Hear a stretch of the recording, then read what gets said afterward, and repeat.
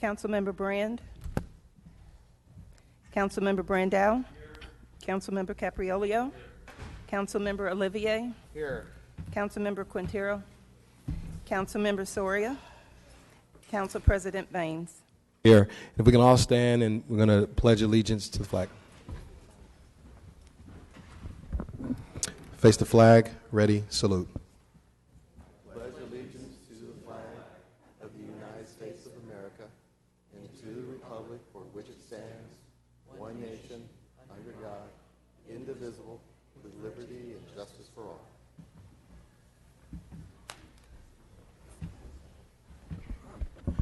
All right. We had a request for translation services for the Parks Department hearing. It was received a little late, but obviously we want to make sure that we're responsive and cooperative to that. So we're actually going out to get some additional headsets. They'll be here a little bit after 9, so we're going to go a little bit out of order this morning than what is presented in your budget hearings. So what we're going to start with our city clerk. And then we're going to move to information services, and then we will have our parks hearing. So, Madam Clerk, you are up first.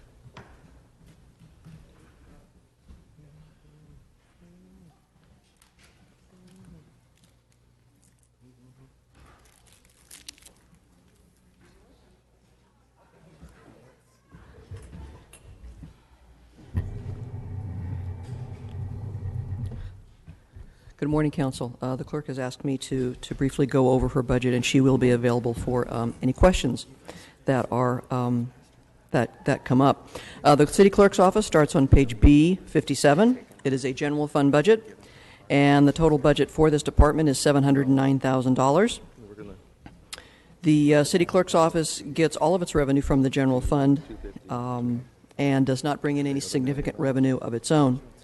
The expenditures are increasing by approximately $47,000 compared to the FY15 amended, and this is primarily attributable to $28,000 for the acquisition of software intended to improve workflow, $30,000 for the microfilming of council records, and $8,000 for increases to training and the employee recognition program.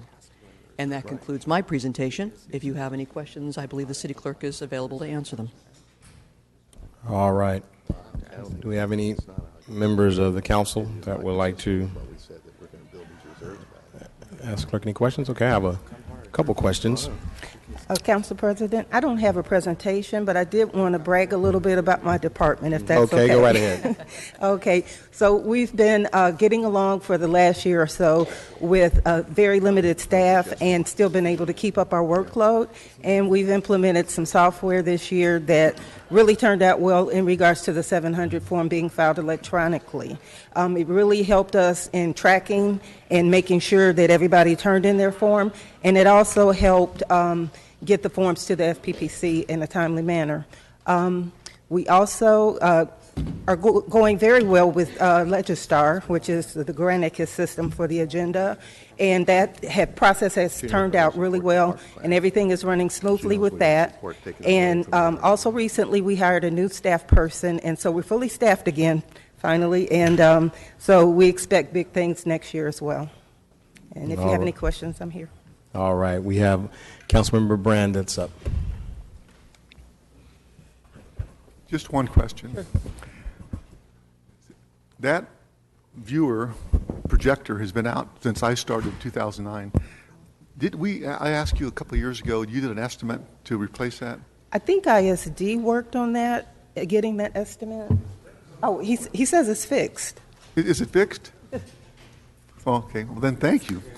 You saved the city some money. So we can actually put stuff there and project it out? Okay, thank you. Okay. We didn't fix the 8-track though. Councilmember Soria. Excuse me, thank you. So just one quick question. I know that it's pointed out in the budget in terms of the microfilming. Yes. Maybe if you can speak to what we're doing with this project and Okay. how that's going to help for Sure. more transparency or more access to public Sure. information for our community? Sure. The microfilming is actually something that's an ongoing project. However, due to the budget cuts and things like that, we have stopped it, and now we're ready to start up again since there's a little bit more money in the budget. But it's a requirement of the state because the council records are permanent records, and they don't last on paper forever. And so the best way to protect them is to microfilm them, and that also gives us a duplicate of our original, so in case of disaster issues. And they're kept, the microfilm is kept out of state, the original roll.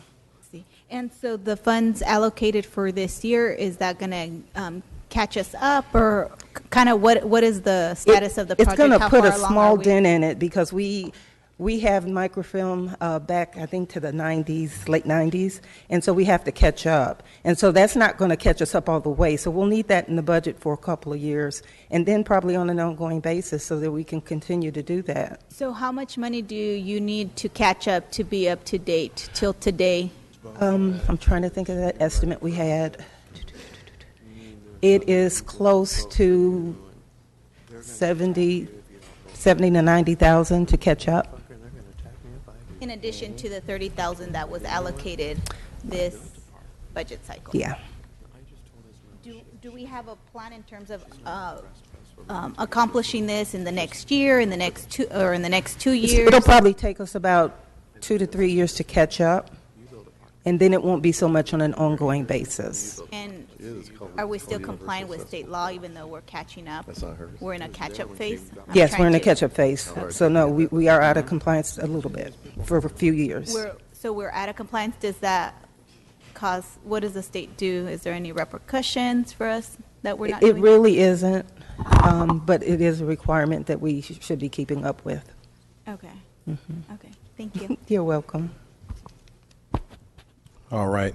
So, Madam Clerk, I just want to note that, as we kind of go through the budget, we noticed that you're one of the few departments that aren't really getting any budget increase, but we know you provide a whole lot of support for the city.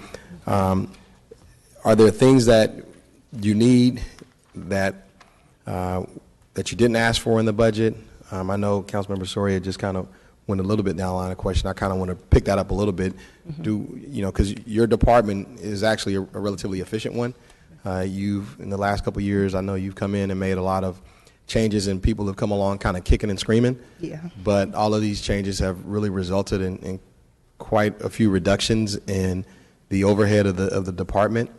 So I want to just kind of publicly acknowledge that I know that some of the changes that you asked us to do are difficult. Yeah. Because some of us are old up here and don't want to change. But I think for the next few councils, you're kind of setting the stage for us to be more efficient and bring us kind of 21st century. But with that, a lot of those changes have resulted in big savings. Are there other things that you want to do that are not included in this budget? Because you do provide a lot of support. You've been short-staffed. What are we missing here? There is something that is in the future. I believe we have licenses for software called Laserfish, which is a document imaging software, and that would be something that would be very useful for the clerk's office and other offices in the city. The clerk's office is willing to be the pilot and test it out, and it would help us put our documents on the web easier where people can search for different documents. Right now, all we do is have things listed by the council meeting date or the ordinance or a resolution number. If you don't know those numbers, you really don't know where to look. Right. So it's going to be very helpful for our citizens if we can get that done, as well as staff. So this is software that would allow you to basically search any document that we have that's a public record in a web-based format? Yes, when we get the documents, we would scan them in, index them to whatever category they belong, and then citizens would be able to search for those documents in that database. Well, that would save staff quite a bit of time, actually. How much does that software cost? You don't know? Yeah. Yeah. Yeah, if you could get back to me with that, I'm curious to see that if it's not extremely cost prohibitive, that would save staff a tremendous amount of time with the citizenry being able to search on their own documents that they're looking for instead of having to come down Have here, our office. go to the clerk's office, have the staff look them up and do that. So if you could get back to me, there's potentially a budget motion I'd like to make to, see if we can start moving in that direction. Because again, that's more the technology. I just think that our city should be as accessible as possible to the public, and moving us in that direction. I think you've done that with a lot of your ideas. So we want to kind of keep up with that. Is there anything else that you're thinking that we need that you don't have? Because again, you don't have a budget increase. The only other thing that I can think of right now that's on my mind is a records management program for the city.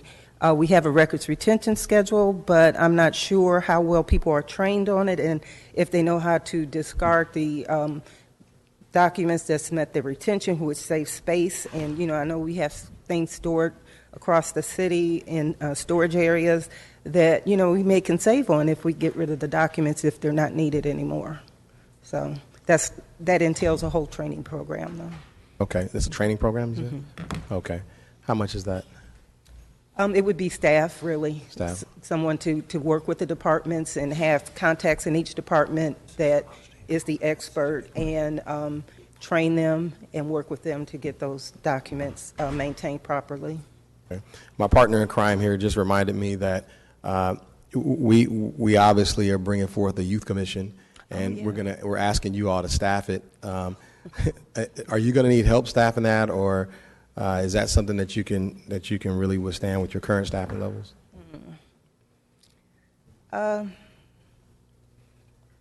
Probably may need a little bit of help with that. Okay, well, make sure you think that through and Okay. let us know, what that help looks like and Okay, sure how we will. do that. All right. Well, what are some of your highlights? I meant to ask this of the other departments. What are your top 3 highlights of the year? Let's see. Top 3 would be implementing NetFile, which is the campaign finance software, and the 700 form software, and Granicus, especially with the video editing, where we can mark each item on the agenda on the video, and staffing. And what are your top goals for next year? To work on the imaging, not the imaging, but the microfilming. And we have the new thing that was passed a couple weeks ago with the transparent posting of, Right. of documents from different departments and centralized in the city clerk's office. So we do have the new board for posting, and it should be out soon because it's put together already. I kind of looked at it, and it's a 6-side board. So it's plenty of room for all the departments and all the committees and things that need to post. So getting that streamlined, and then you know what the other thing is I'm working with Todd and myself both. We're working on the certifications. Todd is fairly new, so he's starting from the beginning. I'm already certified, but I'm going for the master certification now. So those are some other goals as well. All right, fantastic. Well, thank you, Madam Clerk. Those are all of my questions. If you can get back to me on what you think the laserfish? It's yes, Laser. laserfish. If you can let me know what a cost for that looks like, I think that may have citywide implications for efficiency for staff. Thank you for your presentation. Next, we will have ISD. Jane, I think you're up.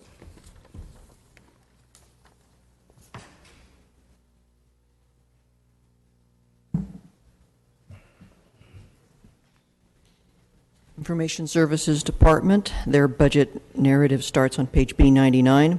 They are an internal service fund. However, they do have some general funds since they do house the call center in that department. Their total budget is approximately $13.3 million for next year. They recover their costs through a series of charges to the user departments that they have. They also acquire monies for the general fund for the call center support. That is $408,000, which is 3% of their budget. Primarily, their costs or their revenues are going up approximately $1.4 million or 13%, primarily due to the establishment or the reestablishment, I should say, of a reserve to replace the PeopleSoft system.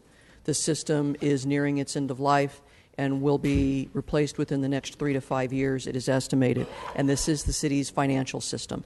And so there has been a reserve set up, and it now holds $1 million, or will hold $1 million, to try to start building a reserve to replace that system. Expenditures, they have several items that they have included in their budget for next year. One is an information technology strategic plan. They will use $180,000 to identify a consultant to develop a portfolio management approach for the technology strategic plan that the city has developed. They will focus on 6 core areas, which are listed on page B102. They will also be working with the city attorney's office for the development of a records request software that is called Clearwell that will help the city respond more rapidly to PRA requests. This is something that the city attorney's office and ISD have been working on for some time, and this is the system that they have decided is the most efficient, and so they will be purchasing and implementing the software next year. They will also be completing and doing an annual security assessment to ensure that the city's firewall is in place and strong, and that also we have the best practices to ensure that our employees' data and our customers' data is safeguarded. They will also include $25,000 for virtual servers, which is far more cost-effective than the physical servers that they would have to buy, which would be about $240,000. They will also be purchasing and installing a server room fire suppression system. This is a waterless mechanism which will do far less damage should there be a fire in the server room than the water system that they have currently. And there was an incident last year that we came close to losing some of those servers, and so ISD believes that it is really imperative that we do something about this to safeguard all of that very expensive equipment. The last thing is the PeopleSoft license fee. With our agreement with PeopleSoft, it was agreed that when the city's budget exceeds $1.1 billion, that we would owe the PeopleSoft company or the entity approximately $1 million. This is a one-time payment that is due per the contract, and that is budgeted next year to be paid since our budget now exceeds $1.2 billion. And that is the extent of my presentation. I believe the departmental staff is here to answer your questions. Thank you. Thank you. We have Councilmember Soria.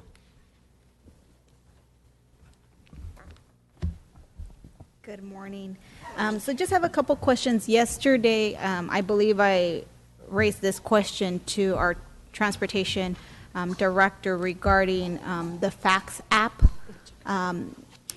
in terms of getting the live updates of where the buses are. I think that's going to be very helpful for our community. So again, wanted to check in, see if you guys had a timeline. How much more money are we going to need to really get that up to speed? I would like to see that done sooner than later. So that's one of my questions. Actually, I have good news for you. We don't have a firewall issue. We're actually in the final testing phase. And so the fax department is proceeding with testing. They estimate that the testing phase is going to be completed within 7 days.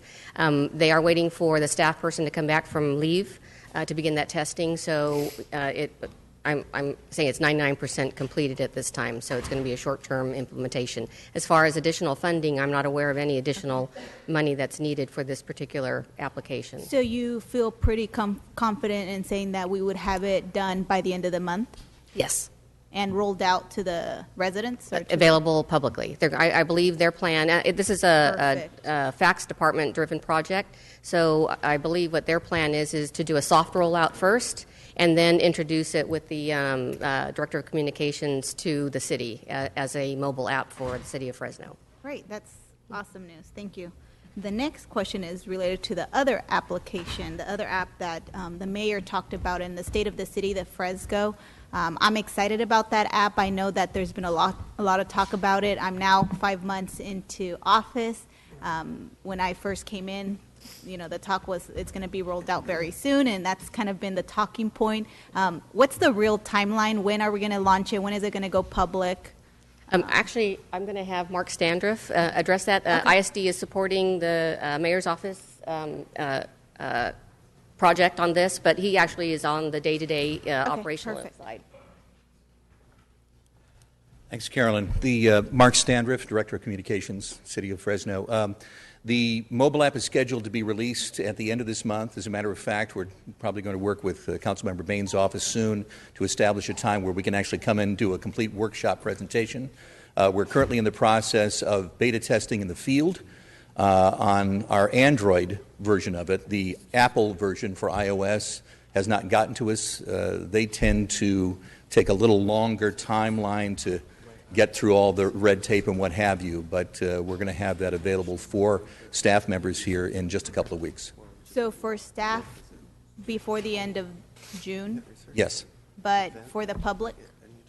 We'll release it to staff before we release it to the public, absolutely. No, yeah, but what is the timeline to be released for the public? We're targeting by the end of the month. Oh, okay, so both? Yes. And the staff will get it before then? Yes. Okay, and so just specifically right now for the Android, Apple phones, do we have a timeline? I know you said that it's kind of takes a little bit longer. Do you The have members of ISD who have been kind of spearheading the administrative side of it have been in contact with not only the folks from Public Stuff, which is the company that is been processing and helping us develop this app. They've been in contact with Apple. Typically, it's a short turnaround for Android, just maybe a week or so. We actually presented our final version of the app to them on May the 19th. It typically takes between 2.5 to 3 weeks for Apple to get back to say, yes, we've released it, but trust me, we're monitoring every single day and hopefully going to send up the bat signal when we can let everybody know that it's ready for field testing on the iOS side. Perfect. And, I only ask because I think this is exciting. I know that there are a number of cities already throughout the state that are ahead.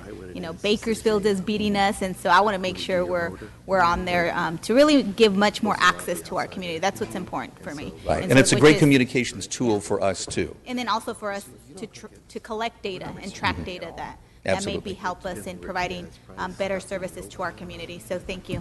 Thank you. One last question that I have, and it's related to our city website. Do we have, when was the last time that we upgraded our website? I feel that it needs some help in being much more user-friendly.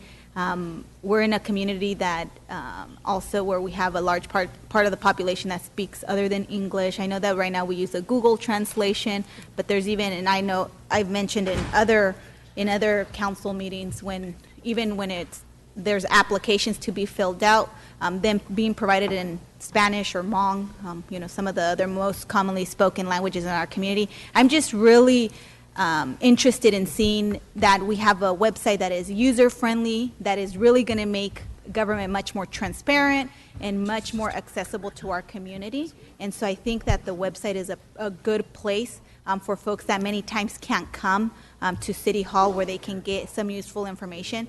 But in my perspective, I feel that the website needs some revamping. I don't know when was the last time that we looked at upgrading or when we upgraded, given that I'm so new. But I would really encourage us to have a plan in ensuring that it is a little bit more user-friendly. And again, I'm on Facebook and all these other social medias, and I have friends that are part of other cities, and so I'm seeing them revamp their websites and it becoming just much more user-friendly to use. So just wanted to ask about that. Actually, I agree with you. Our website, the way it is today, is very outdated. And for the past several months, It was very important to the mayor's office to revamp our website, and so the webmaster was actually moved to the communications department. And so I'm going to actually let Mark give you an update because a lot of progress has been made on revamping the website. Thanks. Actually, I'm excited that you're so engaged and interested in this because this has been an ongoing process for us ever since I first joined the city last April.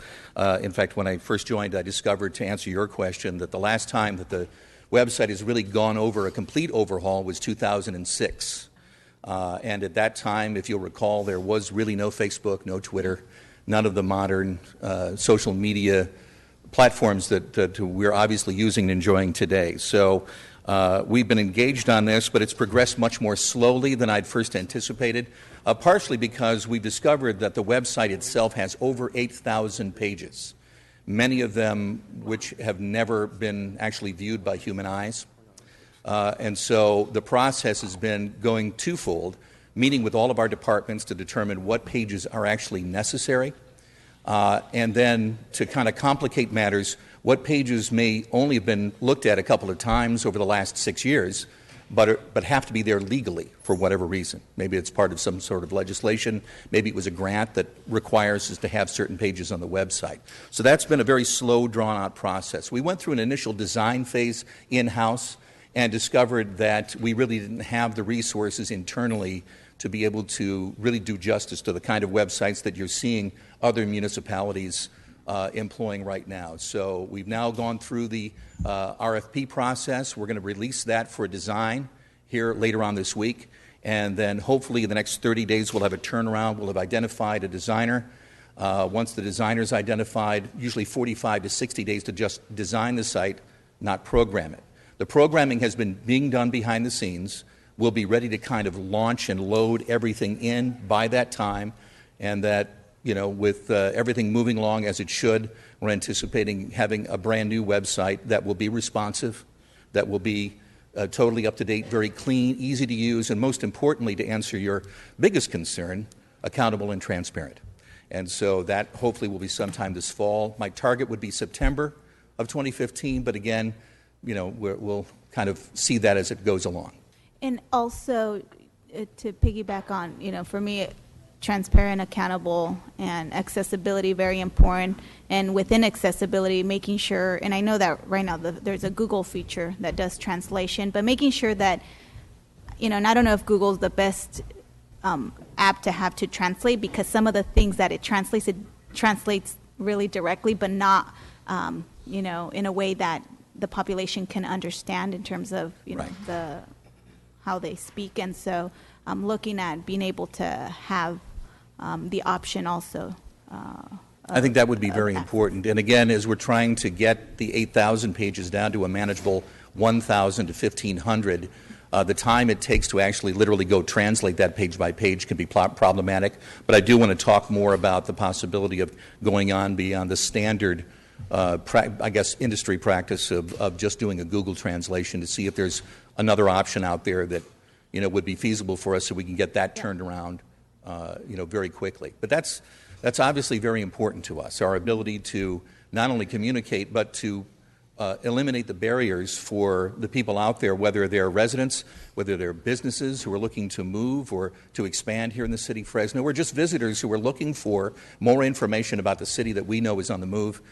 From our standpoint, we just want to make it as easy as possible for them to connect. Yeah, and for me it's important because I like to put what I'm doing and in terms of my district page, and it's very challenging to, you know, put a link or even put pictures. I don't know, I'm just like, man, this needs to be changed because I want to make sure my constituents know what I'm doing for them. And so I think the website is, you know, a perfect venue, and so I'm encouraged, but by what I hear from you, and so I hope that you know, in the next few months we'll be able to see that. Me too. Thank you. So thank you. No more questions for me. Thank you. Councilmember Brandow. Good morning, Carolyn. Good Morning. presentation. I just have a quick question. On the department staffing, and I think this was just touched on briefly, but you have 4 people being added to System Applications Division and 4 people being removed from Computer Services Division, is that just the same personnel just moving position? Yes, it is. Bring our- Yeah, they're just moving from one division to another. That's all. And so what is that about? Could you explain that to me? Why we're doing that? Oh, okay. It was a call center move. It was what? The call center move. Oh. It was in our computer services division, and it's general fund. Okay. So. But it's the same personnel. People are Yes. just being moved from Yeah, one division. our staffing level is the same as last year. Staying the same. Yes. Just 4 people are transferring from one department Right. to another. Yes. There's no Okay, change. that's kind of really all I needed. Thank you. Okay. All right, thank you. Well, that kind of leads a segue into maybe a couple of questions I had too about the call center. So kind of talk a little bit about the role of the call center and what it means for it to be fully funded. Well, the call center is key to the city. Just listen. I'm not sure if any of you had an opportunity to just be in the room when the calls are coming in, but they answer a variety of questions from mosquito abatement, and they also know when that they're not subject matter experts, but when to pass it on to the department. So with public stuff coming on, they're also being trained on public stuff. So that's going to be a great tool to assist them to be able to even better communicate with the city and the citizens that call in. So do we have it fully funded now? It is fully funded, the call center? Yes. Okay. So I noticed that we have lease payments of $144,600 for our department's customers. Is that for hardware? Is that for the hardware for our computers, laptops? Yes. At this time, we aren't leasing any software. We're not. Okay, but we are still leasing the hardware. We're leasing hardware. We are leasing mainly desktops too. Right. That was a lease option with a $1 buyout. And the police department, that really assisted the police department to be able to get a mass quantity of desktop replacements in under a lease program. Okay, like for instance, the computers I have in my staff office, are those fall under the lease payments that we're making? The departments have an option to either directly buy a desktop for replacement or to do a lease option. So you would be doing monthly payments over 3 years, 4 years, or 5 years. So each department makes its own arrangement? Yes, and then Okay. we manage the lease. And you guys manage the lease, okay. So in theory, I'm just trying to wrap my head around this because I have some pretty old computers in my department, in my office, and I know some of my colleagues do too. In theory, are we paying a lease payment on really old computers? On really old computers? Yeah. No, because the lease option just came in this past year. Okay. We haven't been leasing prior to that. Okay, so for instance, in my office then, so my computers wouldn't be under a lease payment? No. Okay, so they're paid for? Yes. Okay. So let's talk a little bit about the hardware updates. Are we planning for some more computers or laptops, just kind of newer hardware, or not? Well, each department submits their forms for computer replacements. For infrastructure, we manage the infrastructure. What our focus is going to be on really is with our security assessment that was recently completed. They did find some risks, and now amendment contract was brought to council a couple weeks ago to have that security company actually give us a roadmap to address those risks. Out of that roadmap, I'm anticipating that we are going to have to purchase some additional hardware for infrastructure for security purposes. So when are they going to? So they're going to provide a. Well, that's interesting. I didn't know that. So we're having a report, basically an analysis done on our security. When is that going to be complete? What was that? When is that going to be complete? It has been completed. It was presented to the city manager's office and actually all the departments. Okay. Bruce, did we get a copy of that? Sorry, copy of what? Of the security analysis for. We can get you the draft. Yeah, absolutely. Okay. Yeah, I would be interested to make sure that we cover that. Can you tell me what the analysis said about our security? Well, in today's technology, the cyber attackers are really targeting government entities now. They used to, steal ATM cards, and that's no longer as profitable as attacking huge government agencies to get personal information. So because of that, actually, it was a very good security consultant that came in. He recognized that the city doesn't necessarily have to be completely in the green zone, because we're not that secure needed. So they're working with us to actually be right in the middle. We do have some red pockets. And part of that is... What does a red pocket mean? Some red zones, some vulnerabilities. Okay, vulnerable, okay. So because the ISD is pretty much centralized, but we do have decentralized network equipment outside of City Hall. That's an area that we really want to focus on to make sure that the security elements are just as strong outside City Hall as they are inside City Hall. So that is one of the findings that they brought to our attention. Okay. And so so now we're actively going through that process to basically harden our targets? Yes. Okay. And then kind of last year we talked about, one of the things I noticed, like when I'm in the building, I noticed that my computer moves really slowly. And I know we talked about it a little bit last year, and you kind of mentioned to me that we just, from a practical standpoint, we have bandwidth issues. We have a lot of people on our servers using our system, and, basically our pipes aren't big enough, right? Are we well on our way to correcting that? How do you foresee that coming in the future? We are working on upgrading our wireless solution. So if you have a mobile device, that has been a project that's been on the books for quite some time, but it wasn't funded. So now we're focusing on that in this upcoming year is to upgrade the wireless. What's the status of the bandwidth? You're increasing internet? Okay, and then we also have a project to increase our internet bandwidth. Okay. Now, when's the internet bandwidth project going to be complete? So, okay, well that's good news. So I'm assuming then what I'll notice a change in the speed when I need to go to the internet.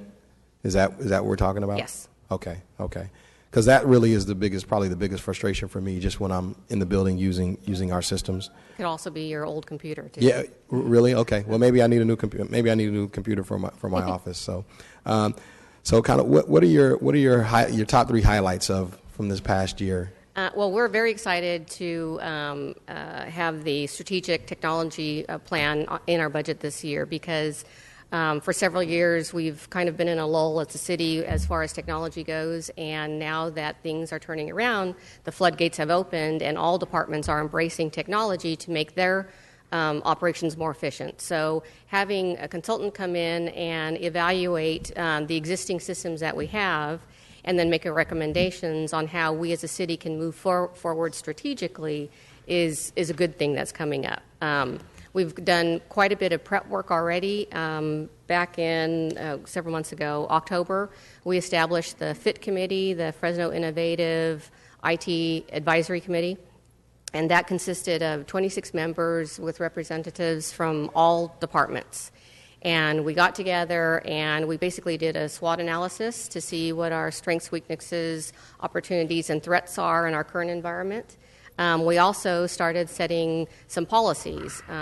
So it's not just being driven by ISD. Every department had a voice in this.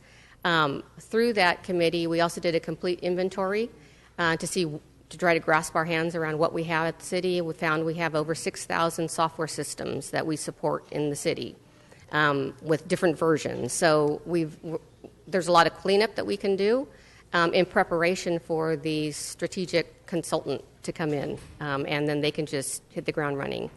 So that, and then getting our arms around the security roadmap is one of the top initiatives that are coming up this year, and then rehiring staffing in our vacant positions. The challenge with that is several agencies are hiring, and so to find talent quickly and be competitive, that's kind of a challenge in the technology arena.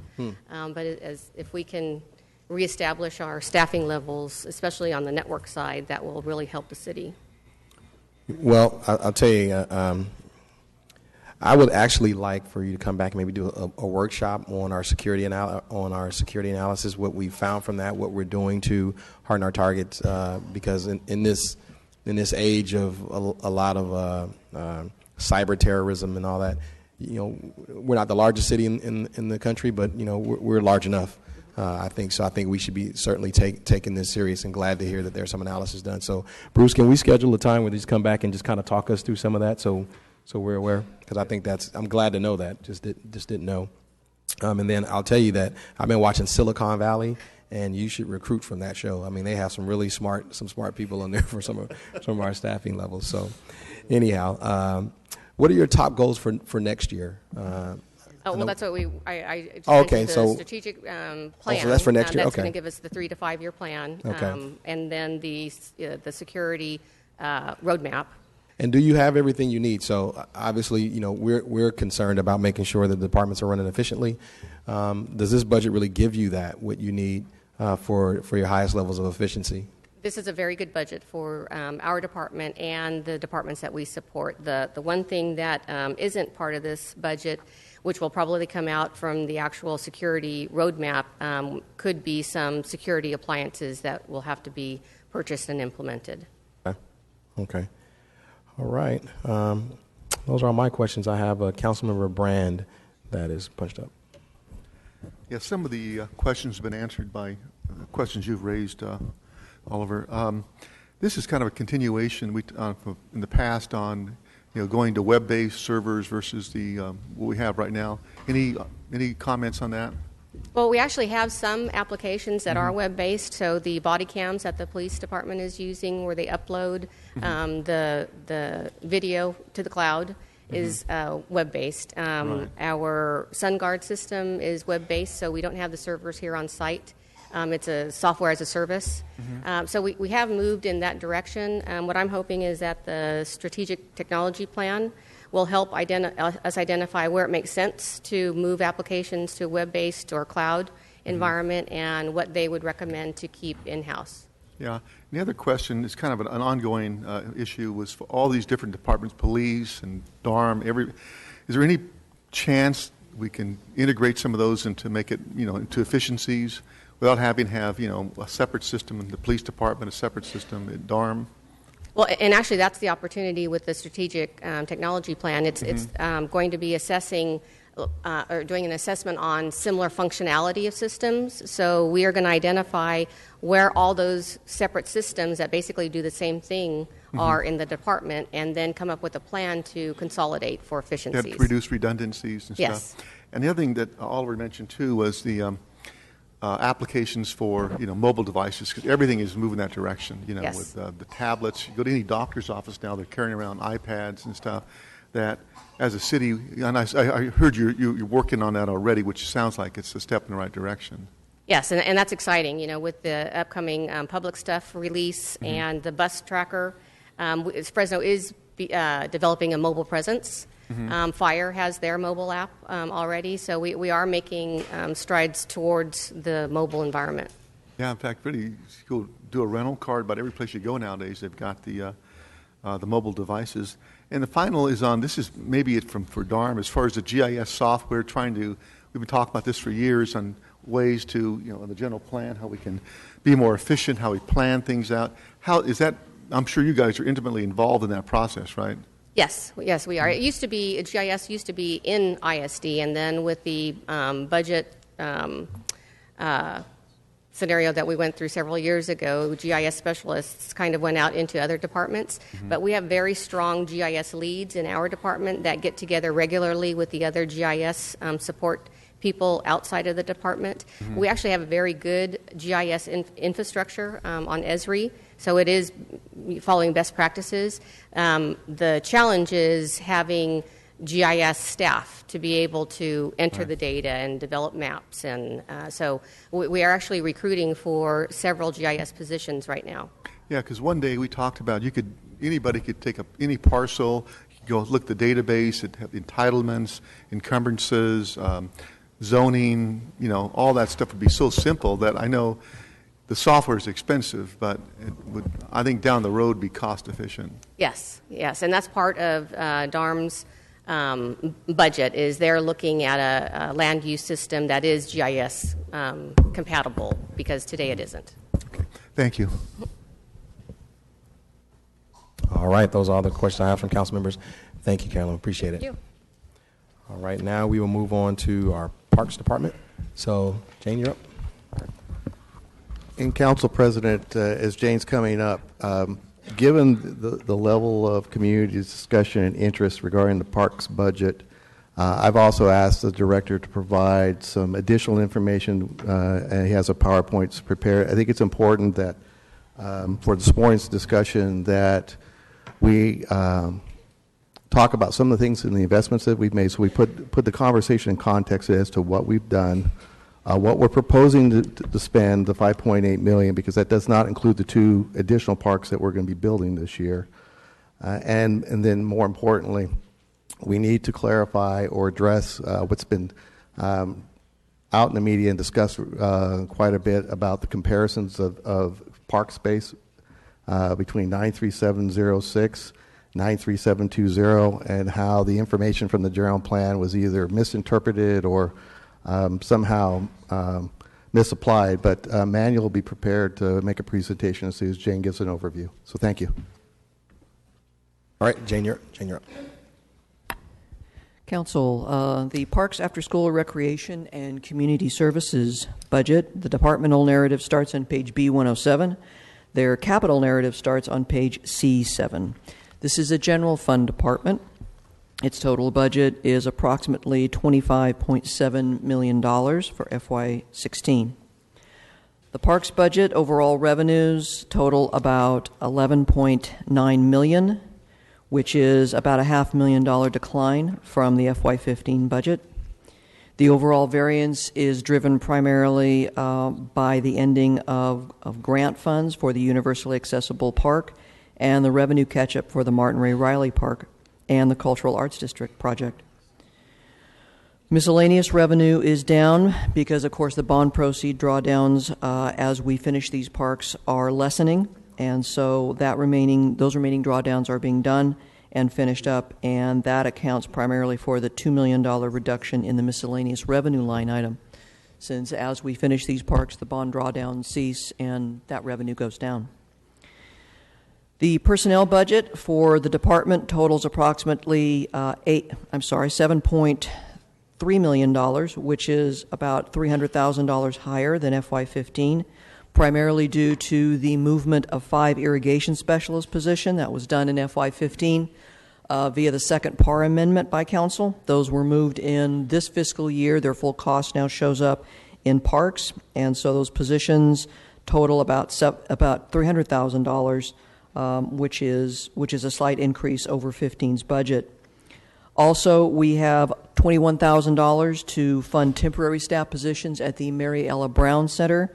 The community-based organization is ceasing operations there next year, and so we have added some temporary staff to continue those programs there in the same capacity after the contract expires on July the 31st.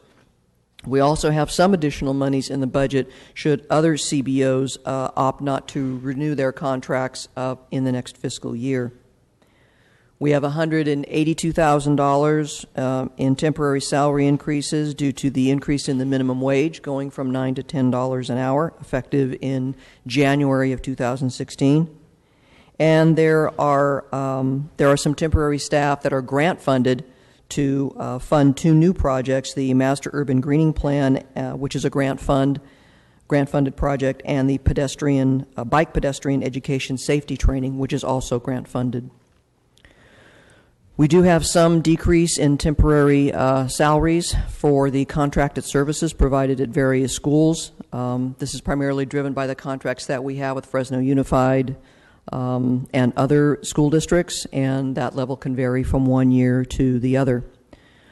Non-personnel changes, again, total about $15.7 million, which is about $1 million less than 15. Again, this is primarily due to capital projects nearing the completion or scheduled to be completed in FY16. The non-capital, non-personnel, or capital non-personal variance is listed on page B110, and these are decreases in capital projects, as you can see, and increases in some specifically for Vinland Park improvements and other for construction of splash pads and other amenities at parks.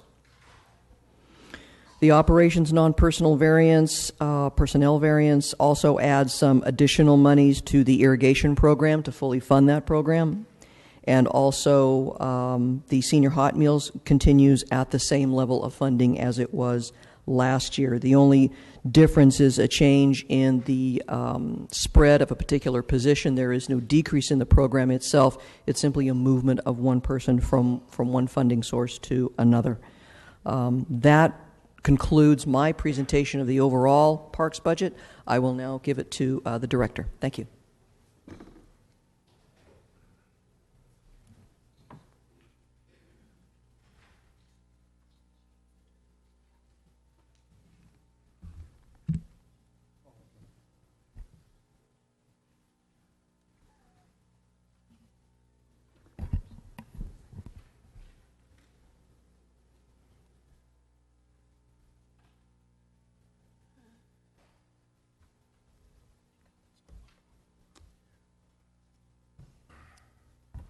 Good morning, members of the council. I'm Manuel Molinero, the director of the Parks Department. I'd like to start my presentation by trying to clarify how many parks actually exist in the park system. A lot of effort has been spent between my department, the Public Works Department, and DARM to ascertain exactly what the total amount of park acreage that exists in the city. Before you is an explanation of parks, of the amount of park space that we have within the city of Fresno, not counting regional parks. Not counting regional parks north of Shaw, you have 152 acres with a population of 153,876 people, which gives you a 0.99 acres per thousand population.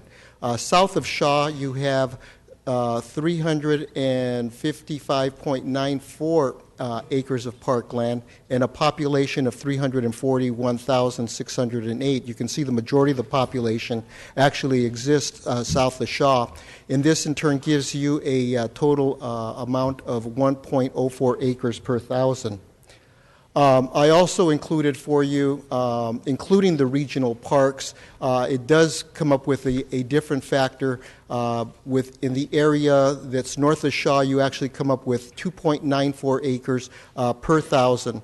I'd also like to make mention of the fact that when we were calculating the total amount of parkland, not only were we looking at the parks that the department maintains, but we were also looking at the various HOAs, LLMDs, and CFDs that are maintained by Public Works. North of Shaw, you actually have 17 acres that are being maintained by the Public Works Department, whereas you have 453 acres, which includes Roding Park, being maintained by the Parks Department. South of Shaw, again, you have the 624 acres with the population of 341,608, which gives you 1.83 acres per thousand. And surprisingly, we discovered that 27 acres within the South of Shaw area is being maintained by a CFD, which in turn makes that area, the 27 acres, the responsibility of the Public Works Department. There's been quite a bit of discussion regarding the 93706 area code and the 93720 area code, and it's a bit deceptive because of the fact that when you look at the citywide map, City of Fresno is actually comprised of more area codes than just those two, and those two area codes actually go beyond the city boundaries. What we actually ended up doing was try to confine, the area in the 720 area code and the 706 area code, so we could really ascertain specifically how many acres of parkland we had in there and what the specific population was, because we didn't want to count people that live in the county. The chart that you have here came out of the city's general plan. It stipulates that you have in the area south of Shaw, or the 706 area code area. In the area south of Shaw, you have a population of 238,116 people, and you have 242 acres of parkland. If you look at the 706 area code, though, just specifically the area code, it doesn't cover that entire area, and it actually limits your population to 29,115 people, and also limits your parkland to 54 acres, or 1.5 acres per 1,000 people. In the area north of Shaw, where it shows the population of 165,534 people, and parkland of 764 acres. In reality, if you only look at the 720 area code, again, it limits your population, and it brings it down to 44,949 people, or 42 acres of parkland, which drops your park per 1,000 down to 0.94 acres. And these are the charts that support that. Also, Manuel, yes. Really quick, the last two charts that you had, they're not in my packet, and I didn't see those. If you go back 2 slides. Let's see. How do I go back?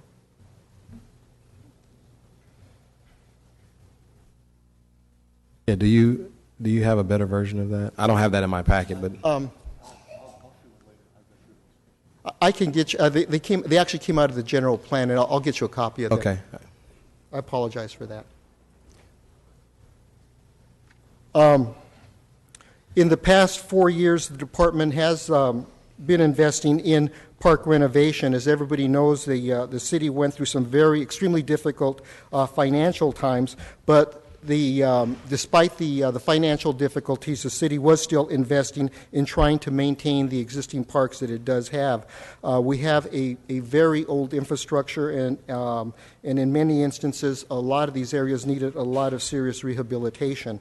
For example, the monies that were used to do the renovation came from state grant funds, CDBG funds, insurance proceeds, and general fund, and in some instances we actually got foundations to step forward and assist us in doing some of these park improvements. Examples of the improvements that took place were Ted C. Wills for $1.2 million, Dickey Playground for $345,000. Romaine Playground, we spent $776,000. Woodward Park was $307,000. Einstein, $237,000. Quigley Park, $150,000. But I would like to qualify Quigley. Some of the improvements at Quigley have not been completed as of today. We're still working on the court resurfacing, and we anticipate that that's going to be completed either by the end of the month in July or August. And we are currently working on the renovation of the restrooms. Other park improvements to round out the $4.1 million was $1.2 million spent on park renovations. I'd also like to make mention of the fact that just recently we dedicated a brand new park in the city of Fresno, Martin Ray Riley. It's a 3.4-acre park. The city invested $2.9 million in this particular project. This project is in Councilman Olivier's district. It's been extremely well received by the community. You can go out there any day and see literally hundreds of people and children enjoying that park. We're in the process right now we're in the middle of construction for the universally accessible park. That park at the present time is about 75% complete. When completed, it's going to be 8.3 acres, and we anticipate that the city will have invested $9.5 million in that particular park. That's in Councilwoman Soria's district, and I anticipate that we probably will be dedicating that park in the fall. Also, I'd be remiss if I didn't mention that the Cultural Arts District Park is moving ahead. That's in Council President Bain's district. It's a smaller park. It's 0.77 acres, but by the time it's completed, we anticipate that it's going to cost $2.5 million. We've completed the design, so we anticipate that we'll probably have a groundbreaking sometime around August or September. For fiscal year 16, we have asked for $5.8 million for park improvements for the for this department. Somebody came before the City Council last week and made a comment that the $5.8 million was going to be spent north of Shaw. That is absolutely incorrect. All of this $5.8 million is actually being spent south of Shaw. The monies that are allocated or that we're asking to be allocated would be $194,300 for Radio Park, $950,000 for Holmes Community Center, $257,000 for Philibos Park, $370,000 for Mosqueda. For the California Elm Community Center, we're asking for $347,000, and for Vinland Park, we're hoping to see $390,000 for improvements over there. At Frank H. Ball, we anticipate using $464,000 for improvements. Romaine Playground, $65,000. Sunnyside Park, $50,000. I'd like to make mention of the fact that Sunnyside Park, we're asking for a children's play area. That play area is close to 30 years old and has really exceeded its lifespan. We have a number of play areas like that that really need to be renovated, but I think the community is going to be very pleased to see that tot lot improved. Cary Park, we anticipate that we're going to be spending $300,000 this coming year. And new construction throughout the parks, we're going to be spending $1.8 million to complete the UAP Park, the finishing of Martin Ray Riley Park, and also the Cultural Arts Park.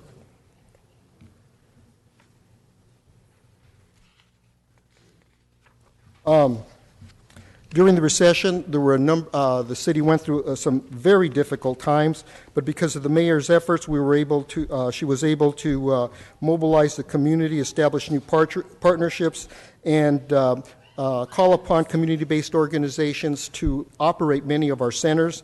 I'm pleased to say that every one of our centers, with the exception of one, was operational, and also the Adopt a Park and Go Green program has allowed us to maintain our parks at a higher level than we probably could have because of the lack of funding. I'm also pleased to make mention of the fact that the one community center that was shut down over the last few years was Highway City, and Highway City is now open and will be dedicated later on this month.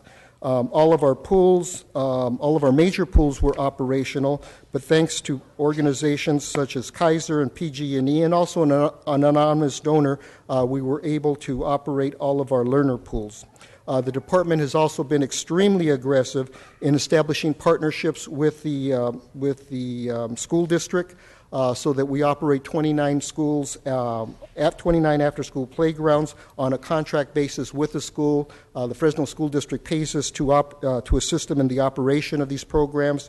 We also operate a jobs training program for high school youth at four of our local high schools, and we also offer a number of science programs through not only the Fresno School District, but also other school districts where our Science Mobile actually goes out and provides science-based programs for school districts.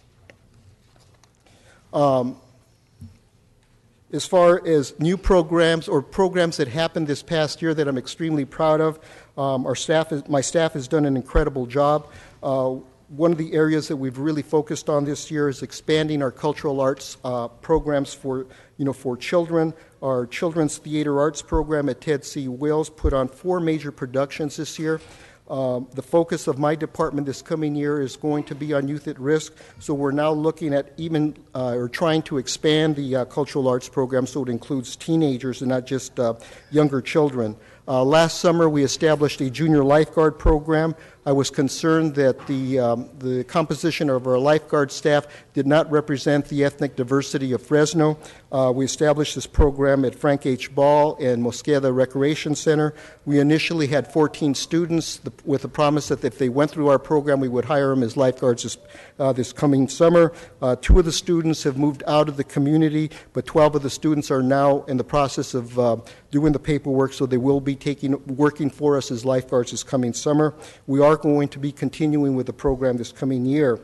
The focus of the department, I've asked my staff to really look at changing the focus so that we focus on youth at risk or teens. At the present time, we just started a teen basketball program for boys that's taking place at all of our gymnasiums, and we've also partnered with the Boys and Girls Club, so it's actually a citywide program that I hope to see continue to grow in the future. But we're also now looking at trying to match girls programs so that we can also offer programs for teen girls as part of this Youth at Risk program. I'm also pleased to announce that this last April we started opening all of our gymnasiums on Saturdays from 12 to 5. It's been a very, very popular program, and we're getting a lot of people coming out and using our gymnasiums. Some of the even though we are asking for $5.8 million for capital improvement, for improvements within the park system, the department still has a lot of needs. As I mentioned earlier, we have issues regarding the infrastructure. We have a very old park system, and it really needs to be refurbished. This is a list of just items that we need to look at for the future. HVAC systems, $500,000. Lighting for sports fields so we could have more efficient types of lighting and hopefully reduce our energy costs. $1.2 million. Security lighting throughout our community centers. $600,000. Irrigation upgrades.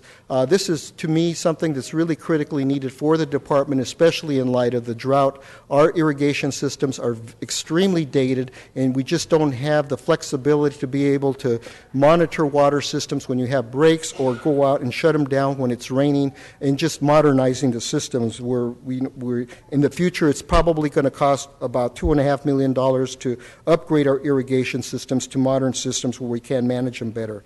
Parking lot repairs, slurry seals, sealing them up, patching them up, we need $900,000. Sports field resurfacing, $300,000. Tot lot replacements, $850,000, and swimming pool rehabilitation, and this is a conservative figure of $1.8 million.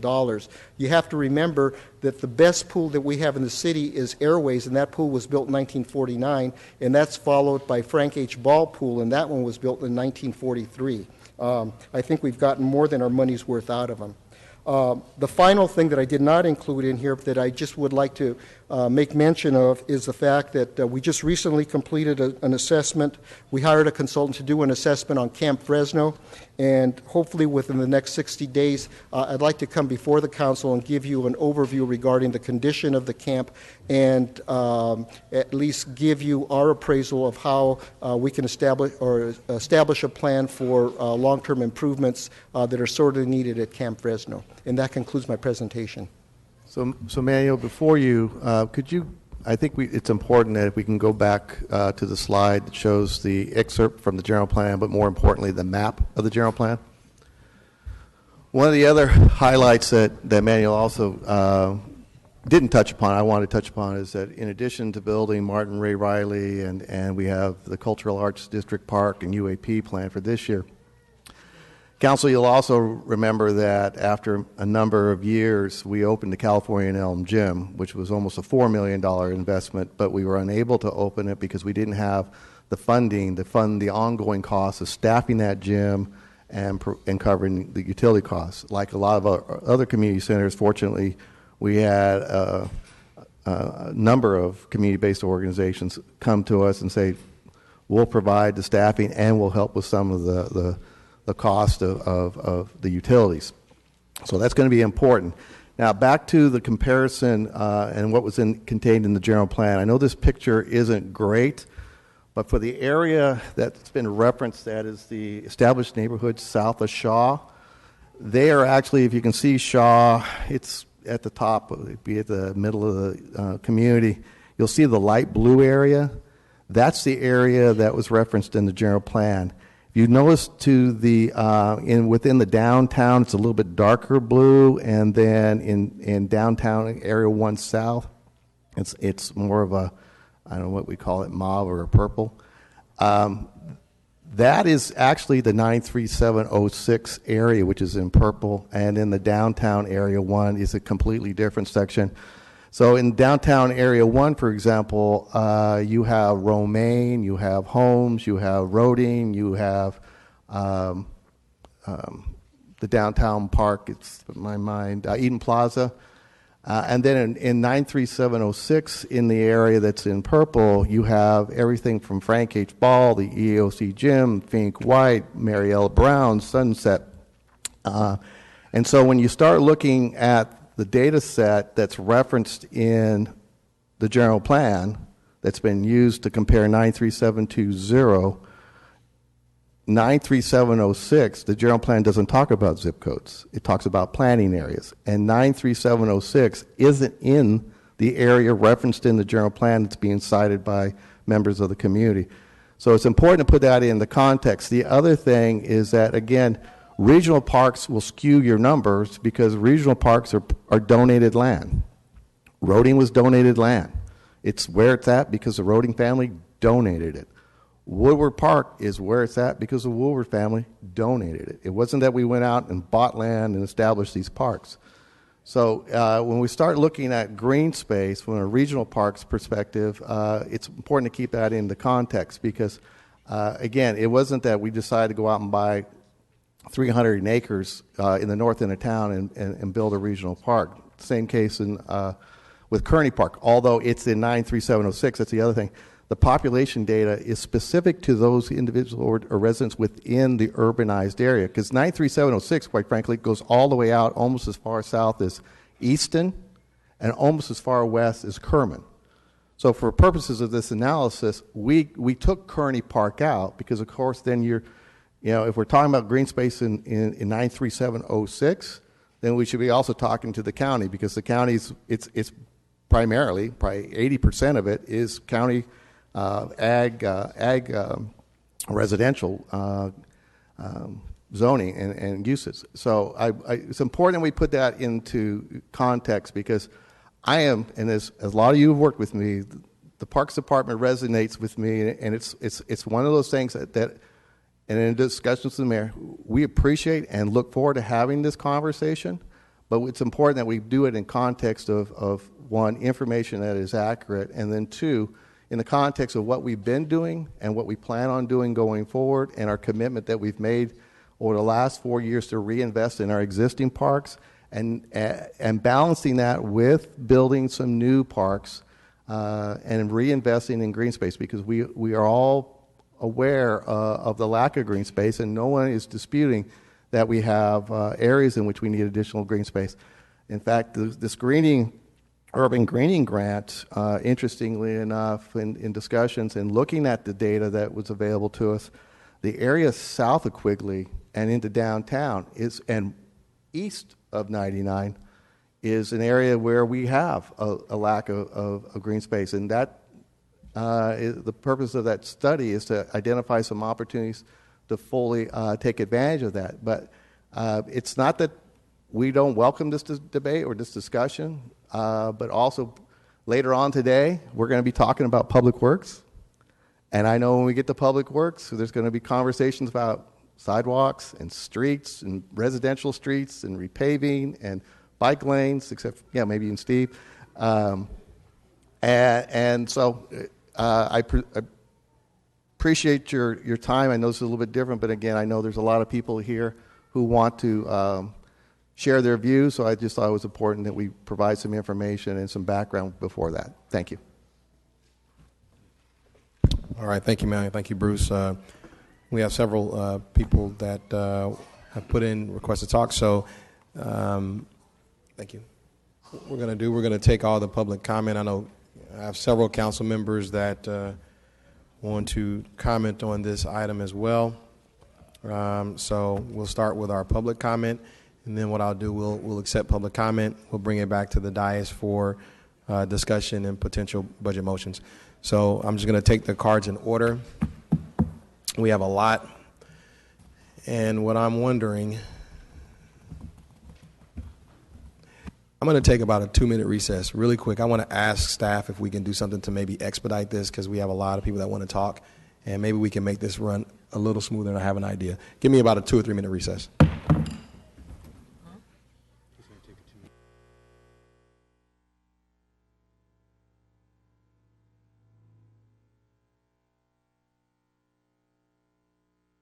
Bias. Okay. So what I wanted to do, whoa, hey. What I wanted to do was just hopefully with a lot of speakers that I can at least see here is try to make sure that we can be mindful of everyone's time. So we're going to have two areas to speak. Not that you will be speaking simultaneously, but what I will do is I will call 2 speakers at a time. We'll have one speaker go to one microphone, the other speaker go to the other microphone, and you all should be able to figure out which one to go to, whichever one someone's not at. And then we will just go back and forth like that. I know Councilmember Brandow used a similar method at the general plan, so hopefully this can give us the opportunity to move through the hearing and allow us to receive all the public comment in a timely fashion. As stated on the agenda, you have 2 minutes during our budget hearings. So if you, I'm going to begin to call the first speaker. First speaker can come here, and that is Lisa Flores. And next up, we will have Gabriel Lozano. And if I can have them go there. Excuse me, can I get a chair so I can sit down because of my knees? Yes, do we have a chair? Oh, sure.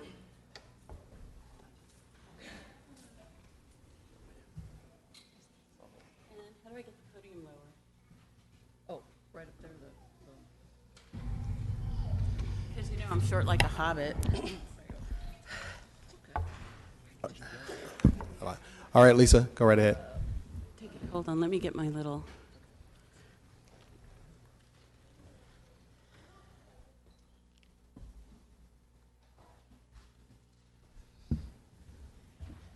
I come to you today to speak about funding and the funding that is needed for Roding Park. My first issue of concern is the inadequate public review of the park's budget.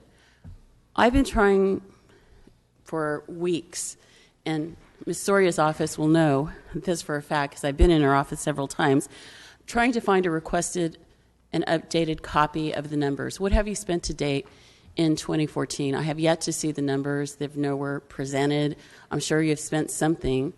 And that's a bit of concern because it kind of skews the viewpoint. What I've seen so far is just numbers for 2013 in a 19-page document with no future spending for roading.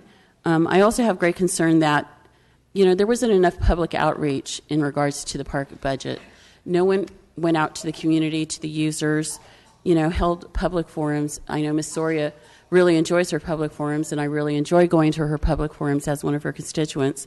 And also, too, there's nothing in the budget about shared cost in regards to the Chaffee Zoo expansion.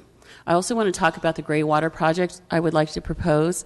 $325,000 to use the gray water that you already have to keep Roding not only green, but to keep those trees alive. You're talking trees that are 50, 60 years old, a major investment, and you have no ways to water them during this drought. Gray water is your answer. The estimated cost of this project is $325,000.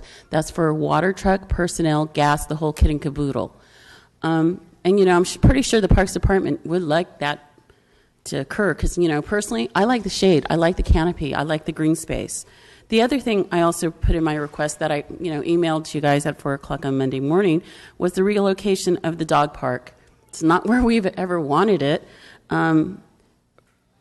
According to the planning department, the dog park was supposed to be like for like, and it's not. The trees are dying. Thank you. Next, Gabriel, you'll be next, but on this podium here, we have Reverend Juan M. Saavedra. Good morning, City staff. My name is Gabriel Lozano. I am a resident of District 5. I am a Navy veteran. I am a single father, and I am a voter and a homeowner.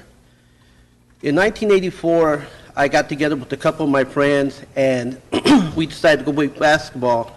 And unfortunately, what we had to do was walk all the way from Chestnut and Kings Canyon to Roosevelt, and that was our park. And that was after climbing over a fence that was locked. And here I am, present day, not much has changed. I ask you, as a single father, to vote or to come up with a plan for a regional park in Southeast.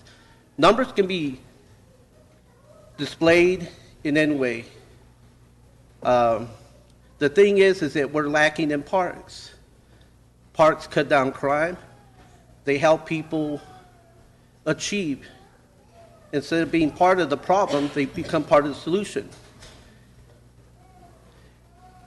The other thing I ask you is that I represent SIPSETA, a nonprofit in Southeast, and I ask you one question, all you above or sitting down there, when was the last time that you went or visited Southeast Fresno and see what the conditions are like there?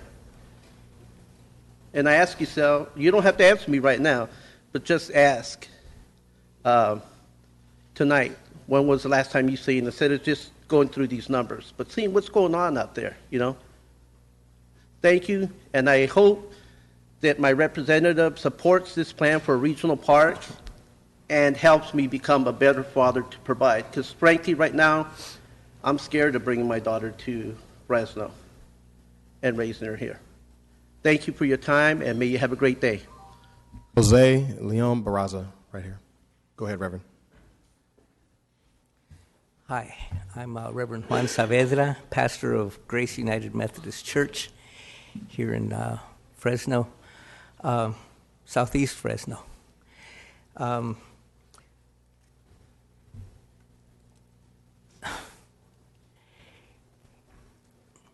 apologize for some misstatements that I made last week.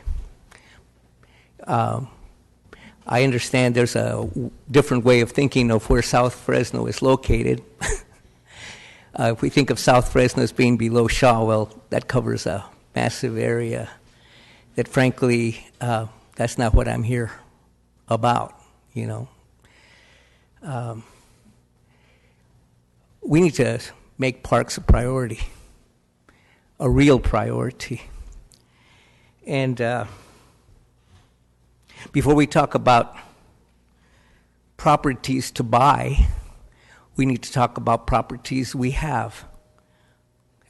Was that a minute? You have 1 minute left. Whoa. Okay, I'll talk fast. Okay, we need to talk about properties to buy.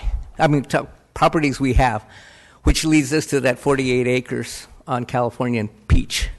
You know, 48 acres. You know, I asked everyone I could think of if they knew about the availability of those 48 acres before I mentioned it last week.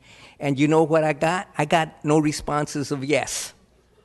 No one knew that there were 48 acres that had been donated to the city, to the people of Fresno. No one knew. For 10 years, you know, we have a report that people have been tearing their hair out, trying to figure out what to do with those 48 acres. They didn't ask us. No one asked us.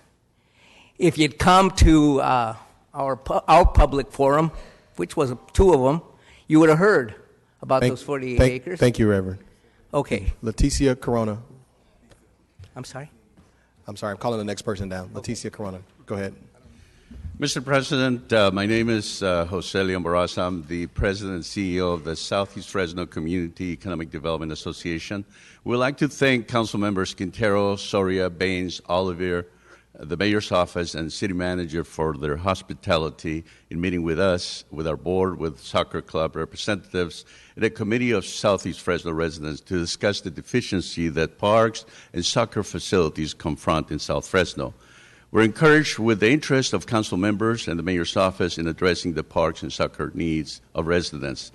The results of various community meetings have documented the need for more parks and soccer fields in South Fresno. The problems relate to the quality and quantity of those parks. Soccer has become a family tradition in our city, and the sport continues to grow. Even with the use of school grounds, field soccer teams are having problems finding adequate facilities to practice and have tournaments. The fact that park spending has not been a high priority for our city, it shows in South Fresno. We support the proposal made at the press conference yesterday by Councilmembers Soria and Caprioglio to support the funding of a Parks Master Plan. We feel that Parks Master Plan can be an excellent tool to research how other cities fund and soccer fields and parks. Go to Visalia, go to Porterville, Lemoore, Merced, Hanford. Learn about good things that are happening in those communities, and maybe we can copy some of those by our city. We are counting on our council member for District 5 to support us on that regional park, on that property that's already owned by the city, 48 acres, that I would venture to say is worth more than $1 million, that property. So that's an asset that our city, our residents are the owners of that property, and we hope that we can have your support. And we're collecting signatures. We already have 1,000 signatures, and we are promoting this park, and we hope to have 5,000 by the end of July. Thank you, sir. Thank you. Richard L. Harriman. Leticia. Good morning. My name is Leticia Corona with Leadership Council for Justice and Accountability. To begin with, I want to thank those who have met with us and residents. Thank you very much for taking that time. I also want to thank those residents that are here with us. A lot could not come because they had to take their children to school. So just put that on the record, probably a more appropriate and adequate time to make sure residents can also attend. I'm going to go into my presentation. It is well documented that the city of Fresno ranks last out of 75 metropolitan areas. And this is consecutively. This is not the only year we have ranked last, unfortunately. And this is according, once again, which most of you are well informed, the Trust for Public Lands Park Score Index. To address these deficiencies and disparities, the city must allocate funding to conduct a long overdue Parks Master Plan update, which hasn't been adopted since 26 years. The Parks Master Plan update will allow the city to identify specific parcels for new park spaces, facilities, and sustainable funding streams and resources to fund ongoing operations and maintenance for existing parks and for new parks. Park amenities and development in new parks as well, so that all Fresno neighborhoods achieve the general plan park standards. Once again, we thank you for your commitment in ensuring that we do fund the Parks Master Plan update and ensuring that, once again, this is a priority identified by residents of your constituency. So I'm very proud of residents who have voiced, once again, as a priority. And we'll stand with resident support, and we hope to count with your support in funding the Parks Master Plan in this fiscal year 2016. Thank you very much. Rosalba Cavadenas. Good morning, Mr. President, honorable members of the council. My name is Richard Harriman. I represent the Friends of Roding Park and Lisa Y. Flores. I'm going to thank the city manager for taking time to brief my clients and me. And I also want to say to the director of the department, that's the most impressive staff report I've seen here in many, many years. The comments I would like to make are very brief. Number one, I support the funding of a master plan update. I think it's a top priority. Secondly, although the staff report was excellent, I heard no mention whatsoever of Roding Park having any need for additional funds for its needs, particularly those referenced by Ms. Flores, namely a focus on a gray water plan so that you can discharge and satisfy your duty as public trustees to protect the existing historic trees and materials there that are mandated to be protected by the general plan, by the master plan and the mitigation measures. Finally, I think you're going to need to focus on a gray water irrigation plan citywide for all the parks, but please prioritize funding for the irrigation program for the existing Roding Park, and do not put in the parking on that plan, which is for 8 or 9 acres, which will take out more open space. Please do not prioritize that this round. Thank you for the opportunity to comment, and I'm very, very impressed by the Parks for All, and I support what they're doing. Thank you. Michelle Garcia. Mi nombre es Rosalba Cárdenas. Oí al señor que habló anteriormente sobre todo el presupuesto que ha hecho de irrigación en los parques, pero creo que solo eso se ve en el lado norte, porque en el Rolling Park está muy seco el parque, cobran $5, solo tenemos 2 parques. She was speaking about the person that showed the budget, and they are spending a lot of money in the irrigation in the north part of Fresno, and she's mentioning that in the south part of Fresno, especially in the Roding Park, they are not using enough irrigation for the trees. Queremos que nos ayuden con un nuevo parque, porque solo tenemos el Parque Victoria. ¿Ustedes tienen el poder de hacerlo? We need help for another park because we only have the one in Victoria, and you have the power to do this. Porque la comunidad les da el poder, porque están ustedes ahí por nosotros. Since the community, you guys are in this position, and it is because of us. Gracias de antemano al señor Oliver, estamos aquí, somos del Distrito 3, espero nos apoyen, porque en verdad lo necesitamos, no es cosa de nosotros, sino que necesitamos un parque para nuestros niños. Thank you very much to Oliver for supporting us, and we really, really need this park and your support in this project. Thank you. Rosalina Carson.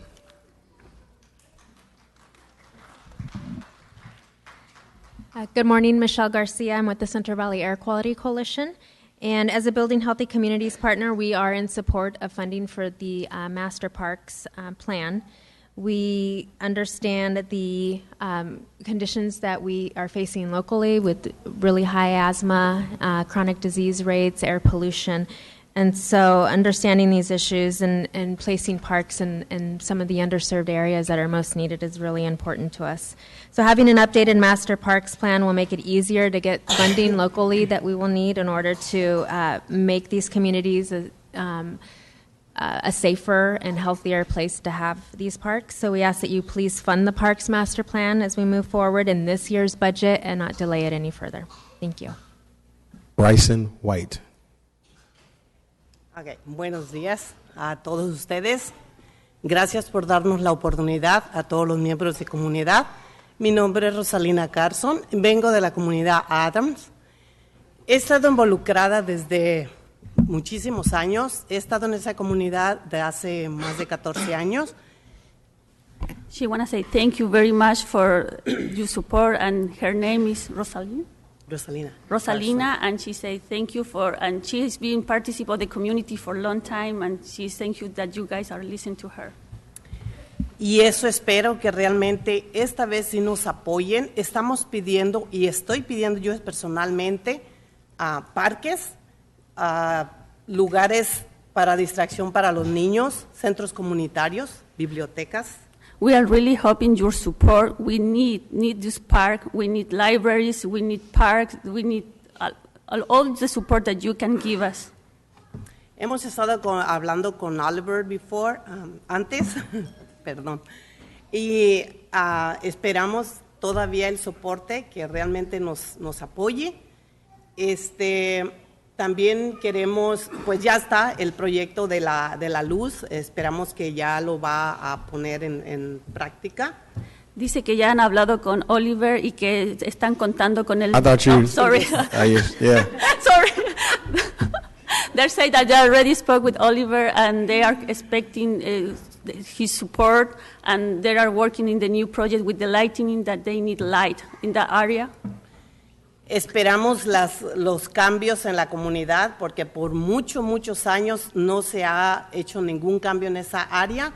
Esa comunidad ha sido olvidada Ya lo han confirmado varias personas que se ha olvidado esa comunidad. We really need the change in that part of the community. That part has been forgiven, and we really need that part to be help. We need help in that area. Porque cuando se va a abrir un proyecto, especialmente el proyecto que se acaba de abrir de los químicos, a ese sí le pusieron atención y rápido aceptaron. ¿Por qué? So what happened with the project with the chemical? That was you guys really pay attention to that and support it. But what happened with us and with the park? All right. Rosalini, your time has expired, so thank you. Gracias. Andy Levine. Good morning, Council. My name is Minister Bryson White of the St. Therese Baptist Church and Associate Director of Faith and Community, and I'm here before you to stand for Parks for All. The reason I stand before you to give comment is that this nation and this city is really at a crossing point about who matters. This conversation about parks is about who matters and who is valued in our city. Time and time again, our city has chosen that residents of South Fresno aren't as valuable as residents of North Fresno. And this movement is really about human dignity. It's about, as a city, are we going to continue down the path that we've always taken, or are we going to create a city where everyone is valued and human dignity and the image of God that's in everyone is going to be represented in our public policy and our public life together? As a minister in West Fresno, we've done night walks, not just in West Fresno, but in Southeast Fresno and in Northwest Fresno as well. And time again, parents and young people talk about they don't have spaces for their children to come in to play. So parks is always an issue that comes up in our night walks and connecting with residents, with clergy, and with parents in our neighborhoods. Parks really represent sacred spaces in our neighborhoods, spaces in which people can share memories with one another, spaces in which people can come together for picnics, create family memories, lasting memories, spaces in which are good for the soul and good for psychological development. And so we're here to lift up the need that Fresno needs to be a city that puts human dignity at the center of our public life together, and that everyone in every part of our city is equally valuable and created in the image of God. And so we just pray that that we invest in parks and public policy that reflects the human dignity and the sanctity of all life. Thank you. Maria Guzman. Good morning, Council. My name is Andy Levine. I just wanted to echo everything that my colleague Bryson just said and let you know that I'm here to stand with residents and proudly stand with BHC to urge you to support a Parks Master Plan, really encouraged by Councilmember Soria's introduction and commitment to that. And just believe that a full funding of our Parks Master Plan is absolutely the way to address our parks inequity and to send a very loud and clear message that all people in our city matter.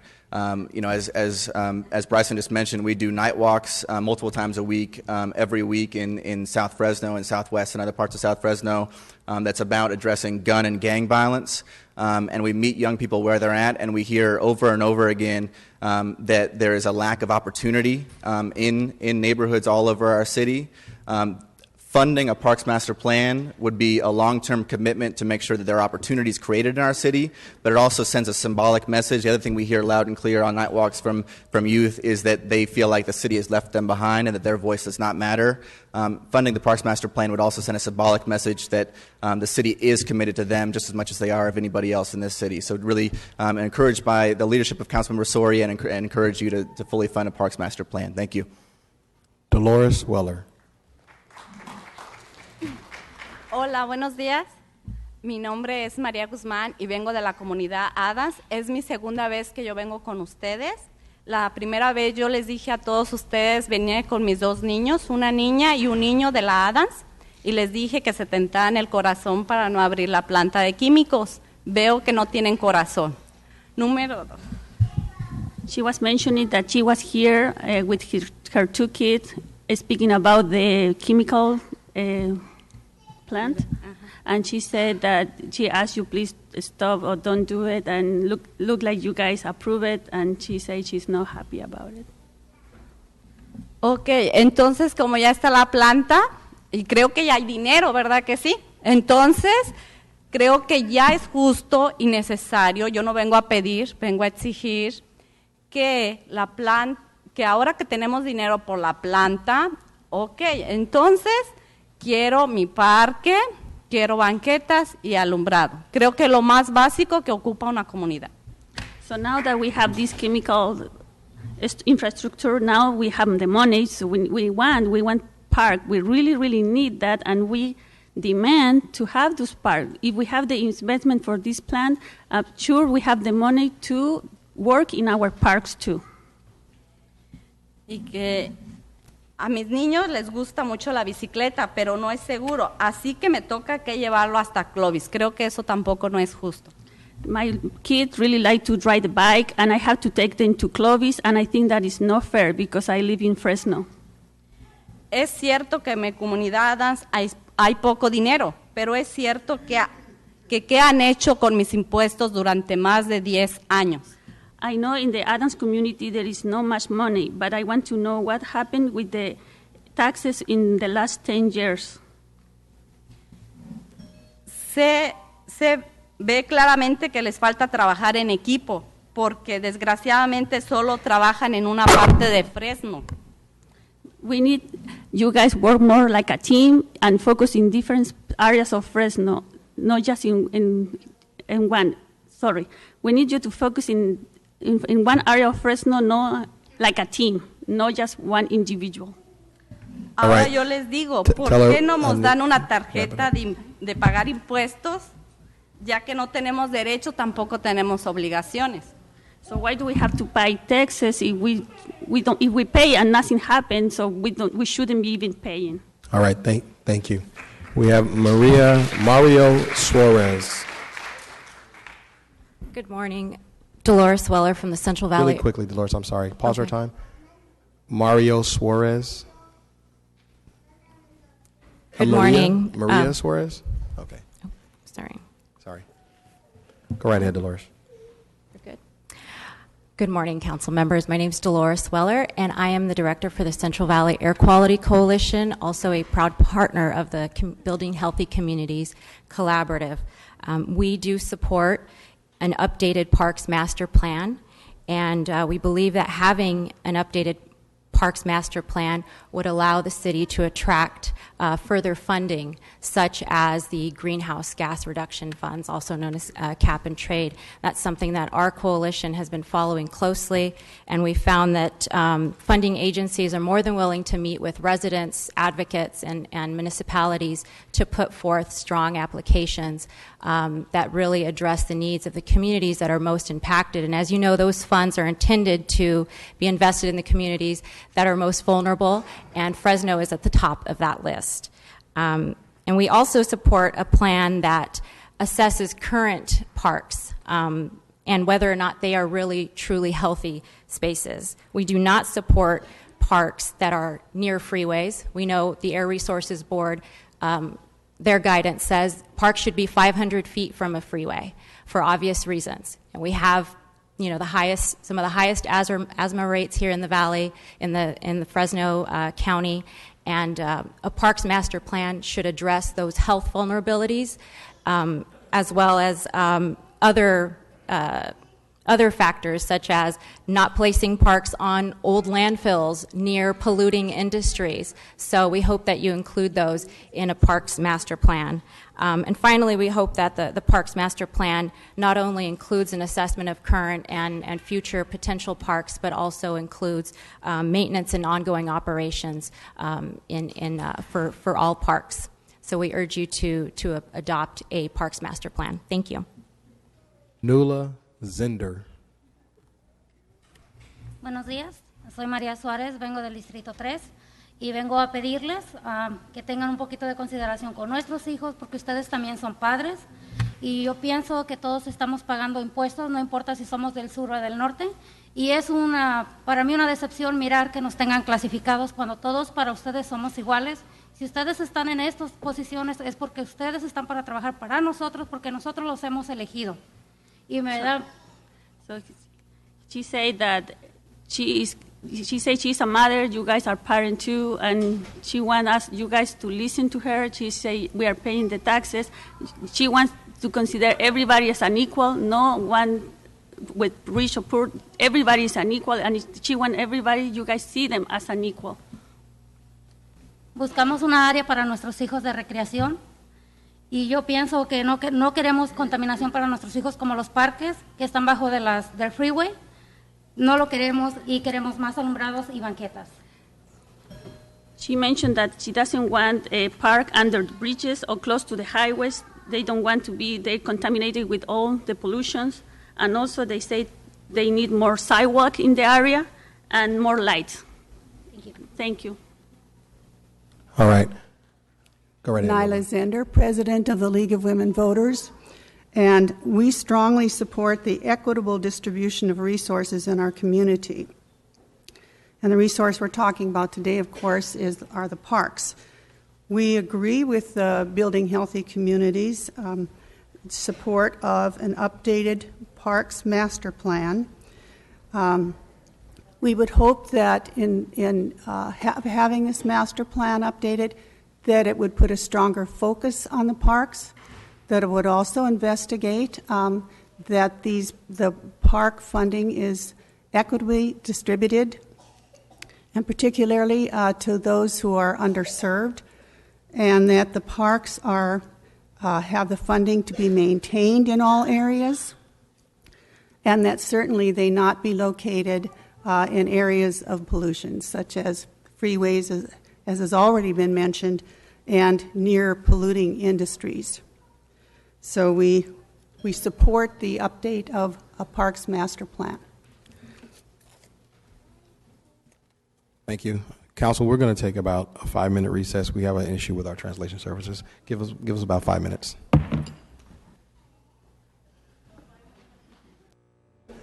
We had to make a bit of a change with our translator. So now I think we're ready to go. So I'm going to call 2 names, and I'm going to have you come to these microphones. So I have Amparo Lid and Cesar Campos.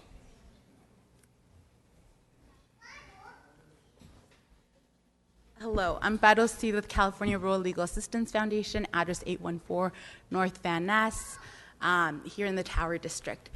And so I actually live in the north side of town, and I really want to echo today that I'm here in support of the Parks Master Plan update. I'm here in support of Parks for All. I live in the north side of Fresno, and I think what Bryson from Faith and Community said was spot on. Parks really are sacred. They're really sacred. And the reason why I say this is because when I think back on some of my fondest memories as a youth, it was when our family, who was incredibly poor but still had a lot of dignity, a lot of hard work and ethic, was able to create these gatherings and these treasured memories in our local parks, And so what I want is for this community, for the south side of our community, to have parks that are not adjacent to freeways, that are not under freeways, that are not next to sites that perhaps used to have toxic waste on them. I want those communities to have those same treasured memories in safe and great park environments. And so I think as a city, we need to come together and recognize that inequities have happened in our city, and the time is now to address those. And you will find that more individuals in the north do support having Parks for All. And so I'm not alone in standing today on behalf of our farm worker clients and on behalf of residents in the south to say that we should have Parks for All, we should invest in the Parks Master Plan update, and we should truly right the wrongs of the past today, and not go back to we don't have funding or whatever it might be. The time is now. And so I urge you to take action, to invest in that Parks Master Plan update, and to really look at our city as a whole so that we have those treasured memories for all and not just Thank some. you. Thank you. Reina Delgado. Good morning, everyone. Cesar Campos, Central California Environmental Justice Network. I run track and play tennis at Fresno High. I play volleyball at Quigley and soccer at Vinland. And some of the comments that Amparo made are really true to me. In the past, thinking about boys and men of color, I know that work to get boys and men of color to have a voice in the community, that work is done out in the soccer fields, not in any sort of meeting rooms So parks are really that kind of space that create that community building ability for us to be able to do that. I'm here to tell you, fund the Parks Master Plan, fund it in a way that makes sense. That means bicycle connectivity from park to park, fund it in a way that makes for active vegetation that turns parks into sequestration zones for air contaminants and carbon, and that have culturally appropriate spaces. I saw Pedro here, he's leading an initiative to get futsal courts into parks that have abandoned tennis courts. That is what we mean by culturally appropriate spaces. And lastly, I just cannot leave without sort of talking about what is the issue that actually pointed me to this. And it's actually the part that upsets me the most. For 6 years, I've been content coding for an ongoing research study hypothesizing that minority voices are disproportionately censored in mainstream media. And in doing that, I've seen some parallels with what happened with the city of Fresno. And to me, it is outrageous that the city of Fresno feels a liberty to censor an advertisement by calling it political when we all saw it and it wasn't political. I don't know if that was the council or the mayor, but that is disrespectful. The fact that you feel a liberty to actually take that and censor it, even because it's a marginal voice, in this case a nonprofit, that is regrettable to me, and that is offensive. Francisco Espinosa.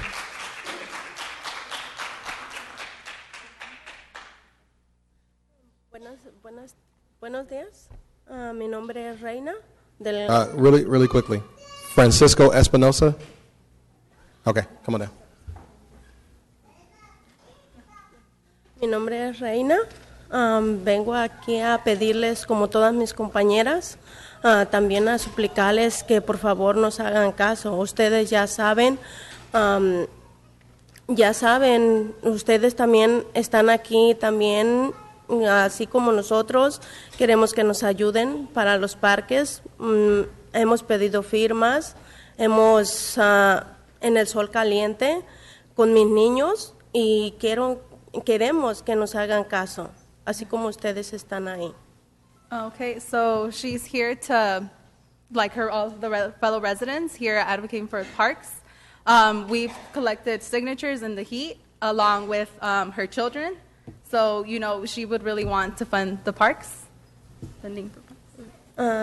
Queremos que nos hagan caso porque el parque donde yo vivo no hay nada, está seco. Mis niños no tienen en qué jugar. Vamos a otros parques para llevarlos a que jueguen. Y fuimos a que se bañaran, no había agua, estaba lleno de gente y el calorón. No hay agua. Okay, so she wants your support because the park that's in her neighborhood is Hyde Park, and it's nothing but dry grass. She has to travel to another park in order for her children to play in the water, and it's already hot. There's nothing being used. It's reusable water, and she has to take them somewhere else. So that's her biggest concern, that the park that's near her, it's nothing but dry grass, and it's Hyde Park. Queremos también, en ese parque ya fue ¿cómo se llama? El director de los parques también estuvo ahí. A él le consta cómo está ese parque. Hay los muchachos van, no hay ningún respeto en ese parque, no hay nada, y más por los niños. Yo estaba en ese parque y hubo una balacera, no hay respeto, los policías no van, necesitamos que nos ayuden para ese parque también. Okay, so we have met previously with the parks director. There's activity going on, and there's no respect for the residents that live there. So it'd be really helpful if you guys, would support it. And this is, we do have a picture of Hyde Park where her children are in the area and what they have to use. It is the only walkable park, and it was a former dump. So, and it's very hot. So, right as of right now. Okay. This is the park that they use. Thank you. We have next Cesar Casamayor.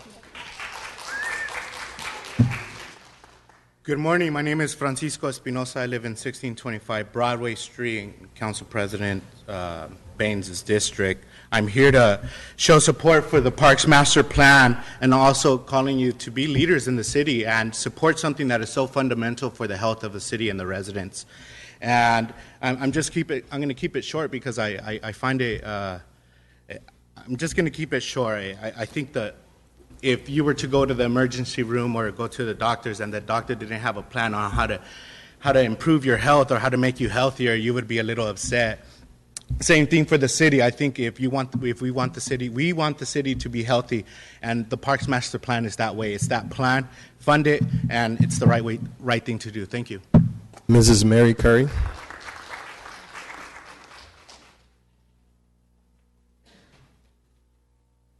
Then we'll have Marco Acera.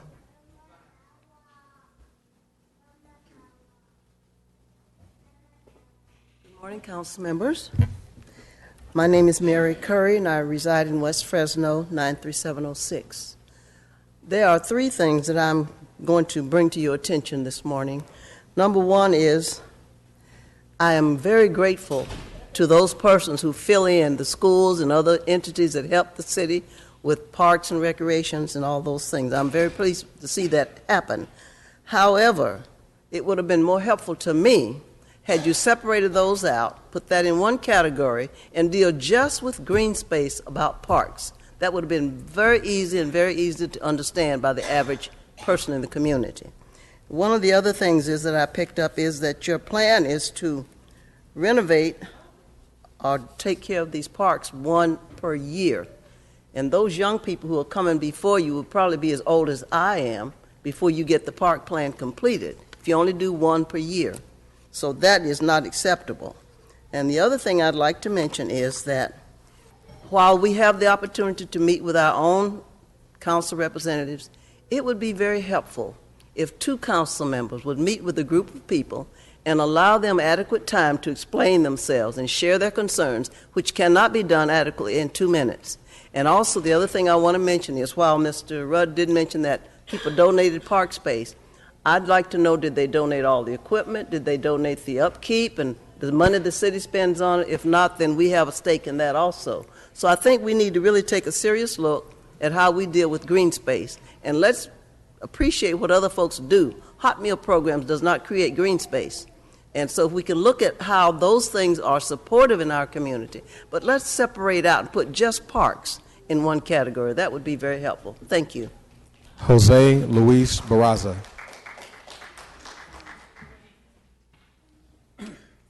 And then we have Ray Leon. Okay, thank you, President. Members of the City Council, my name is Jose Luis Barraza. I am the Executive Director of Housing Alliance of Fresno. I'm also the co-founder of Southeast Fresno Community Economic Development. As you know, most of this past 2 months, we have been trying and attempting to meet with each and every one of you in respect to our concern and interest in seeing a regional park in Southeast Fresno.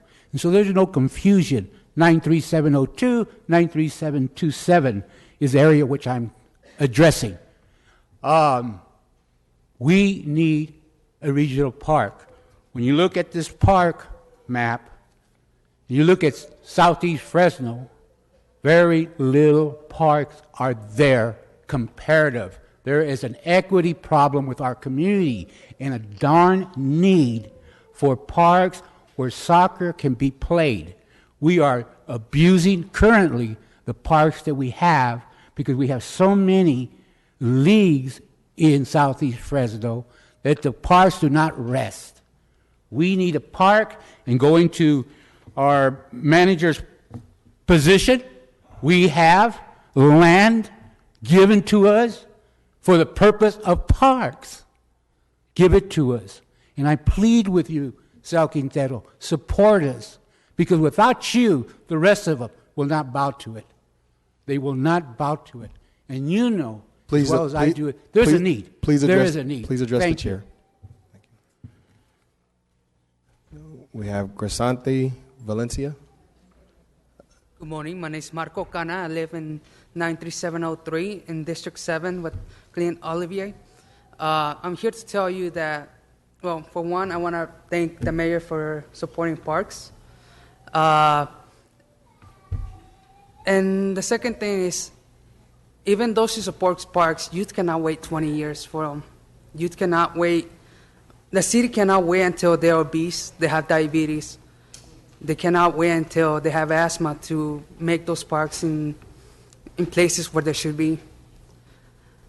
Every year, I don't know how many times I hear, youth are the future of Fresno, youth are the future leaders. But I could tell you that they can't be leaders if they're obese, if they're not physical and mentally ready to be leaders. I can't tell you that how many times I heard my friends not saying that they don't want to take their brothers to the parks because they don't want them exposed to the trash, the things that they see in their own parks. The parks that are closest to me are under highways. Where I go running is by train tracks. Is it fair for youth to be exposed to that? Whenever me and my friends try to organize something with their brothers, we had to go all the way to Willow Park. It's not fair for us to have to travel that much. To me, I don't drive. It takes me maybe an hour to get to Willow Park. It takes me an hour to get here downtown. I don't think youth should be going through that. And I think it's time for you guys to make the right decision supporting youth and supporting a healthy Fresno. Thank you. Grisante Valencia. Buenos dias. My name is Ray Leon, Latino Environmental Advancement and Policy Project. I guess I could say District 3. I'll leave it at that. But here in strong support of the funding of an updated master parks plan, especially with the existing leadership we currently have. I think there's a lot of green gaps within the city of Fresno, especially in the communities of color, low-income communities, environmental justice, disadvantaged communities. I'll just say it all now.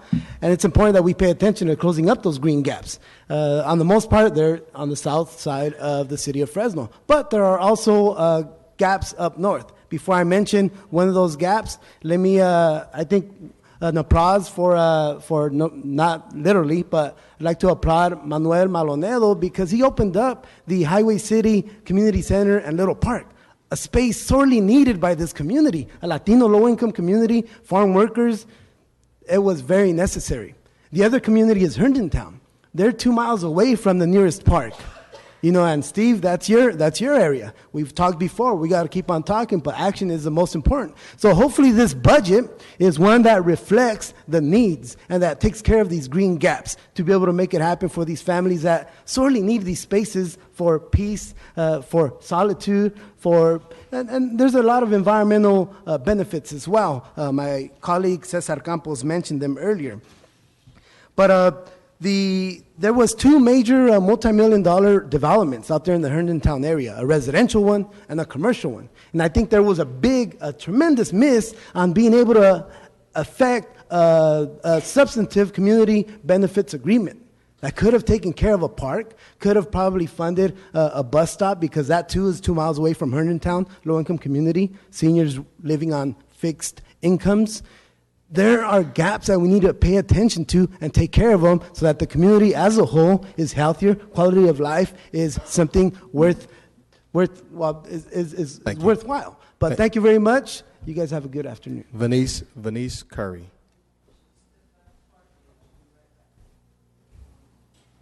And we'll go to Maria Fernandez next till she gets back. Go right ahead. Hello and good morning, everyone. My name is Crisanti and I live on 2029 North Arthur. Although I didn't always live there. I grew up in Southeast Fresno, in the forgotten part of Southeast Fresno, on 1638 South 4th Street. Southeast Fresno is the land of food deserts, the land where we are seen as lazy people that don't work. The land where a park is 45 minutes away when walking, because most of the community is undocumented, therefore they cannot obtain a driver's license up until this year. Where a bus ride is not something that is attainable, especially when there isn't a lot of shelters in the bus, right? And when the bus is never on time and it takes an hour to get there. The land where we don't see our first pool until our late teens. In A Tale of Two Cities, I see the difference and children see the difference. One knows and sees the disparity and unfairness in our communities. In existing communities, it is important to keep giving children the escape of freedom of what the universe has given us. I want children, teens, adults, and elders to have the accessibility to go to a park with just a walk in 10 minutes and see the beauty in parks and how parks save their lives, just like it saved mine and my brothers. I want the council to update the parks master plan and ensure a long-term plan and not wait another 26 years for the next one, and along with that, have it in the languages of communities. That includes Punjabi, that includes Hmong, that includes Spanish and English, because these are the communities that you represent and the people that put you on the seats that you are today. Thank you. So I see Venice walk back in. Venice Curry, we'll have you here. And if I could have Maria Fernandez on the other side. Thank you. Good morning. My name is Venice Curry. I'm a resident of 93706, and I'm also representing Communities for New California, which is also a partner with Building Healthy Communities. The need for parks and green space really developed because our young people came and said, this is something that is important to us. We'd love for the decision makers to take a role in advancing this and really talking about it. And that is exactly what happened. Young people have been involved with this process since its inception, and we're just proud to be able to focus on what it is that they have identified as an issue. Communities for New California in the last 14 days has talked to over 10,000 voters. Of those 10,000 voters, 8,000 have said we support the city funding a Parks Master Plan. That means that voters who put folks in office have decided that that is something that they want the city council to follow through with. So you should feel assured that voters support the funding of a Parks Master Plan. The reason that Fresno currently is ranked last has to do with three issues: acreage, facilities, and access. That's what makes up the park score. Acreage is low, facility spending is low, and people's ability to access parks is also minimized. If a park is not within 10 minutes, it's considered too far to reach comfortably. So funding the Parks Master Plan makes the most sense because it's cohesive, it's efficient, and it's cost effective. Parks make a difference in the lives of people every single day. We are asking that you fund the Parks Master Plan because A, it is what you said you would do when you adopted the general plan, but B, it makes sense.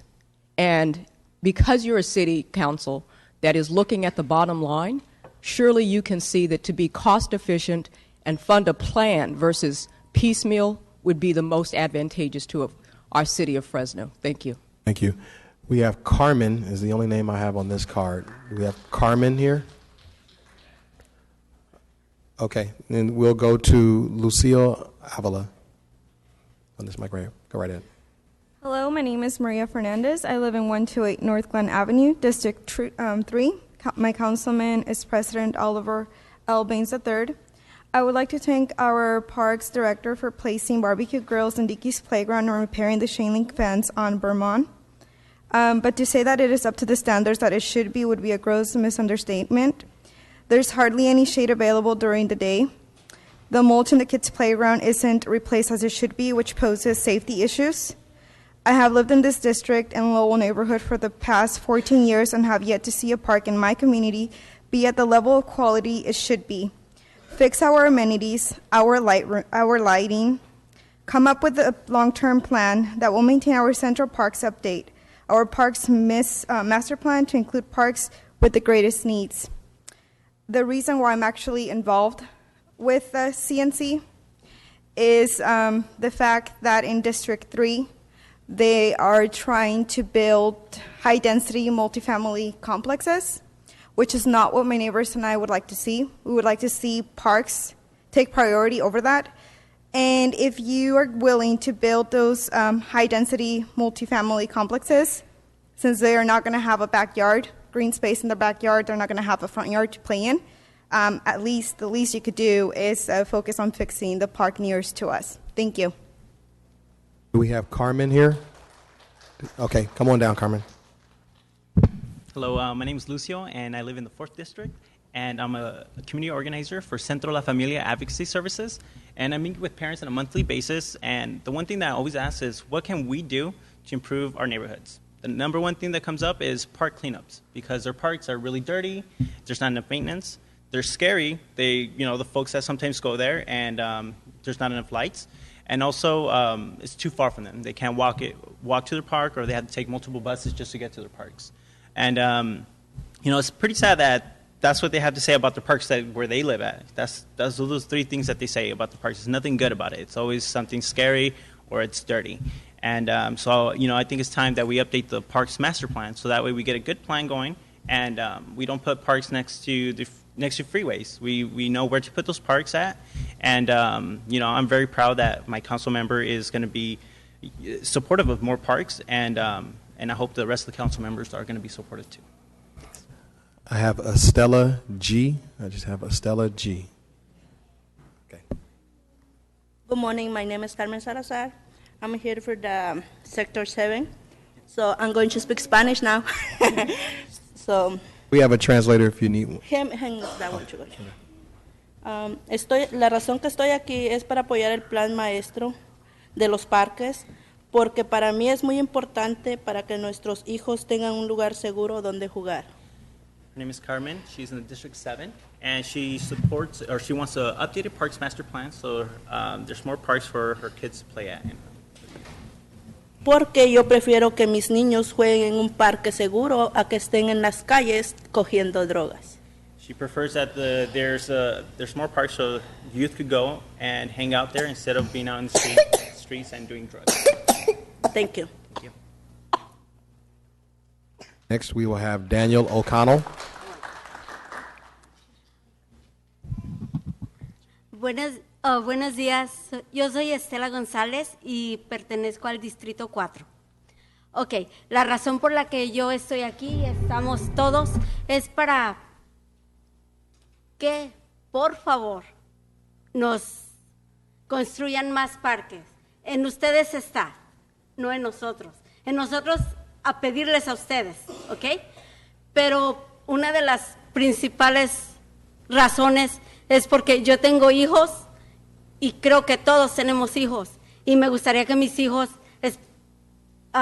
pusieran más tiempo en el parque que estar en otras cosas que ahorita no están.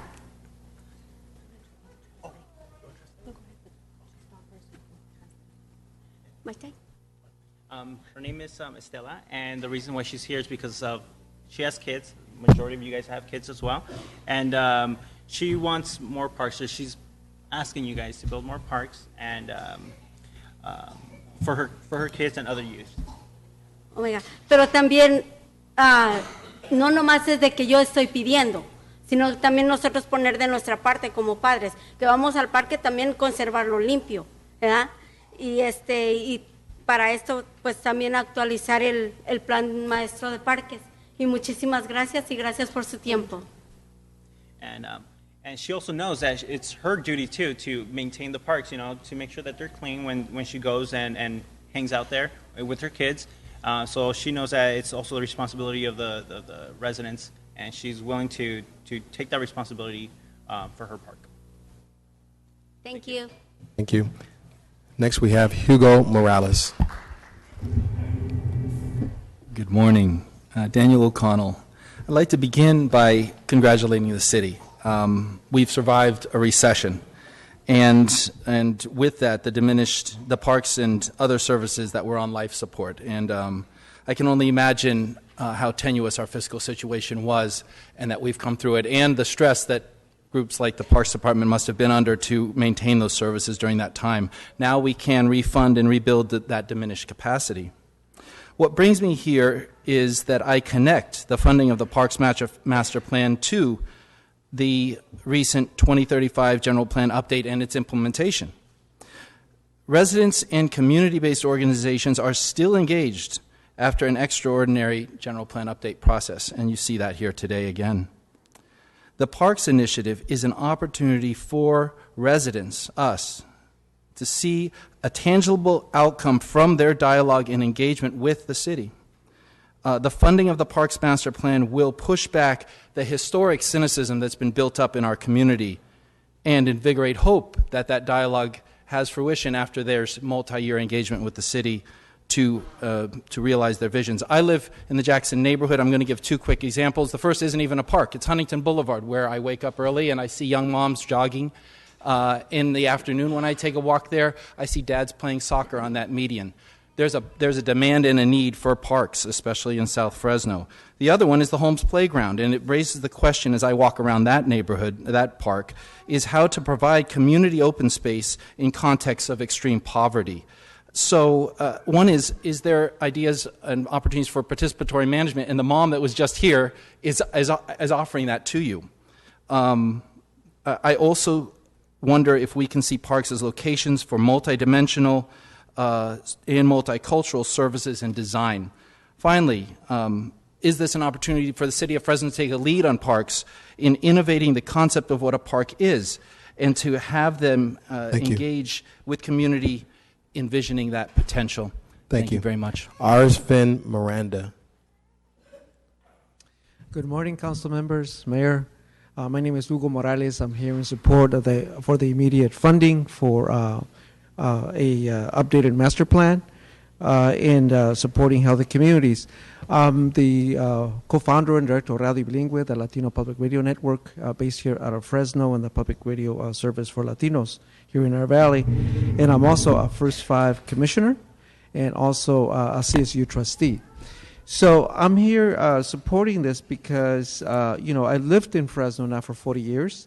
The first 30 years I lived south of McKinley, and then recently now on Terrace, which is just north of McKinley, at 511 East Terrace. So I'm in Ms. Soria's district, and before I was in Mr. Baines' district. And so and then the offices of Radio Bilingüe are over at Bellman and Willow. So I get to see every day the assets, which are the folks, and also some of the shortcomings that our city has. And I think no matter how you massage the data, there's really clear what the need is for green space and parks south of Shaw. You don't even need to look at the data, even though if you did look at the data, it's clear that there is a need. But for example, there's been some recent sightings here of the need for green space by kids. Every day when I come home over the years, you see kids. Even now, I live on a privileged part of Terrace, but just walking into my home, 2 blocks away, you see kids playing basketball there. And frankly, I get upset. They're blocking the road, right? Not just 5, 6-year-olds, but even younger. In a way, I really don't blame those kids. It's really in your hands to leverage more resources to bring about parks in our city. Thank you. Esther Pastagiari. Hello, my name is Arisbeth Miranda, and I'm here to make a parks plan update. So we're number 1 in pollution. We're number 1 in murder, crimes in Fresno. So do we want to keep being number 1, being on the lowest end of Fresno? No, we don't. So I'm a Fresno State student, graduated in 2015 this year with a crim major and option forensic behavioral science. So of course I do not want to see number 1 Fresno being murder crimes. So by investing in parks, we can eliminate some of those issues. By investing in parks, we can make services for our youth to play on: soccer fields, basketball fields, tennis fields, making those opportunities for youth to grow and have an opportunity to make those memories, like some of my colleagues have said. It gives an opportunity to those young people to see in the future how we can invest in them and how they are important for our community, because those are going to be our number 1 leaders in Fresno. So if we don't give them the opportunity to involved and grow, and to give them an opportunity to invest in them, how are we supposed to be getting out of being number 1 in pollution if we put parks under highways, How are we supposed to be getting out of number one in crime rates if we don't give those opportunities for those young people? Thank you very much. And like I said, we need Parks Master Plan update to both identify new park spaces for construction as well as identify funding sources for ongoing operations and maintenance. Thank you. All right, thank you. All right, we'll now bring this discussion back to the dais. Those are all the cards I have. So we have several council members that are wish to speak. First up, we have Council Member Sal Quintero. Thank you, Mr. President. Mr. Molinero? You know what? Before you start, Sal, let me make this announcement. So I'm looking at the time. I'm relatively certain, based off of what I know, the dialogue is going to be up here, that we will not finish this discussion before lunch. So if, in fact, you're with another department or you are here for another budget hearing item, you can return back by 1:30, and then we will be moving on to other items. So just, if you're here for something else other than parks, we will not be finished before we break for lunch. Go ahead, Sal. Thank you. Thank you for your presentation, and I really appreciate the improvements that you're going to be bringing forward and proposing in this year's budget for Mosqueda Community Center, Pillabos Park, and Sunnyside. I know that this year it's a year of basically a restoration of the parks the existing parks that we have, and trying to catch up and get equipment that is updated and doesn't break down all the time, or things that we've needed because we haven't been able to get them because of the recession. And so anyway, the totals that I'm seeing for Mosqueda, Pillabos, and Sunnyside, and like I said, they've been overdue, is $677,000 for this coming year, and I just want to say thank you for that. Appreciate the proposal, and I also want to thank your staff. Besides yourself, and it's some of the ones that I see in the crowd here: Irma, Manuel, Sean, Kyle, Chris, Karen, Eddie, and Tony. They've all done great jobs in working with our office on any time that we've had any follow-ups that we've had for concerns, or even just some of the minor things that needed to get fixed. So I want to thank you all for that and your response on that. And Tony, thank you for helping Bruce figure out how to try and water the median on Huntington as well, the yellow part. And also your staff on working for the special events that we provide for the community at Mosqueda, for the Mosqueda Idol, the Carnaval, the Senior Spring Fling, and one of the really important daily programs that's there is the Senior Hot Meal programs, and of course we welcome them, Reading and Beyond, with open arms, and work with them as best as we can. They're doing a great job there in maintaining the facility, but also providing the outreach into the neighborhoods. So I just want to thank you for that, because that's one of the recurring concerns that I heard from the folks that are here today, that the importance of fixing up what we have. So I just want to thank you for that. Well, thank you very much, Okay. Councilman. And also, I really appreciate you acknowledging my staff. They work very, very hard, and it's because of them the department's been able to move so far, so, in the last year. So I would also like to publicly acknowledge and thank them. Okay, thank you. And just backing up a little bit, bienvenidos a todos y gracias por atender ahora. Es muy importante. Agradecemos que están aquí. And also I wanted to welcome Hugo Morales. Hugo, thank you for all you've done for our community over the years. You've always worked very quietly behind the scenes, and I know you're not only a national star, you're international. So thank you. Really appreciate all your hard work for the community. Okay, Manuel, that's all that I have for that part. The second part that I wanted to address, specifically in Southeast Fresno, one of the things that that has been mentioned today has been the need for a regional park and more parks in Southeast Fresno. Couldn't agree with you more. I know that. My family's lived there since 1950 in Southeast Fresno, and I stayed there myself. So I know what the needs have been over the years, and trying to find the monies to make them happen. Bruce, one of the things that I'd like for clarification is that as the city grew to the north, okay, as the city grew to the north, more parks started getting built out there. And how did that money come about to get those community parks? Well, and I think if you look at the general plan and you look how the community has grown, about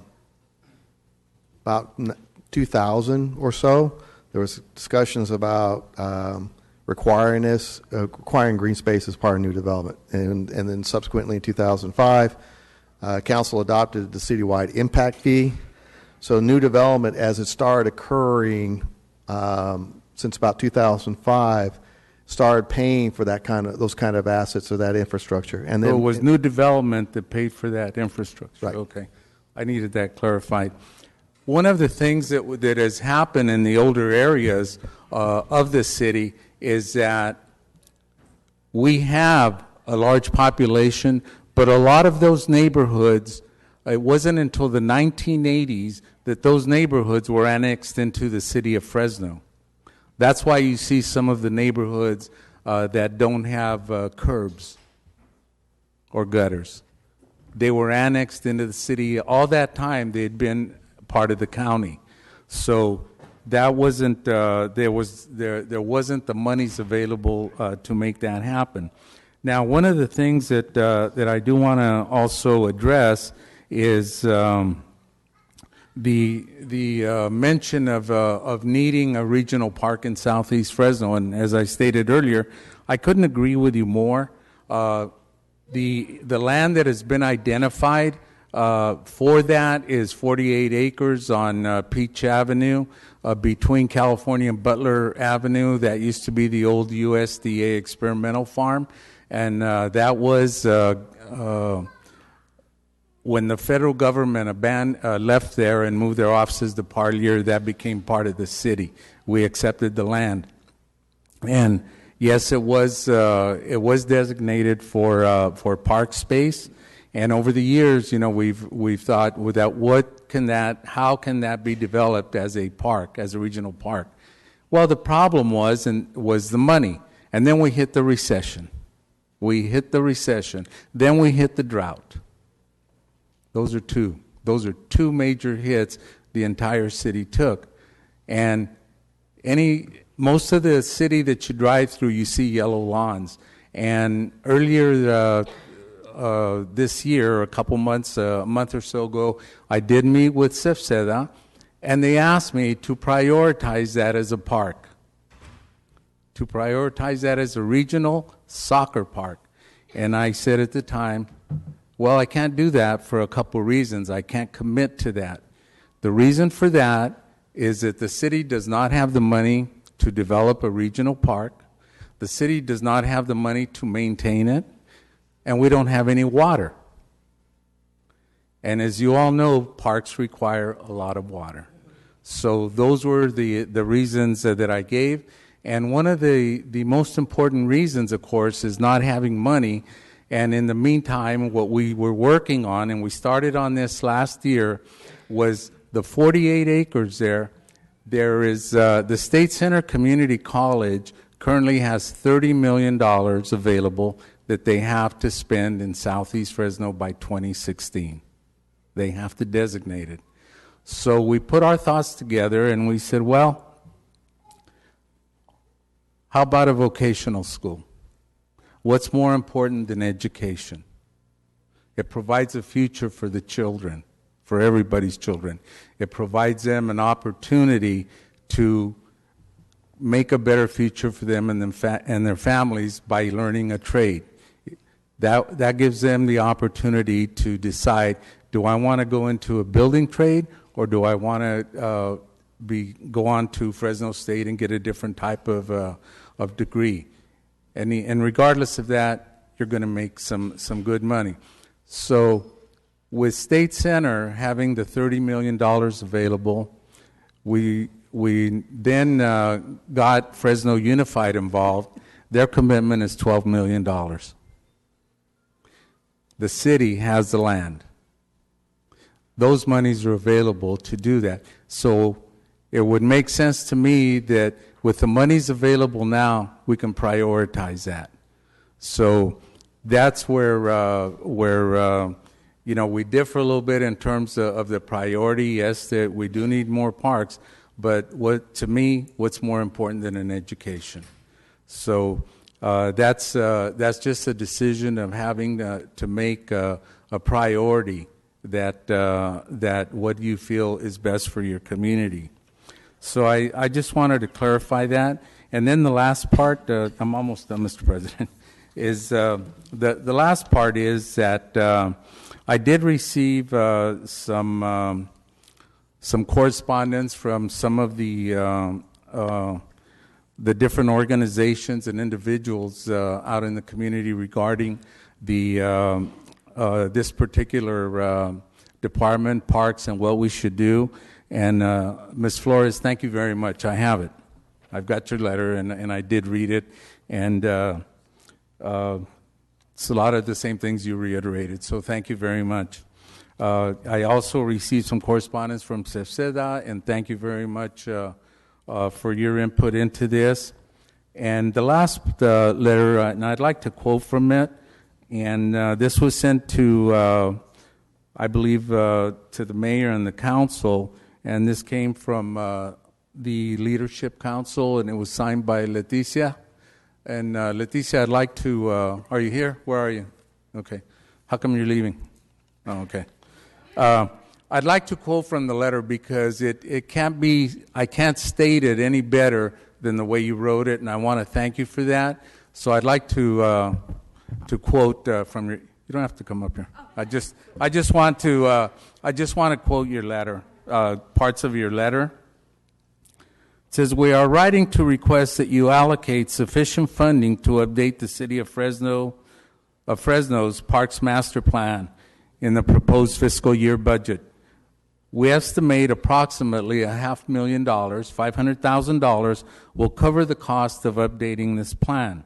Updating the Parks Master Plan adopted in 1989, that was 26 years ago, 26, is necessary to develop long-term solutions to the city's nationally ranked deficiency in well-maintained park space and facilities, a deficiency that disproportionately impacts disadvantaged neighborhoods in central, southeast, and southwest Fresno. Funding the Parks Master Plan update also implements General Plan Policy POSS-1-B, which expressly calls on the city to update the Parks Master Plan, which the council moved to incorporate into the final general plan adopted on December 2014. The other paragraph I want to quote is, to address these deficiencies and disparities, the city must allocate funding to conduct a long overdue update of the Park Master Plan adopted 26 years ago. The Parks Master Plan update will allow the city to identify specific parcels for new park space and facilities and sustainable funding streams and resources to fund ongoing operations and maintenance, park amenities, and the development of new parks as well, so that all Fresno neighborhoods achieve the general plan park standards. The Parks Master Plan update will allow the city to determine and prioritize the city's most pressing park maintenance needs and develop a long-range vision for future parkland development that is equitable and sustainable, economically and environmentally viable as called for by the general plan. So I want to thank you for outlining those concerns, because as I stated, I couldn't have said it any better. So probably Ms. Warner helped you write this as well. So, but anyway, lastly, what I wanted to do is Having said all that, what you outlined for in terms of a dollar figure was $500,000, and the shirts that you're wearing, Parks for All, I mean, it says it all. I'm going to make a motion. I'd like to make a motion, and my motion is to fund a Parks Master Plan for $450,000 spread over fiscal years 2016 and 2017. That covers both years towards implementation of the general plan. So that's the motion, that we have $450,000 to be spread over 2 years. And the monies that are for next year will already have been approved because we would be approving them in this year's fiscal year budget. Right, Mr. Rudd? Okay. So that's my motion. And I'd like to put that in the what we call the hopper for the council to consider for the date that we come forward and start the voting. Thank you very much. Appreciate your time. Thank you, Mr. President. Yeah, we have a second by Councilmember Soria. Councilmember Brand. Thank you, Council President. I have some handouts coming here shortly from Ginger, and some of the stuff is redundant. I didn't know exactly what the city manager would bring out, so I apologize for any redundancies. The first item is the budget, because I had a comment a week ago that the city had a $1.5 billion budget. Why don't we have enough money to fund parks? Well, the reality is we don't have a $1.5 billion budget. We have about a $1.2 billion, of which only $297 million are what they call unrestricted general funds. In other words, we can't spend money from FACTS or from airports or public utilities on parks. That money is specifically earmarked. And you'll see in the chart that's going around that it ranks 10 cities in California in terms of what their population was in 2014 and what the approved general fund budget for each city would be for the FY 15-16 year. And it basically breaks it out by, general fund dollar per person. And, surprise, surprise, Fresno is almost at the bottom of the list at $576 per person. Oakland, by comparison, spends more than double what we spend on our general fund. The point being, Fresno, at least at this point in time, is still struggling financially. It's always been historically, not just in the recession. You go back 20 years ago, this city was still struggling to maintain its core services. But, we don't have unlimited funds to do a long laundry list of items, including the park. The ad, this is the ad that you should have, with the controversial ad that showed the disparity between two zip codes. And I want to say that any serious discussion about parks must begin with facts and not contrived data, manipulated data. There's got to be a foundation of truth where we start at to have any kind of legitimate debate. And this ad was a gross misrepresentation, fabrication of the facts. And I'm going to briefly discuss this. It was discussed a little bit before, but this ad alleges that in 93706 zip code, there's about 1 acre per 1,000 people. In contrast to 93720 Northeast Fresno, there's 4.62 acres per 1,000 people. That's almost a 5-to-1 ratio. And on the surface, that would be, my God, that's really inequitable. But the truth is, this data came from the 2035 General Plan, over 500 pages with hundreds of pages of illustration. And that handout, you'll see the page that was selected, 5-10, from that packet.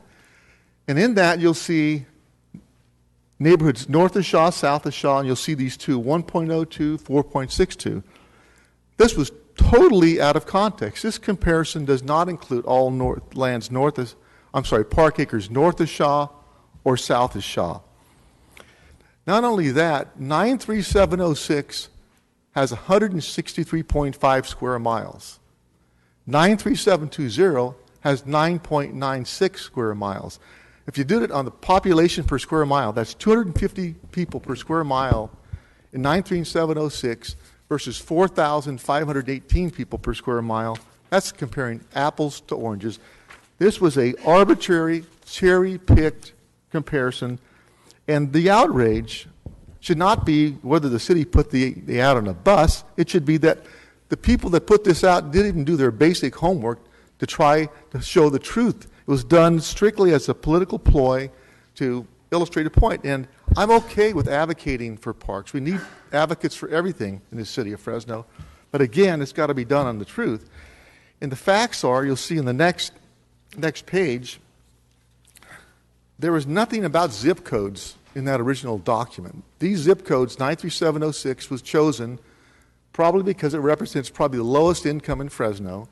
93720 was chosen primarily because it's probably the higher income of Fresno. There's nothing in this document that references those zip codes.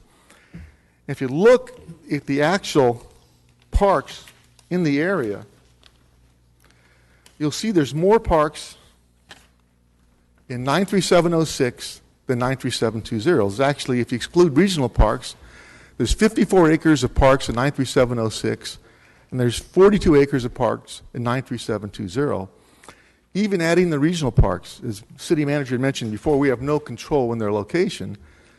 You have 402 acres in 93706. You have 342 acres in 93720. 93706, ironically, has more parks than for neighborhood parks, community parks, than any other zip code in Fresno. Now, they went over before, and I'm not going to be redundant here, on the parks north of Shaw, south of Shaw. The facts are there are more parks south of Shaw than north of Shaw. The actual ratio, if you want to look at parks per acre, again, if you exclude the regional parks, the ratio of parks south of Shaw is 1.04 per acre. The ratio of parks north of Shaw are less than 1 acre. If you take the regional parks in consideration, there's roughly 1.83 acres south of Shaw to 2.94 north of Shaw. Overall, here's the important point. The city as a whole, not north, not south, has 2.1 acres per 1,000 residents.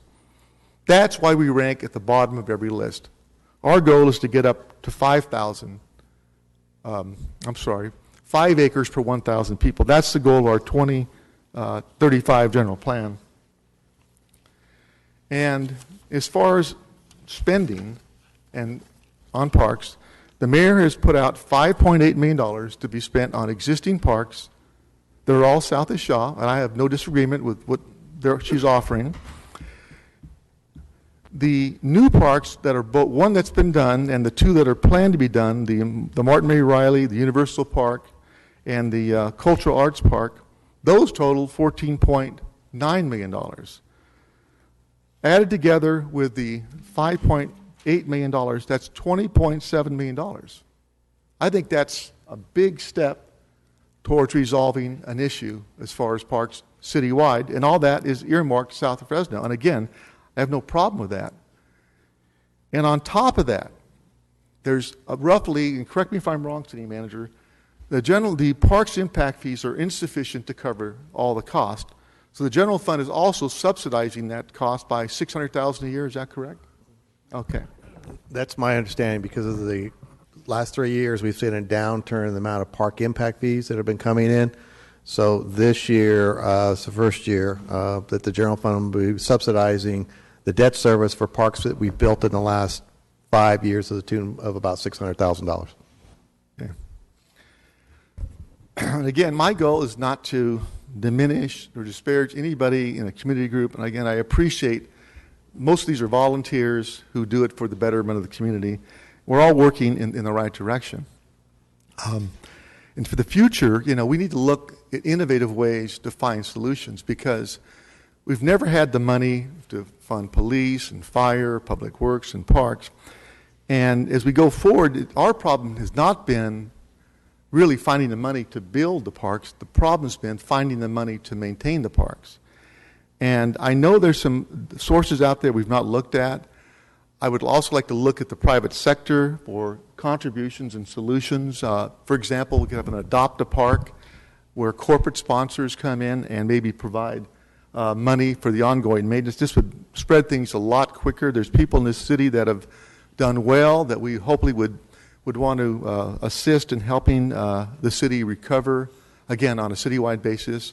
And as far as the motion for the Parks Master Plan that Mr. Quintero made, I have no problem with that. I think that if we're ever going to achieve our goal of the 2035 general plan, I believe it's a 20-year goal to come to 5 acres per 1,000 people, it's going to have to be done in a very comprehensive, factual way to set a path to arrive at that figure. So I will gladly support the motion by Mr. Quintero. Thank you. Councilmember Soria.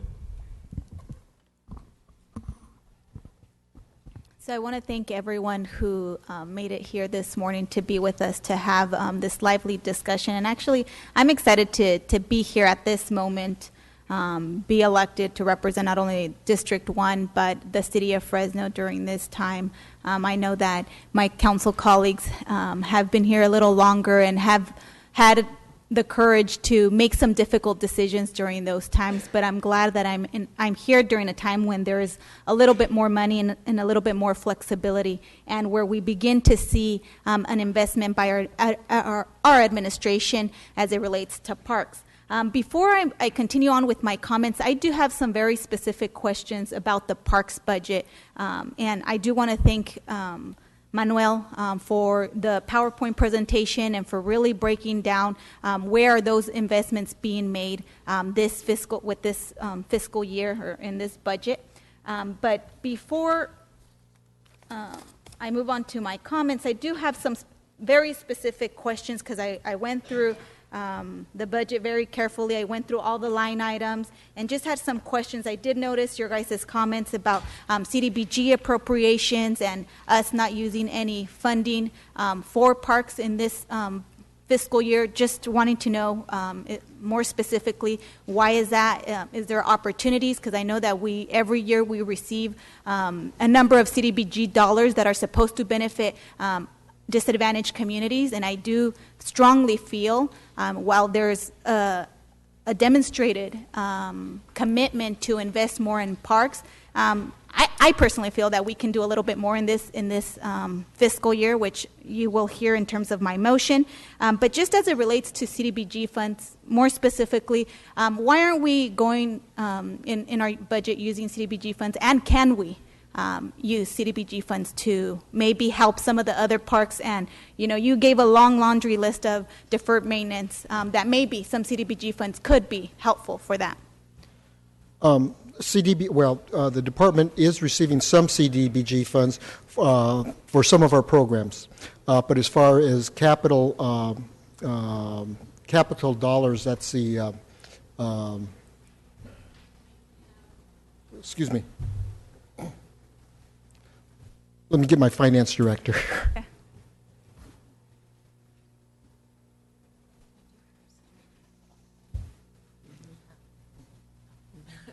Good morning. I'm Karen. We do have some capital that's carryover from last year from CDBG funds for projects that we did not complete in FY15. So it's a little over $100,000 that was carried over. In addition, Manuel mentioned we have the after school, the senior hot meals, programs that are also paid for with CDBG funds. But in terms of some of the deferred maintenance, could we potentially use some CDBG funds for the next fiscal year, or is it CDBG funds primarily just for capital improvements or capital projects? Maybe you can speak. When we put together our budget, we did submit some possible proposals for CDBG, but the decision was made to use CDBG funds for, for other projects. It's monies that are handled out of DARM. You do have a limited pot, and there are a lot of demands on CDBG, so it was a policy decision as to what the department actually received for CDBG. Can you name some of those requests that you made? Because I think that we're going to, and I think it's timely because on Thursday we will actually be voting on the consolidated plan, which outlines those types of programs that will be funded under some of the CDBG funds. No. Okay. I've been told we did not request any capital improvements for CDBG. We just requested CDBG money for some of our programs that we offer in the department. But this may be a potential source Yes, where it could that be. could be used Yeah. for parks. Okay, so that's clear. So thank you. The other question Real quickly, Councilman, and when Thursday I think we're dealing with DARM, and we'll deal with CDBG and ESG and home rehab and all that. The CDBG, as Manuel pointed out, they're carrying over dollars, which has been kind of a concern because the projects weren't finished. There is, of course, a policy discussion as where you want to spend CDBG dollars. Most of the capital-related projects for CDBG, and we'll get into this later on today when we talk about public works, are going into street repaving, sidewalks, accessibility issues, ADA, things of that nature. So while council can always look at the list of priorities or projects being funded, capital projects funded out of CDBG, it wouldn't just mean there's something else you're not going to do. Well, I can appreciate your comment in regards to that. I've had several community meetings. I've had actually 5 in the short time that I've been here, and I've heard overwhelmingly from my constituents that parks is a #1 priority for them. And I know that in part of some of the public hearings when it came to the consolidated plan, that is actually something that the residents really outlined. So I think that we need to show our commitments, even in the consolidated plan. If that's something that they're asking, it is our opportunity to show our leadership as a council and say, okay, if this is something that you guys want us to fund, then let's show that in the consolidated plan. So I'll look forward to having that discussion on Thursday, but I think that we definitely need to look at those funds as a potential source to continue really chipping away at what you've listed here. I don't think that it's a secret, that, and I'm sure for Public Works we'll also have a long list of deferred maintenance. We know that the city is, behind in some of this, and so we need to figure out if there is some wiggle room in finding these additional dollars that we do begin to continue chipping away. While I appreciate the proposal that the mayor has made, obviously it's her proposed budget, but as an elected official, as a representative of District 1, I feel the responsibility to ensure that I'm going to vote on a budget and end up giving a budget that is going to be reflective of what I believe are the priorities, not only for District 1, but really for the entire city of Fresno. And so those are my comments as it relates to CDBG. I did notice in the budget comments the talk about using community-based organizations. And I know that we've, over the years, because of the recession, have used community-based organizations to really operate and maintain our parks because we don't have the funding. It is of my opinion that, as owners of those assets, we should take a little bit more responsibility, and as we're moving in a better direction financially, that we do plan to have for some contingencies just in case some of these community-based organizations can't continue to maintain them. I think that we have the responsibility of operating and maintaining these assets that we have throughout our city of Fresno. And so, I would ask that we really take a serious look in making sure that we are prepared just in case some of these organizations can't continue on.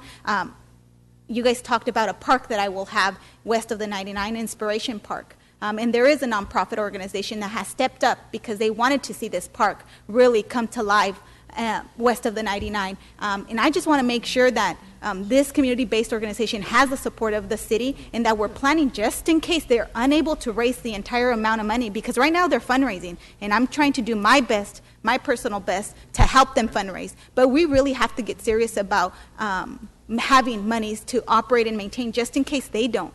Because the last thing I want to see, we break ground a few months from now, and then the community organization can't continue to operate and maintain this park. That is something that I worry about. And I know that you guys mentioned here that I believe it's maybe a center, is it in my council colleagues Oliver Baines' district, the Mary Ellen Center, that the community-based organization may not be able to continue, so we're going to have to take that over. We're stepping in. Have we asked, because there was really no mention of that, have we gone back to the community-based organizations to ask how they're doing? Do we have some performance measures? Because I believe that we probably should have some performance measures to check up and make sure that at the end, those are our assets as a city, and we need to protect our assets so that we're not, looking 5-10 years from now adding to the list of really deferred maintenance. So do we have some kind of mechanism where we're checking back with these organizations to make sure that they're keeping up with whatever agreement they had? Do we have some performance measures? What are we doing with these community-based organizations? Councilwoman, we do meet with the community organizations on a monthly basis. We stay abreast of what's going on with them. When the organizations decided to phase out, they had given us sufficient notification so that we could actually plan it out as part of our budget. We do meet with them. Some of the community-based organizations are stronger than others. The ones that for lack of a better word, are weaker, we do step in and try to shore them up. We really look at it as a partnership. In some instances, we have community-based organizations operating some of our facilities. For example, I believe Sunset. But we also provide the after-school recreation programs there in the afternoon. So it is a partnership. They operate it in the morning. They open it up to the community. We go in later on in the afternoon. So there are some organizations that are very strong. There's some organizations that we've had to step in and assist. And other organizations, after a while, they just get tired and burnt out and just go, you know what, we've enjoyed working with you, but we really would like to step out. Can you take it over? And in those instances, we try to accommodate them. So before you guys ended up proposing your budget for this fiscal year, you guys checked in with all the community-based organizations to make sure that we didn't have any surprises? Correct. And do you think maybe it would be appropriate for us to have some contingencies just in case we go halfway through the year and one of the community-based organizations is unable to continue to operate and maintain one of our either community centers or our parks? Do you think that would be something that we could potentially do? Having a contingency would be good. But usually when an agency has made a commitment for the year, we're pretty certain that they're going to be operational. If during that year they start to falter and have problems, they usually hang on and allow us to make a transition. We've not had an organization just bail out on us at the last minute. The communications that we have with the organizations has been pretty solid. Good. That's good to hear. The other question that I had was in particular to a line item in terms of the athletic and recs. I saw a decrease in the line item. So is there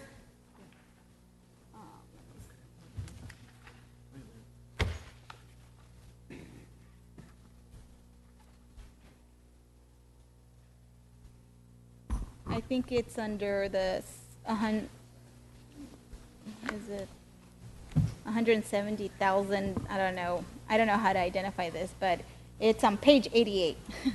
And so I noticed that for athletic and recreation, last year we had budgeted 439,000, about roughly, but then this year we only budgeted 296,000. Is there a reason why the budget is less for that line item? Are we going to be doing less athletic and recreational activities? Are we going to be doing more? Can you give us the status of that, please? Really quick, Manuel, before you answer, we have about 5 minutes left before we're going to break. I just wanted to let you know so you can kind of frame your answer in that sense. I'll need to follow up on that. It's my understanding that our recreation budget remained the same.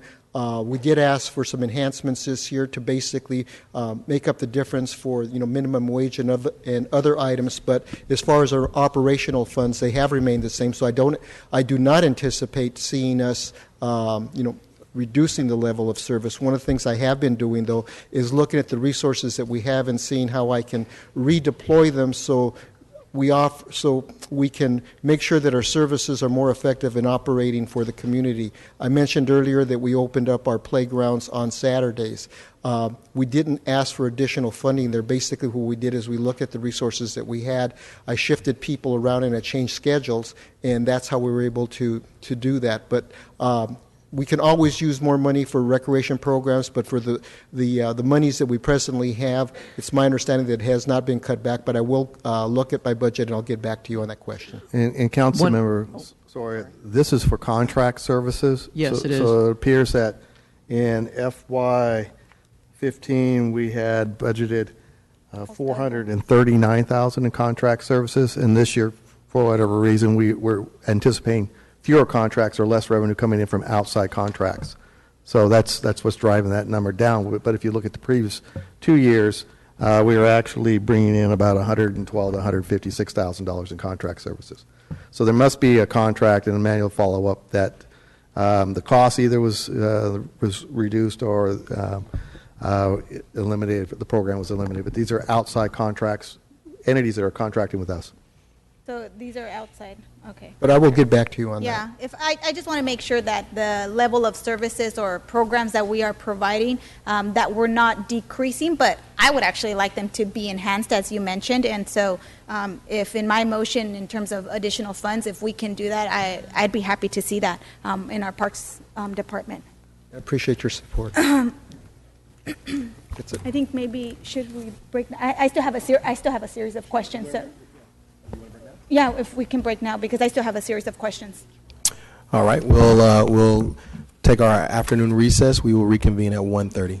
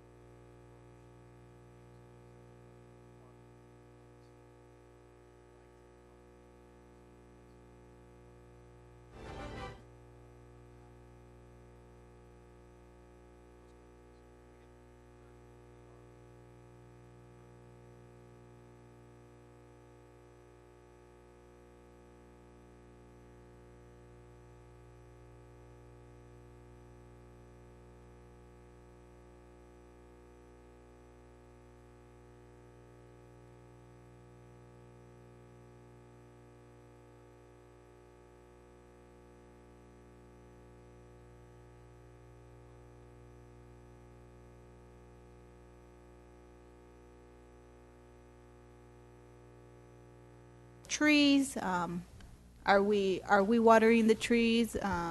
What's happening here? Yes, we are watering.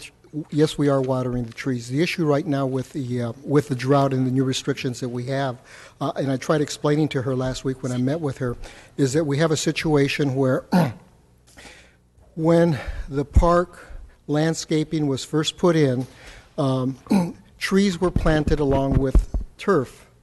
But the trees were never isolated with bubblers or drip systems. So over the years, what's happened is that the trees have become reliant on the impact sprinklers that water the turf. Now that we're restricting our watering and we can't water the grass, the trees are being stressed, but we did have a meeting, with the utility and the city manager, and the decision was made that in those areas where the sprinklers hit trees, we will keep those sprinklers going to water the trees. It'll still fall under the 2-day a week watering schedule, but so the trees will still be getting water, but we will not be watering the turfed areas. Unfortunately, when you water trees that way, especially when the weather gets so unseasonably hot, it's not the most efficient way, nor is it the best way to water your trees, but that's the best we can do because of the design of the systems. So that's right now the best Yes. plan. Okay. And she also mentioned the gray water system. When I spoke with the utility, they've basically said it's going to be between 1.5 years and 2 years before we can actually get a reused water line over there so that we can water the park. And I think the long-term solution for the irrigation issues at that park are going to be when we get the gray water system set up for the park. But it's about 1.5 years to 2 away. Okay. But in the meantime, we're still watering. Yes. And hopefully enough to keep them alive. Well, we're going to try to see if we can reduce the mortality of the trees as much as we possibly can, but a lot of those trees are going to be stressed. Unfortunately, some of the tree selections weren't the greatest in the world, and redwood trees in this kind of environment are probably going to be the first ones to go. You already see a number of redwoods already dying throughout the city because it's just not the best tree for this type of warm environment, the warm environment that we have here in Fresno. Okay. And just along the same lines in terms of Roding Park, I know that there's a dog park there, which is pretty commonly used by the community. I know many District 1 residents that use that area. And so I know that it has previously been moved, right? And so it was necessary, correct? And I'm just wondering if you guys have received any feedback from users. I know I have received some feedback, but I was just wondering if the department itself has received, positives or negatives, and if there's an alternative. I know that that's one of the questions that Lisa asked, if there was an alternative in terms of location because of the lack of shade, or can we maybe plant more trees? What can be done? Not sure. Excuse me. The reason we moved the dog park was because in the zoo master plan, or part of the mitigation measures for expanding the zoo was going to have to put a water feature or lake in the park, and it's designated to go where the old dog park was. My department actually built the new dog park. It's approximately the same size as the old dog park. We have planted trees. We do have maybe 1 or 2 mature trees. All the rest are just recently planted. You have the same number. I think we actually probably have more trees there, but the problem is that they're very young trees, so they're not really providing that much shade. Complaints, we've received a few complaints because it's the new location. A lot of people were very comfortable in the other area. It had a better tree canopy. People were very used to historically going there, but the dog park, as far as size-wise, and actually building 2 sides, one for the small dogs, one for the large dogs, so we can keep them separated. We constructed that. We've, for the most part, a lot of the folks that are using the dog park haven't complained that much, but you do have some people that just really feel that really don't like the new location. I think given enough time, and if we can get the trees more mature and provide more shade out there, I think people will feel more comfortable. I did mention to Lisa that I'm not opposed to planting more trees there, but my concern is right now would be a terrible time to plant them, because if we did plant them this summer, they're just going to die. I did give her assurances that come fall, when the weather cools off and the irrigation restrictions are taken off of us, that we would consider planting more trees over there. Okay. So maybe that's something that we should talk about past this, warm weather, to see if there's any way that we can mitigate some of those concerns in terms of the lack of shade. Okay, great. The other question, in terms of the amount of park space that we have and what we count as park space, I was wondering, do we count the Fulton Mall as park space? At one time, there was at one time, the Fulton Mall was counted as park space. I believe last year was actually taken off as far as one of the areas for park space. There was a small park over there that we're now going Council, to if I could step in on that one, that's a legal issue. At one point, the parks maintained the space, but it was not designated as park space. I guess in terms of the acreage that we count, the numbers that were discussed, those aren't counted. It was not. It's not. No. Okay, that was my question. I wanted to make sure that if it was or wasn't counted in terms of the acreage. Then I think those are all the questions that I have. I just want to make some just general remarks in terms of what I see in the parks budget. So you can go ahead and take a seat. Thank you so much, Manuel. So again, just very thankful for folks that ended up showing up this morning that are here still this afternoon. Thank you, Manuel, for your leadership in the department. Thank you for the work. I know every time that I've asked you questions or just come with some concerns, you always seem to address those. So I'm very appreciative.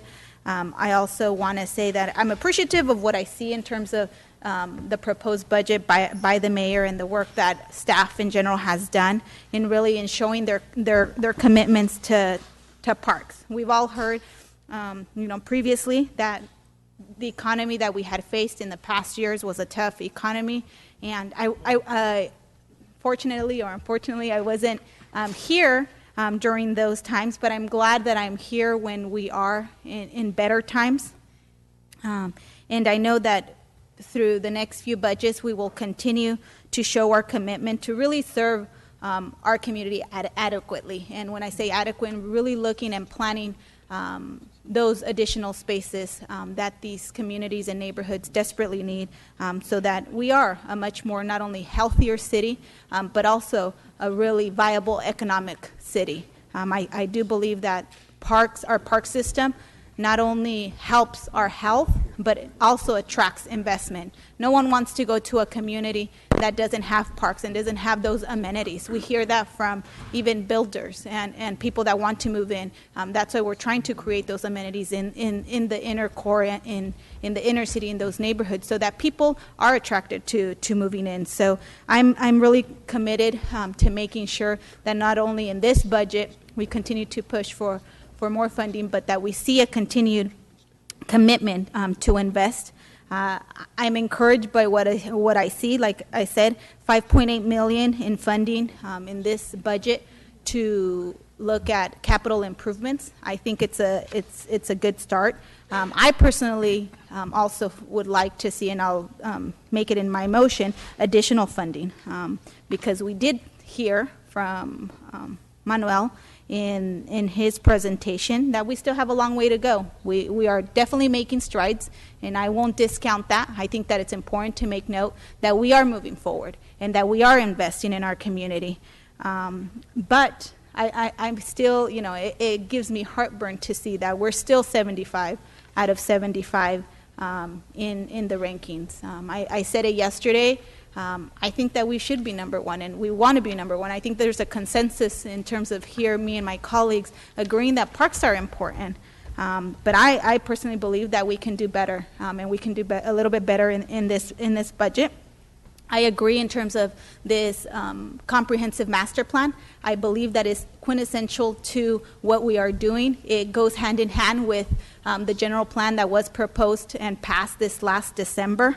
I do believe that we need to be thinking long-term when it comes to green space, and I want to see that this plan not only includes and points out to where we need to be building new parks, but that we really also look at how are we going to look at strategies to find funding to continue operating and maintaining, so that we are able to chip away a little bit faster on those deferred maintenance that we do have. And so I believe that a comprehensive master plan will do not only present the opportunities of where we should be planning new parks, but also gives us a better strategy as to how we're going to operate and maintain these really treasured assets that we have here as a community. And personally, how we don't have to really rely on community-based organizations to operate these parks, because I believe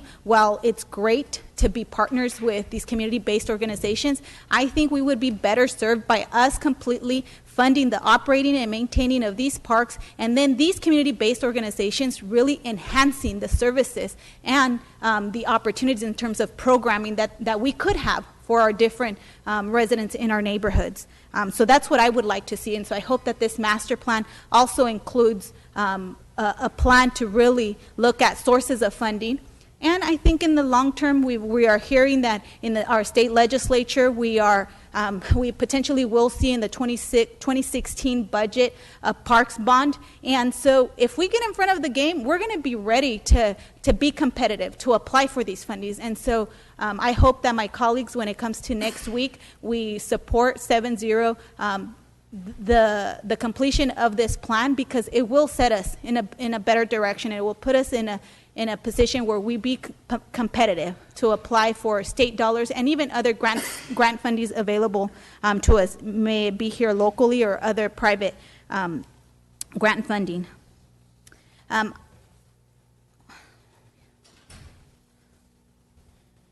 Another thing that I believe should be important and pointed out in this master plan, that as we continue moving forward, and hopefully we do get this master plan completed, we're looking at where we identify the opportunities for acquisition of land and additional parks. So those are the things that I would like to see be really part of this plan. And going back to my point in terms of the deferred maintenance that we have, I know that we probably will hear very similar comments made in tomorrow's or the next day's budget hearing as it relates to public works. We know that our community is really behind in some of this deferred maintenance. In terms of our infrastructure, we have a aging infrastructure. And to me, hearing today about the amount of $8.6 million in terms of deferred maintenance, that's something that kind of takes me aback. I know that we're chipping away with the proposed budget, but when I hear about that, to name a few things that I know that are things that are pointed out in terms of deferred maintenance: lighting for our ball fields, $1.2 million. Projects such as HVAC unit replacements and repairs, $500,000. Surfacing of our parking lots, $900,000. A tot lot replacement and repair, $850,000. These are not things that we are funding in the proposed budget, just so you guys know. Pool repairs and replacement, $1.8 million. Irrigation upgrades to meet our water conservation goals, $2.5 million. So these are still outstanding maintenance or deferred maintenance that we have out there that I think are still important. And if we have the ability, which I believe we do in this budget cycle, to augment our funding for our park system, let's remember, if we look at our budget to see how much our parks receive, it's only 5% of our budget. It's a pretty small in terms of the pie chart that we see in our budget. So I think that in my motion, when I asked for an additional, and I'll say $1.5 million allocated to our Parks Department, I think that's minimal to kind of our rest of our budget. I've identified these funds. I would suggest that they would come from our general fund reserve, and I know that maybe take some people aback in terms of, yeah, she wants to take it from the reserve, which is what the mayor has proposed. But I will suggest that these funds, $1.5 million, be taken from the reserve, specifically allocated from redevelopment funds, and I will explain in a minute why. But I like I said, I believe they should be used to pay for our Parks Master Plan, consider some of the deferred maintenance that I just mentioned, look at land acquisition opportunities, because we may be planning But there may be land acquisition opportunities that if we don't take advantage of them now, they're going to become costlier later, and also help us implement this plan as soon as we have it. It seems by the proposal earlier, this general plan, this master plan may take a little bit more than a year. I would hope that this plan doesn't take that long. I know that we have an RFP process that we have to go through, which would take us maybe a couple months to get through and get our consultant. But I would hope that this master plan would take less than a year. That would be my desire. But in terms of requesting these funds and pulling them from the RDA that is being proposed to be allocated to our reserve, which I understand the reserve is very important. I know that all of us, when in our own personal households, we also put money aside for the future emergency. So I definitely understand the importance of it. But I also feel that specifically these dollars, and I'm not taking all of them, I'm just saying 1.5 million. If we know kind of the history of it, of these funds, before the state dissolved our redevelopment agency, we were receiving approximately 18 million per year in tax increments. The city has now begun to receive approximately 20 to 25% of those funds. That's what I understand. This tax increment was a percentage of the property taxes collected in identified redevelopment areas. And if you guys want to look at a redevelopment fund, map, you will see the specific areas that these funds, where these funds were collected. A lot of these funds were collected from very disadvantaged and distressed areas in our community. So it doesn't come from the entire city, but specific areas in our city. And these were areas defined by their economics, lack of services, and need for rehab. That's what the intent and purpose of redevelopment funding was to really help these distressed communities. Due to the dissolution of the agency, those tax increments once dedicated to the agency were reallocated to other taxing agency, the City of Fresno being one of those agencies. And so now we're receiving annually an allocation of 2.5 million or more, and I think those are kind of conservative estimates. So in addition, and we see these monies in the budget, in addition, the city is receiving approximately $3 million for the next 3 years as repayment of the RDA's debt to the City of Fresno. If the RDA were still carrying out the redevelopment programs under the state law, it is likely that the city would not have seen this repayment. That's reality.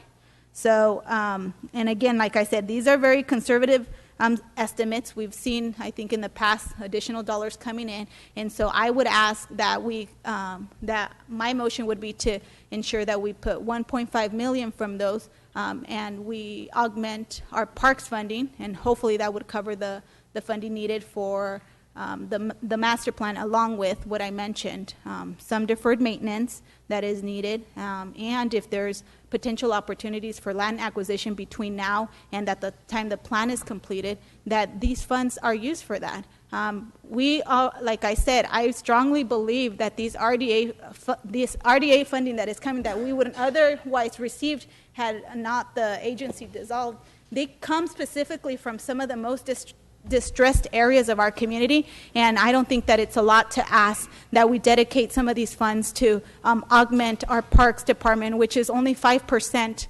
of our entire budget. And so my motion would be that.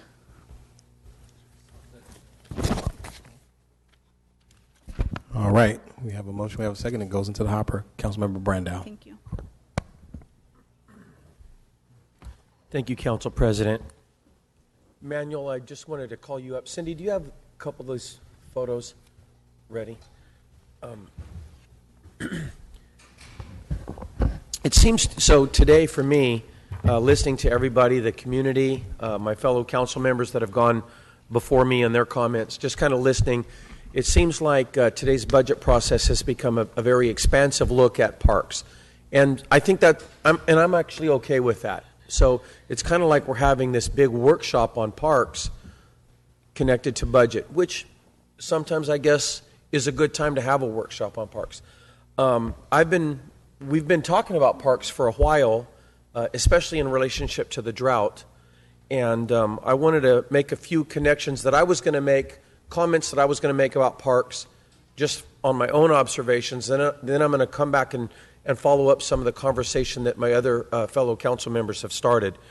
And so I wanted to talk about, Manuel, you and I have met several times about parks, and I appreciate everything you've done. I think you've done a great job talking about parks today. I appreciate the work that you did here. If I was going to boil it down, I think this presentation that you made earlier basically illustrates that it's nonsense that Fresno is spending all of its energy to put on parks and money for parks in North Fresno compared to South Fresno. I don't want to put words in your mouth, but basically you're saying, I mean, one of the pages here says there's a lot of misinformation about parks, and then it goes on to show that really the dollars are being spent in South Fresno, right? Is that correct? Correct. The investment is being made in South Fresno. Okay, so if people were really, really, really, really interested in equity, I mean, we hear that word all the time at Fresno City Council, everybody would be clamoring, hey, we need to put in more parks in North Fresno to make it fair. I mean, that's what the real data shows us, okay? But it's not my goal to make a big, strong point. Although I represent North Fresno, I would ask that other people get put in my position for a little bit.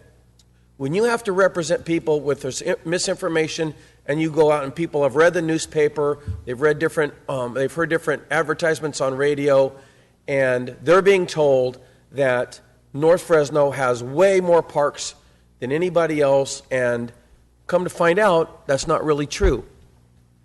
And so our staff presented that, then Councilman Brand followed up on that, and it's very interesting for somebody that represents one of the districts of North Fresno to feel like we're being targeted with misinformation. But, you know, it's a free speech country, right? And so I'm glad for that. I get a chance to do that myself sometimes. So, but I definitely would say I appreciate the work that you've done to illustrate that it's not really the case that North Fresno is got all the parks and nobody else has. And actually, there's a page in here that, to me, was really interesting. It was about the $5.8 million. And again, I'm not asking anybody to agree with me. Building healthy communities, I'm not asking you to agree with me, or even you can disagree with the city staff. You can think that they're lying to you if you want. But $5.8 million, and all of the projects that you're listing are south of Shaw. Now, Shaw is the dividing line for my district, so I represent from Shaw north to the river.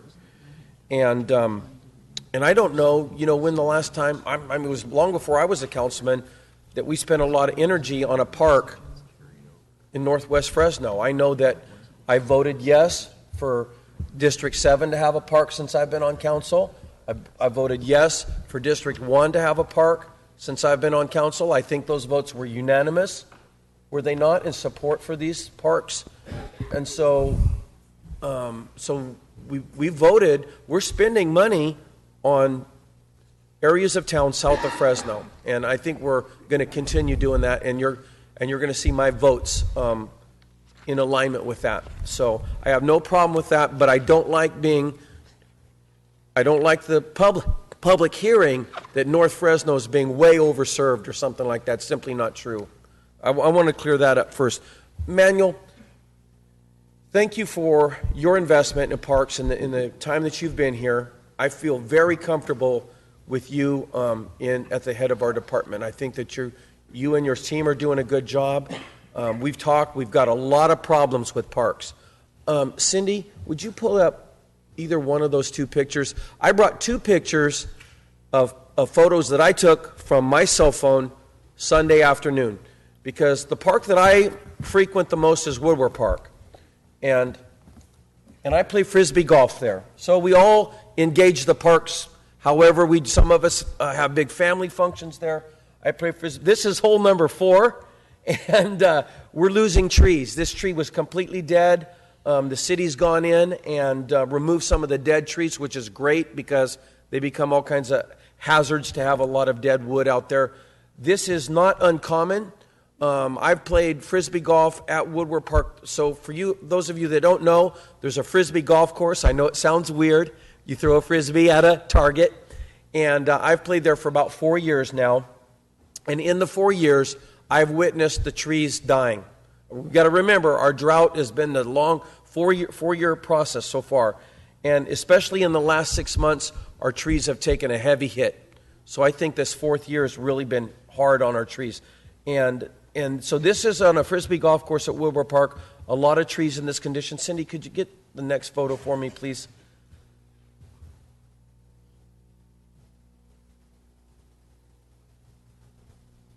This is also Woodward Park from this Sunday. And believe me, I didn't even think about using these photos for today's meeting. That's not why I took the photos. I was actually going to take them to talk to our Parks Department on follow up on a conversation that I'd had with them about trying to find some water relief for Woodward Park and for the trees at Woodward Park.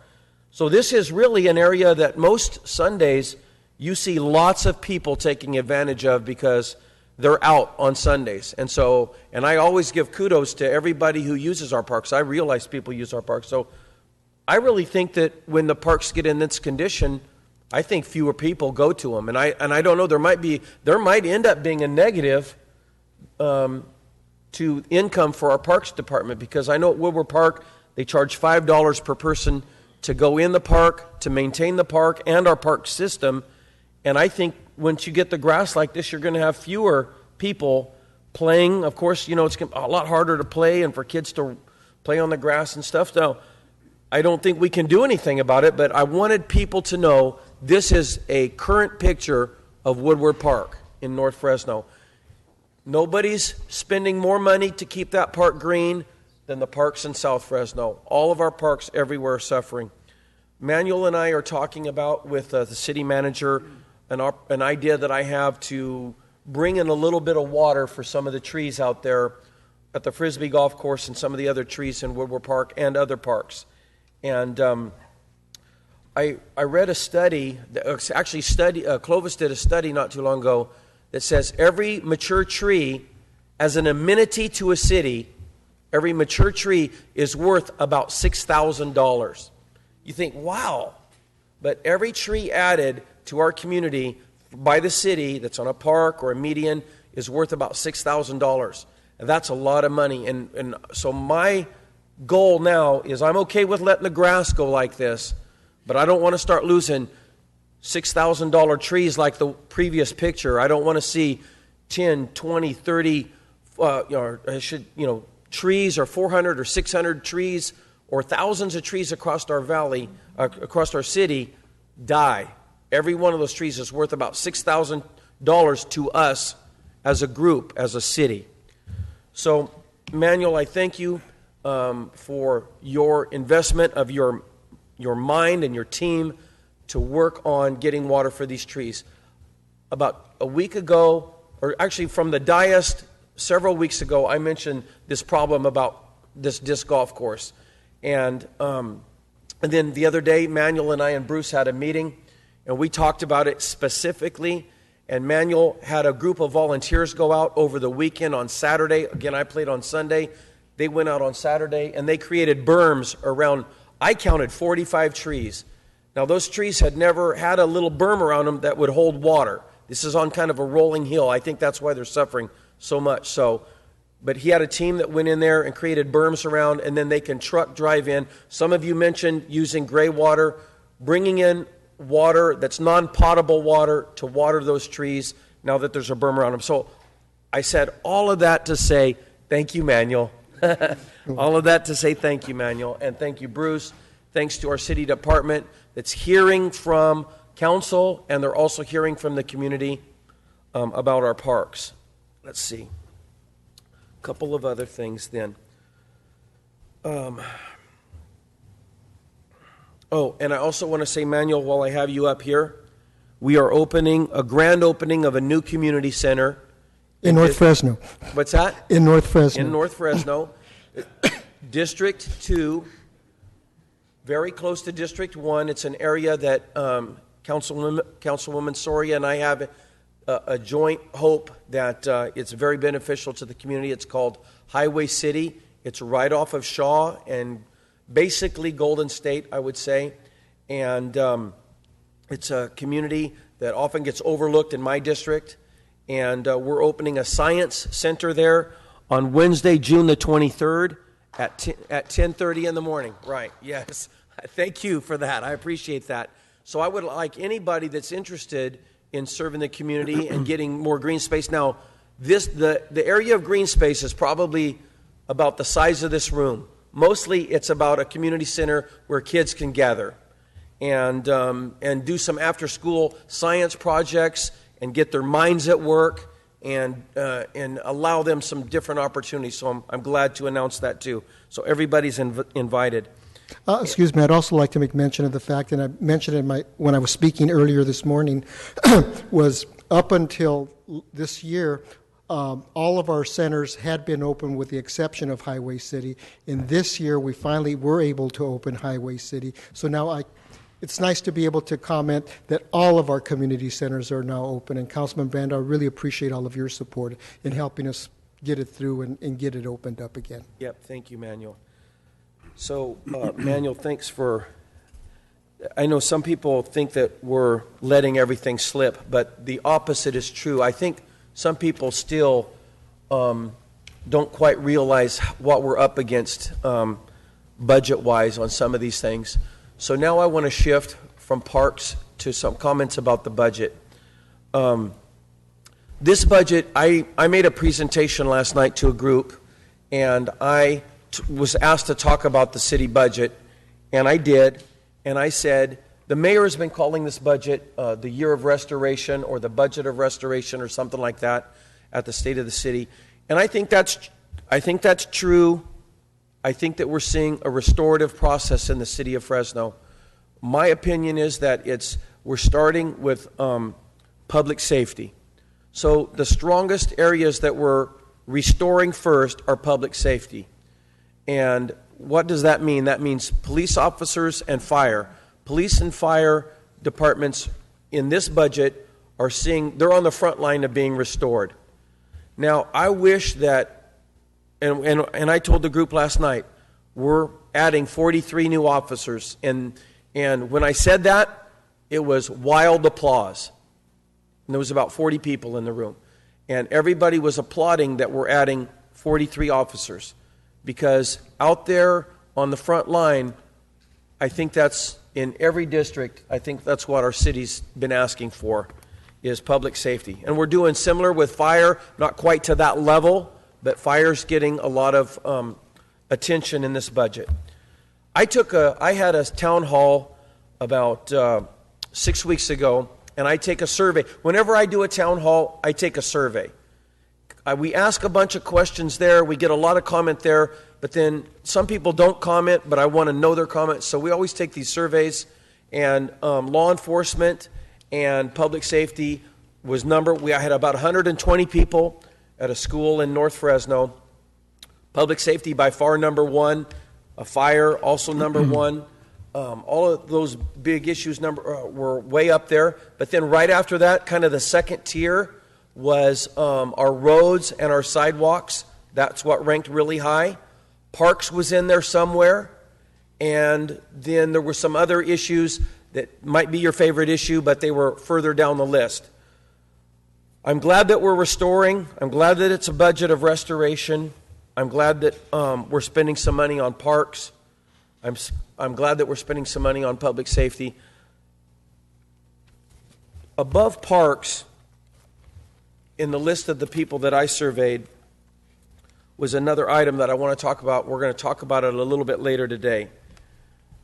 And I'm going to come back to focus on parks. So I'm not moving away from you, Manuel, but when we have to make budget choices, we have to choose priorities. And I see that 2 million people a day, 2 million people a year use our parks. And when you divide that by 365, you come out to about 5,479 people a day. basically 5,500 people a day use a park in the city of Fresno. And that's a lot of people. But a lot of people, comparatively, use our roads and our sidewalks. And I couldn't find in this budget a number that said how many trips were taken on our roads or how many people were walking on our sidewalks on a daily basis. But it swamps the number it swamps the number of people that use our parks. So, again, I'm very supportive of parks. I'm supportive of the restoration of parks. I have to keep that all in a priority list of everything else that needs to be restored at the same time. I think my fellow council members who have spoke before me, Councilman Quintero, I thank him for his leadership. He has I heard him talk about that 48 acres. That 48 acres is a very valuable piece of land. Several different ways you can go with that. And he's chosen to kind of lead towards vocational education or career tech education and maybe put in a new facility there. I'm fine with that. That's quality leadership. So I thank you for that, Councilman Quintero. Councilman Brand illustrated that a lot of these comments about North Fresno were inaccurate. I think Councilman Brand, and then Councilwoman Soria, with her passion for parks, is really brought this conversation to where we're having today, and I thank her for her leadership also. I don't know if I'm going to vote. I doubt if my vote will be to invade the reserve for more money for parks. I'm okay with the amount of money that we have scheduled for parks, but I will be supporting for sure Councilman Quintero's motion to do a master plan study of parks. So I believe that is necessary. So for my friends from BHC, I am going to support the master plan for parks so that Councilwoman Soria, hopefully we will be in line for some of that grant funding if we have that plan in place. But I don't think I'm going to vote at this point. I don't think I'm going to vote money out of our reserve for some of these additional expenditures. Thank you, Council President. Councilmember Capriolio. Thank you. Manuel, while you're up there, I would like to add my congratulations for all the hard work you guys have done thus far. And I know you've set your goals and heights really, really high in the future for the city of Fresno and all our citizens. So really appreciate that. I want to thank that fourth row of superstars right back there. All you guys, so you're looking at each other. Yeah, you're the superstars. And I know the people that are in the office doing their daily tasks are of equal stature, superstars. You guys do a great job and really, really appreciate that. I'm looking forward to the Vinland and Cary Park renovations, much overdue, and I'm glad that's on our radar screen.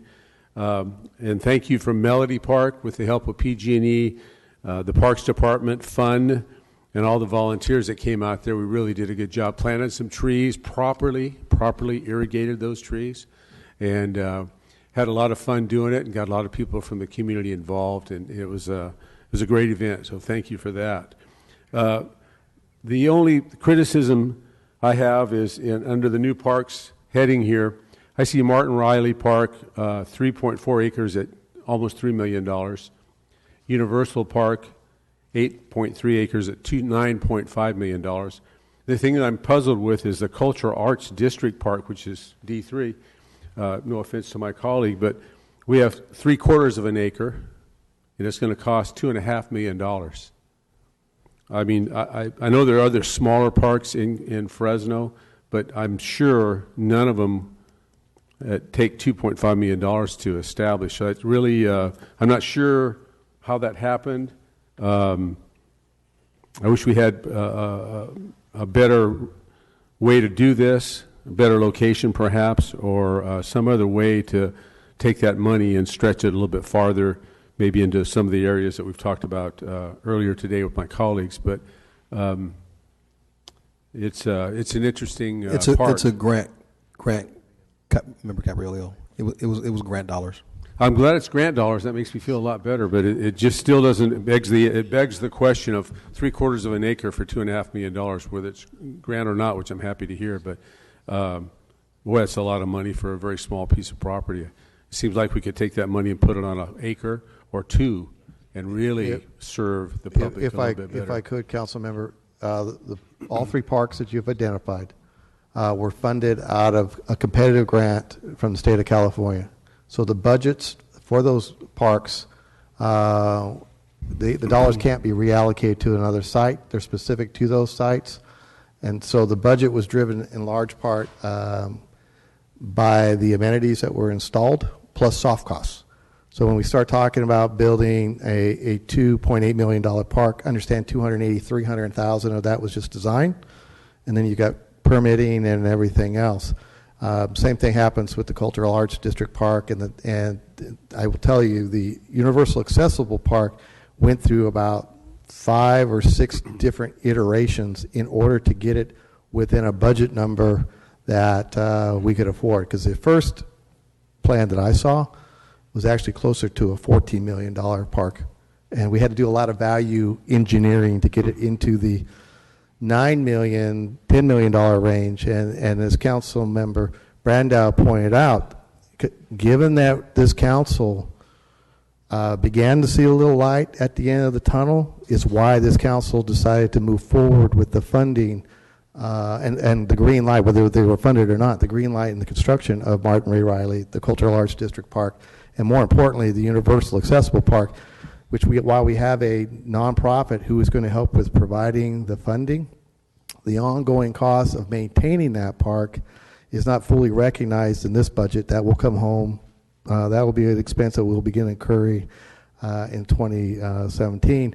Councilmember Olivier, on his own, generated, I think, $40,000 in donations to cover some of the initial cost of maintenance for Martin Ray Riley, and I've got a developer who I will hold accountable who will cover the first 2 years of maintenance for the Cultural Arts District Park. But I wanted to make it 3. You gone for 3?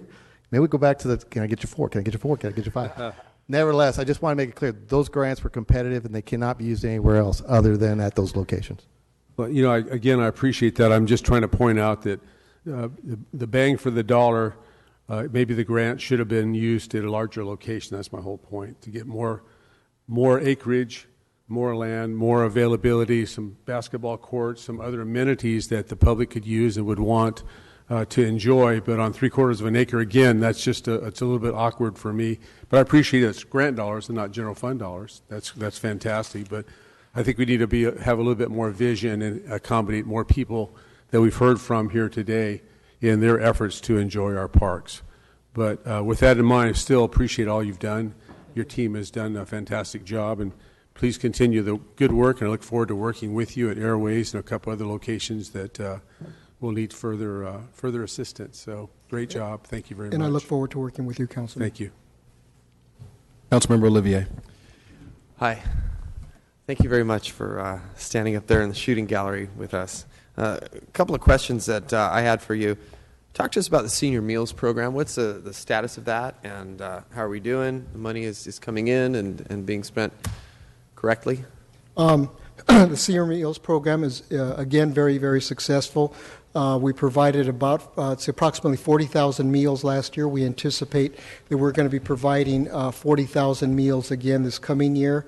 You know, it's really more than just a senior meals program. FM AAA is not only a wonderful partner, but you know, they also provide a lot of guidance for us. And one of the things that you know, that they stress is look at the program beyond just meals. You know, this is a great time for seniors to be able to interact with other seniors. We've expanded the programs in some areas to include exercise programs. You know, your bingo programs, but in some areas, like for example, Vineland, we've even got an aqua exercise class. We have an aqua exercise class over at Mosqueda. As people are starting to age, we're noticing that the seniors are becoming much more physically active, and they want to continue to be active. They just don't want to go and sit down and just have a meal and go home. They want to do other things. So our senior meals program is really not only a meals program, it's also an opportunity for them to interact with other seniors and get exercise. But it's been a very, very successful And program. that's been funded through the CDBG block grants? Yes, a Okay. CDBG block grant and the FM AAA. And, okay, that's right. We are partnered with them. Yes, we What's the annual cost of that? Does anybody just ballpark? I mean, I guess I could look it up, but.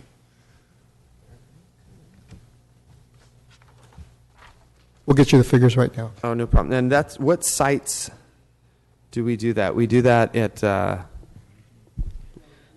Proposed is $155,000 for the senior meals from CDBG. No, I know that the we have the program at 6 sites. 6 sites within the city. And they're Ted C. Wills, Pinedale, Mosqueda, Lafayette, Mariella Brown, and the Senior Citizen Village. That's fantastic. I really appreciate your good work on that, and also to FM AAA. Talk to me about any plans for improvements, and I know you had it up on the slide when we first started. Radio Park and Einstein. Let's see, Einstein. Well, maybe I can name off Radio Park. They're going to relocate the bathrooms, make them we're building, accessible. We received some Prop 1C grant money, and we've got money to replace the old restroom with a new restroom building. The old restroom is pretty dilapidated.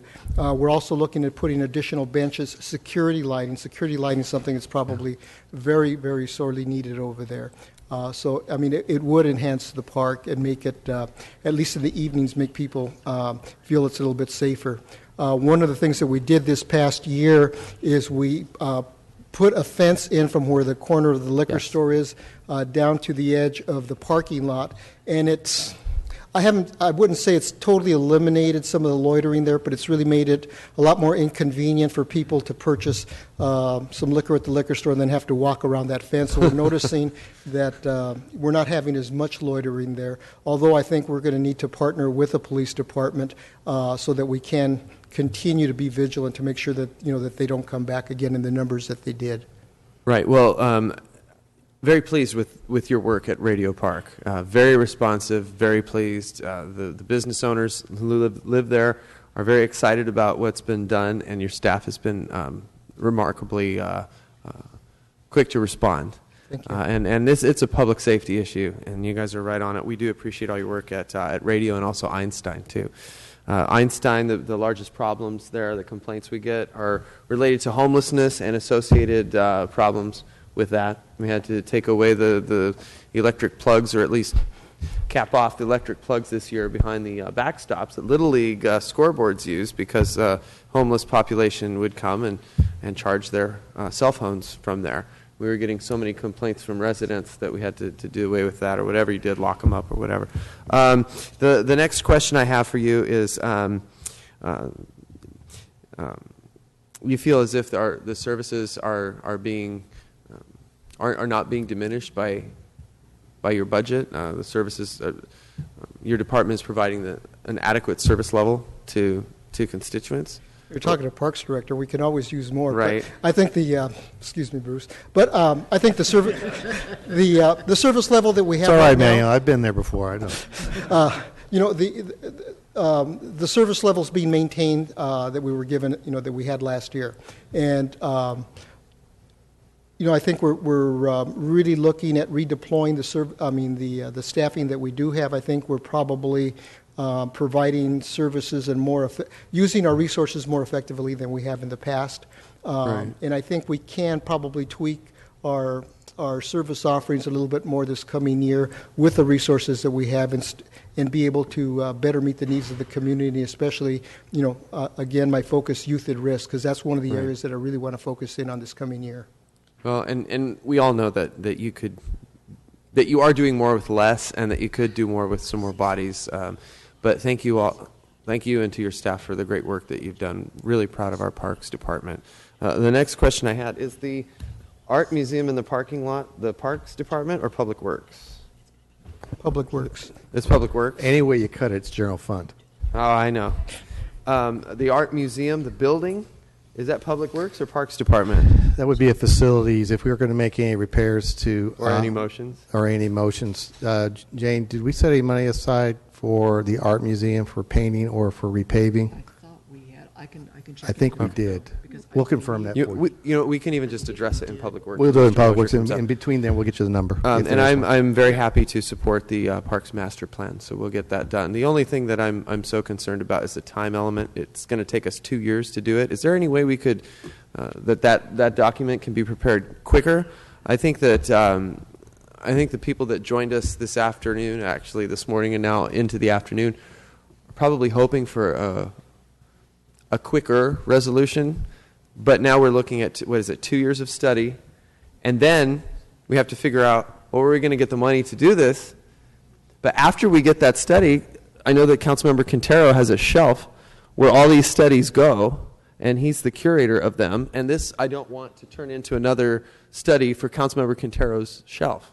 So can you kind of talk to us about the timeline on this, or how maybe we could speed it up? Or Well, I think the idea is that based on the council member's motion, it won't take us 2 years to complete the study. Okay. The study may be completed, write the scope of work, do the RQ, RFP, get it back to council, June, July, August, September, let's say October sometime. Work starts probably a month later because you have to do contracts. It probably take the consultant 8 months to complete the work, which is fine, because what the council member Quintero's motion says is that the administration will commit that when it brings back the FY17 budget, the remaining balance to finish that work will be included. And so that study could be done July, August of next year, so it won't be 2 years before. It actually may be. It's just the funding is spread over a 2 year period. All right, fantastic. Thank you. Councilmember Brand. I'll keep it brief. I just want to make a couple of comments regarding Esmeralda's motion. Being here from 2009, I've been 7 years and seen all the work that was done to just to survive financially. And it wasn't the Great Recession of 2008 that really played the primary role in our fiscal woes. It was basically long-term, embedded, excessive debt, unsustainable contracts that put us here. So had we never even had the recession, we were in trouble, and we're still making a fragile recovery. We still need the debt. When you make an error on a bond, that's a 30-year error. You just don't correct it overnight. We're still struggling to find, and we have been made success on raising revenues, but we should have at least a $30 million reserve. And that was one of the problems when we entered in 2009. We essentially were $30 million in a hole. We had no reserve at all. And this budget only moves us to 50%. And after all the hard work that I have done and others have done, I'm sorry, I can't support any move to diminish the reserve. And I'm not in any way suggesting that all the money would be used in a good cause, but when you think about it, that's how we got in the situation we are today. There were things like that were really great sounding, like No Neighborhoods Left Behind. It's a great idea, but we're still paying about $4 million a year because of that. A parks bond that we're having the general fund still subsidizing millions of dollars so far. So simply having stuff that sounds good, we got to reconcile that with reality and how we're going to have to balance out a recovery that includes many facets of our budget, primarily public safety, which is consumes a lot of our budget. But I always say in Fresno, that's the cost of doing business. Jane, sorry, how much do we spend from the general fund on streets? On streets? Street maintenance. We don't spend any money in the. I'm sorry. We don't spend any money in street maintenance. We don't spend any general fund money in street maintenance. We haven't for quite some time. We did spend, I believe, about $1.2 million for the neighborhood street improvement projects in 15. That was a special project. But for ongoing street maintenance functions, we don't spend general fund money. We don't have it to spend. So last year we had, what, $300,000 per district? Was that correct? Roughly, yes. That was a combination of several funding sources. CDBG, gas tax, was general fund one of the sources? And general fund money, okay, yes. Here's my point. We're spending less than $1 million, the general fund, on street maintenance, which I don't think anybody here is going to argue is a significant thing that impacts, as Member Brandow said, everybody in the city of Fresno. We've already identified from the mayor the $5.8 million for the improvements of the parks, $14 million roughly for the building of the one's already built, the Martin Ray Riley Park, So I think we put and again, all the stuff is needed, but I could see Bill Overfelt in the back there and talk about $10 million needed for the convention center. So where do you start and where do you end? And to get to the point where we all want to go on 20 years, I understand the need for land acquisition, but really the issue's never been buying the land or really, in a sense, the capital improvements. The issue is always and continues to be the maintenance of the parks, that we can't find the funding. So again, I appreciate all the work volunteers have done. I appreciate Manuel. I forgot to mention all the work you and your staff has done. I also want to, I don't know if I said it, thank George Ann and the city staff that spent hours and hours going through the GIS layers of trying to figure out all the flood basins, pocket parks, neighborhood parks, community parks, parks galore, 1,600 plus acres. So that was a lot of work to go through that, and I really appreciate that work done. But as we continue this debate on this budget, this is going to be, for me, one of the first budgets where we're not talking about cutting back, we're talking about adding. So it's going to be really very tempting for anybody, whether it be parks, streets, public safety, to say, I'd love to have a couple more fire trucks, a couple more police officers. But we have to be very, very measured in how we make our recovery. I think we can do it, but if we get ahead of ourselves, like it has been done many times in the past on this council, well, all the good work that was done will eventually be lost, and one day there'll be a recession again, and we'll be back where we started. So it's, to me, keeping that reserve and maintaining that, hopefully in the next couple of years, to the full $30 million would be my goal. Thank you. Councilmember Soria.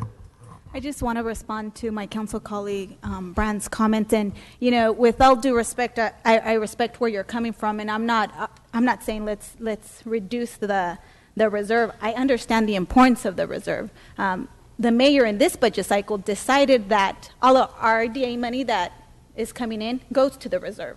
So I'm not asking that we don't keep that level of reserve. We can find other fundings, and to be honest, every council meeting that we have, or whenever a project comes up, we're looking at waiving fees, and we continue to waive fees. Yes, it's for job creation, but also I'm speaking from, and my priority really comes from the fact that I do represent a district that is underserved, and so we may have a difference of opinion in terms of what you think our investment should be with parks. And so for me, in this budget cycle, where I do see the opportunity where we can spend additional funds, if the mayor wants to find other ways to backfill those $1.5 million that are coming from RDA money that we wouldn't have received, and these RDA monies, property taxes, are coming from those areas that are highly in need.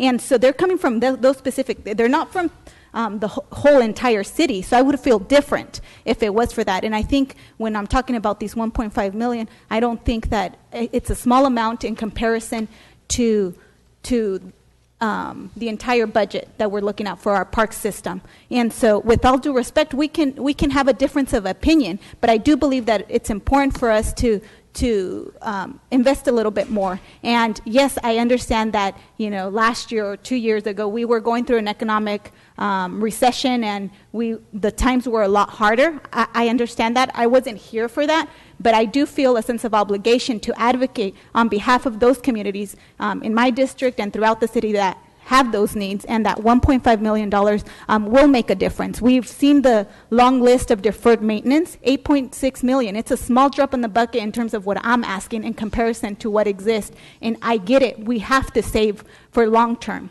I'm not asking let's take the entire 100% amount of those redevelopment funds. We might even get more, and we know that. These are conservative estimates. So if we get more, okay, then we can put it back into the put it into the reserves. But I don't think that it's unfair to ask and to place those monies when it's coming from underserved communities. Those tax dollars are coming from underserved communities. How is it if I go back to my district and say that I'm putting it all in reserve and not investing one penny of those RDA monies to programs that could benefit these communities? Shame on me. And so that is why today I make that motion, because I do believe that it's important that we look at where those dollars are coming from and why they were intended originally when the creation of RDA. And yes, we do have today we're in a different position because it was dissolved, but we wouldn't have those dollars going to the reserve because we would have been legally binded to spend those dollars in those neighborhoods. And so all I'm asking is 1.5 million to ensure that we are really continuing on the track to restore some of those services that our community deserves.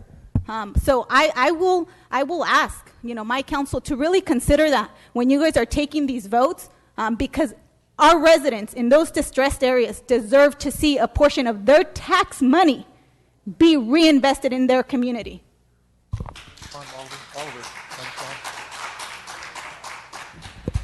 First of all, about 3 or 4 years ago, we didn't even know the RDA funds would exist. This came about through a succession of events. RDA funds were never meant to fund parks. And if you want to talk about the equity of the whole situation, I'm going to get into property taxes. Can I speak? Yeah. There's... Excuse me. Excuse me. The conversation's here at the dais. I'm going to ask the gallery to respect that. Thank you. Thank you, Council President. As far as who's paying what, I could make the argument that for years, North Fresno has subsidized a lot of the activities in these parks today. I'm not trying to get into us versus them. My point earlier was to make we're all in one thing together. It's an entire city of 515,000 people. So if we, and it's tempting to make these, and nobody's going to argue that the money's not needed, but we start to go on a slippery slope. And I'm telling you, we've been through this for 7 years. You've got to have discipline. And in the end, it's going to be philosophical. I respect your point of view and where the money can go, but we're going to have a difference of opinion. Thank you. And just for purpose, just at the end of the day, this is what budgets are all about. It's about allocating resources. The RDA dollars that we're talking about, they're general fund dollars. Just call it what they are. They're general fund dollars because there are loan repayments to the general fund for capital that was funded by the general fund. So the general fund did the initial investment, made the improvements, whatever those improvements were, and the RDA agreed to pay for those over time, which even adds, I don't want to get into the weeds, the current rate of return is almost laughable because if you loan somebody $1 million 20 years ago, the net present value of that today is probably what, Lee, close to $5-6 million, and we're going to get back probably is $1 million. So my point is, those were general fund dollars that could have been available for other general fund expenses back in the day that were reallocated to cash flow or cover the initial capital costs of those improvements in those areas. Councilmember Olivier. I just had a quick question for my colleague, Councilmember Soria. 2 questions for you. Number 1 question, how did you arrive at the $1.5 million figure? Like, why not $500,000 or why not $2.5 million? Why 1.5? When I was looking at what I was supporting the master plan, and so I had heard estimates of up to $500,000 in terms of how much it would cost. I think that the motion today made a motion for $450,000, right? And so in my coming up with the 1.5, I also recognize that there's other funds needed to support. We saw $8.6 million in terms of deferred maintenance. I think there's an opportunity to be able to address some of that with the remainder of the funds. So it's the study plus $1 million. Yeah.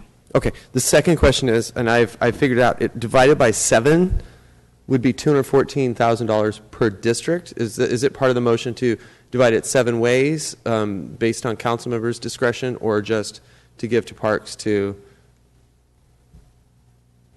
would the additional $1 million moved from reserves to parks be allocated? I mean, how would it be allocated? I didn't allocate. My thought wasn't to allocate it for equally in terms of 7 districts. I just was offering that we augment the budget so that we begin to address the deferred maintenance that we are seeing. Okay. Thank you. Councilmember Soria. And I just wanted to add to the comments in terms of RDA for parks. I think that we have a history here in the city of Fresno of funding parks through RDA funds. I will say that my chief of staff, in terms of the information that we've gathered, she worked formally for the RDA, so there is a history there that shows that we have funded parks out of RDA. So when we say that it wasn't really intended, well, we have a history of building parks from these funds, and so to the statements in terms of subsidizing some of these areas in terms of in the south and parks in the south, I would say we've subsidized in terms of some of the growth that has happened in the north, and I will argue that. And so I think when we're talking about entire picture, I'm here because I have to represent a constituency, and I am going to continue to advocate that we do put these resources where, in my case, I do believe that parks should be a priority, because there are many families that these are the luxuries that they have. If they don't have a park in their community because they can't even afford to go to the regional park and pay the amount that it takes to pay to get in, those neighborhood parks are a luxury to them, and really an asset to our community. So I will continue to push and really say that these dollars that should be going back to those neighborhoods that paid into those funds, even though we want to say now they are general fund monies, I would argue that they are coming because of these distressed communities. And so along with also CDBG funds, and we will have that argument on Thursday, and I will continue to advocate and stand for my constituents and the number of other constituents that live in other areas in our community that are in desperate need of additional resources. Right. Those are all the council members I have queued up, so I guess it's my turn to make a couple of comments on this very, very passionate issue. Manuel, I have a couple of questions. So I'm just curious, just right at the top, how does parks maintenance work? And I'm really meaning the relationship between the parks maintenance and public works and the maintenance of parks. How do we do that dance, I guess, is the... At the present time, the Parks Department's responsible for irrigation of the parks. We're also responsible for building maintenance of the parks. Public Works mows the parks and is responsible for shrub maintenance in all of our parks. They're also responsible for tree trimming and basic tree maintenance. We just assumed control when we were given irrigation. When irrigation was transferred over to us this past year, we also assumed irrigation of the trees, and that's one of the areas that we've really been trying to focus on and save trees, because for a number of years the trees have been very stressed because of the lack of proper watering systems for them. Okay, so the Public Works kind of they do the trees? Public Works is responsible for the tree trimming, and Public Works is also responsible for mowing all of the sod areas in parks, and responsible for doing shrub trimming in the parks. Okay, so the parks maintenance staff they do a different type of maintenance for the parks? Our parks maintenance staff is really a building maintenance staff, okay. And so for more facilities in charge of irrigation. Okay, so am I thinking? Would it be appropriate to categorize them as more of a facilities type facilities staff? And irrigation and irrigation? Okay. And that does cause quite a bit of confusion with the public. Yeah, it okay. I was trying to kind of wrap my head around that. And what is the master urban greening plan? I would defer to Irma. Irma was responsible for the actual grant and the acquisition of the grant. It's a grant that we were I'm sorry, my name is Irma Yepes Perez. I'm the grant writer for the Parks Department. We were very fortunate to apply for and awarded $250,000 from the California Department of Natural Resources. And basically what it is for developing a plan, but for urban greening, and that would include our parks, the canal systems, and even trails in our city. Okay. And when will that plan be complete? It would also be at least a year's program. About a year? Yes. Okay. And you're going to come and present it to council? Yes, we will. Okay. Because there are some key components that definitely require all of your feedback.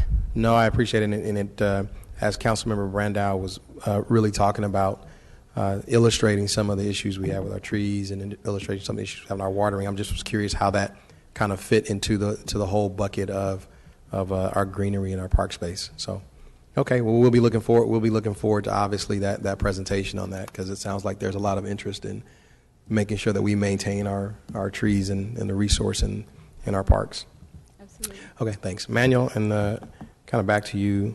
So I know Chandler Park has been high on your radar. We've talked about it a lot. So what I want to know is when we're going to have some of those upgrades completed at that particular park in my district.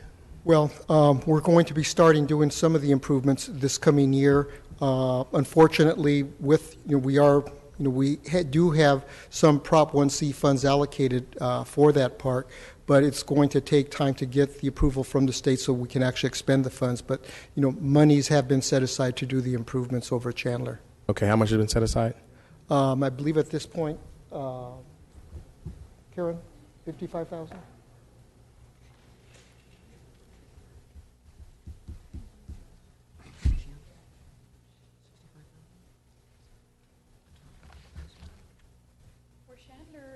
We actually have some funds through CDBG that were approved previously for the reconstruction of the existing playground, and we were able to actually work in partnership with our solid waste department to actually put additional dollars in there. So we're going to be working with your office hopefully very soon to also do an entire refurbishment of that particular park. Okay, well, I'm certainly looking forward to that. I know we've been working on that for a few years to clean up the graffiti, to kind of really move that park to where it's usable and user friendly and safe for the community. So I'm looking forward to making sure that we kind of complete that work this fiscal year. And this year you will see the play area being replaced, but once the 1C funds grants come through, I think you're going to see a much higher level of, a higher level of improvements going on in the park. Okay, all right.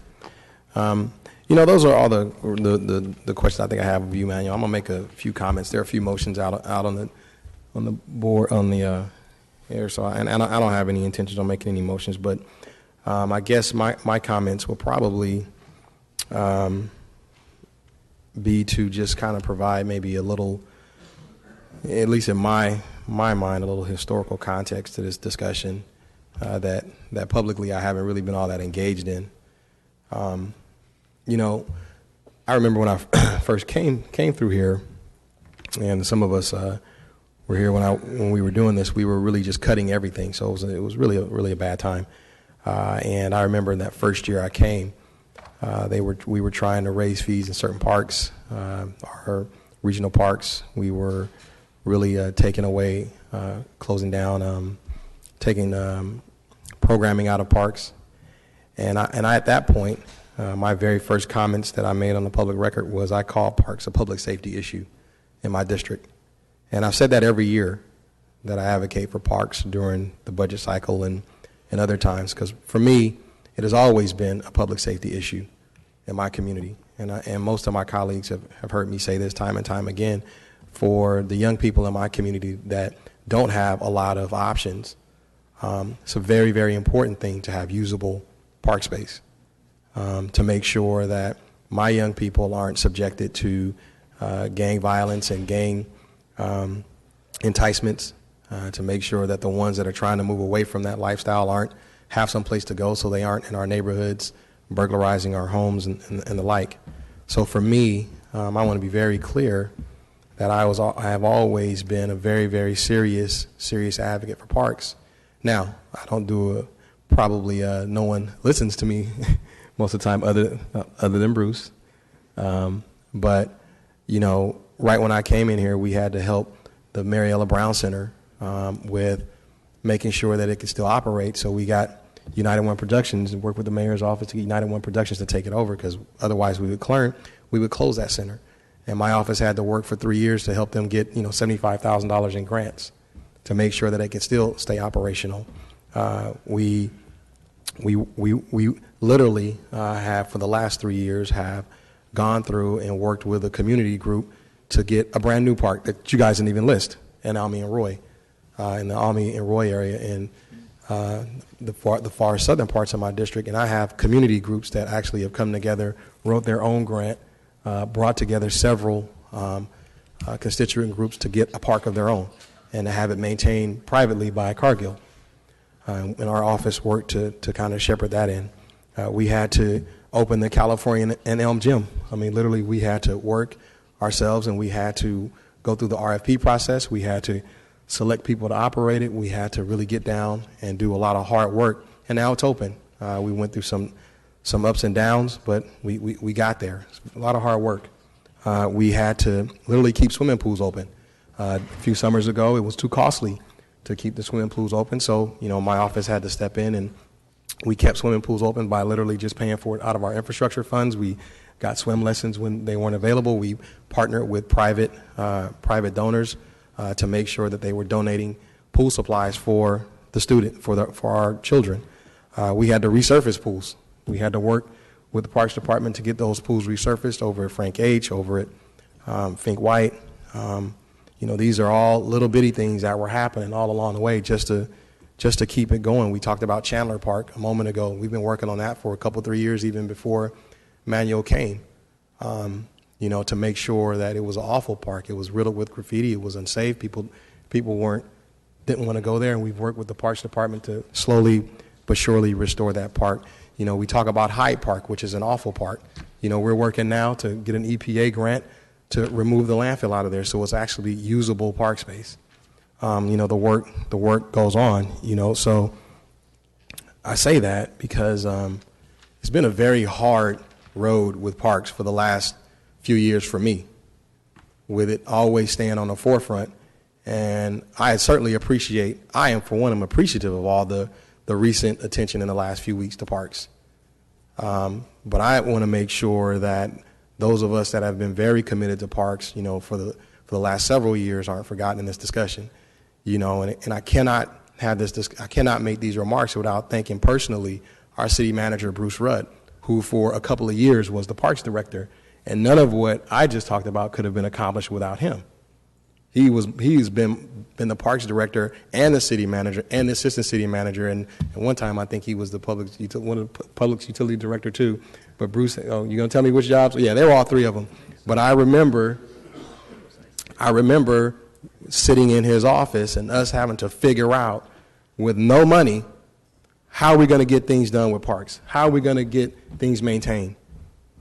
Figuring that out with no money. And it was tough because it's a public safety issue in my district. It's a public safety issue for the kids in my neighborhood. And it was tough, but we did it. It has been on the forefront in my discussions every year. I remember last year when Bruce came to me almost, very, very energetically, saying that we were going to put $1 million back into just the upkeep of the deferred maintenance in the parks that we had, because before then we didn't have $1 to put into deferred maintenance. So we finally started turning the road next year with $1 million. I can remember times, and Bruce, you can correct me, that Bruce Rudd and his own staff, not park staff, had to go out and mow lawns. Bruce Rudd and his staff would go and mow lawns in our city to make sure that they were done. We've come from some very, very hard times with parks. And so I just want to make sure that as we have this discussion, there are a few of us that have been fighting this for a long time, really in the trenches, getting it done, making it happen, trying to maintain what little bit we had while we could do it. We are turning the corner. We're now this year $5.8 million in 3 new parks, 4 new parks if you count the park in my district that my constituency group had to go out and secure funding for on their own. So I want to just make sure that while we have this discussion about parks and everybody is on the parks discussion, that it's not lost that, there are a few of us that have been really, really serious about parks and really recognize what parks means to this community. And no, I'm not going to put a billboard up, Councilmember Brandow.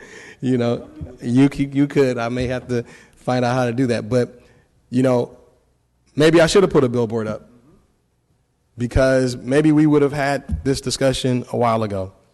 But I am enthusiastic about the direction we're going. In the last 2 years, we're talking about $7 million, upwards of $7 million in maintenance and 4 new parks.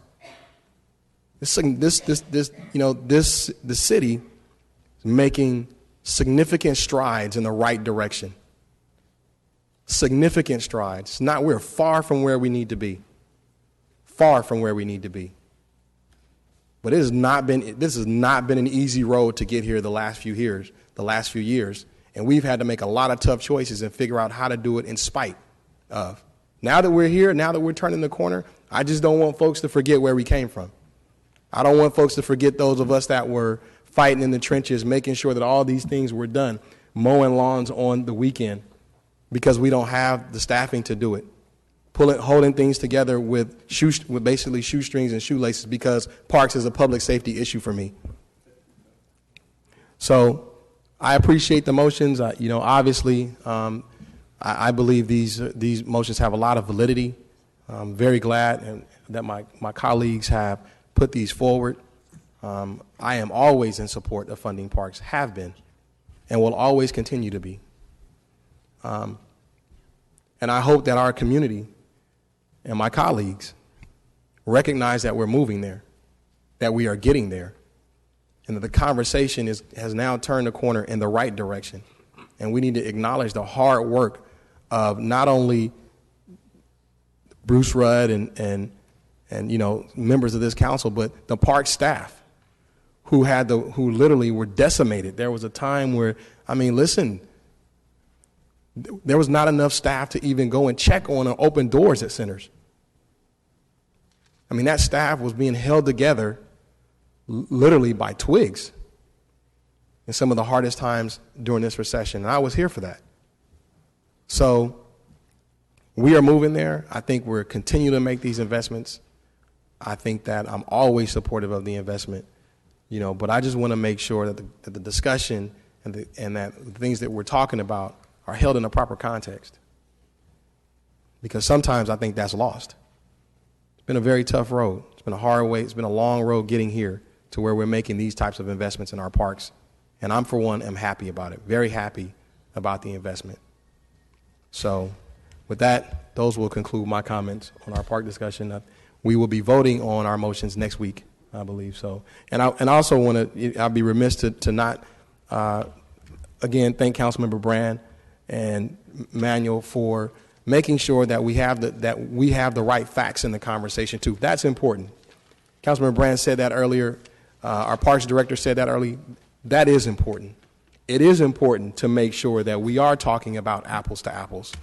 In this political world that we live in, sometimes everything's about a soundbite. Well, listen, these decisions we have to make are more than sound bites. We have to make tough choices up here. And so it is very important to make sure that we're having our discussions with the right set of facts. And you all in the public want us to have the right facts, want us to make decisions off of those facts. So thank you, Manuel. Thank you, Councilmember Brand, for going through some deliberative processing to make sure that we got to the right facts. So with that, I will conclude my comments on parks, and we're going to move to our next budget item, and that is going to be, I believe, Department of Public Utilities. I'm sorry, Convention Center.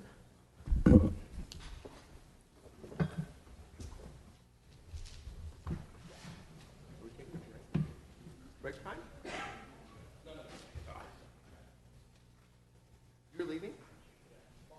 Can I run the meeting? Where are you going?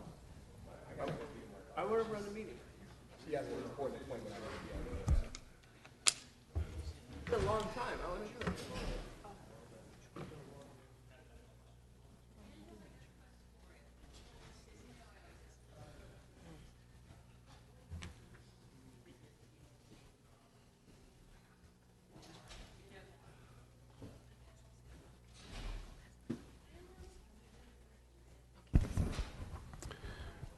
All right, folks, let's proceed with that presentation.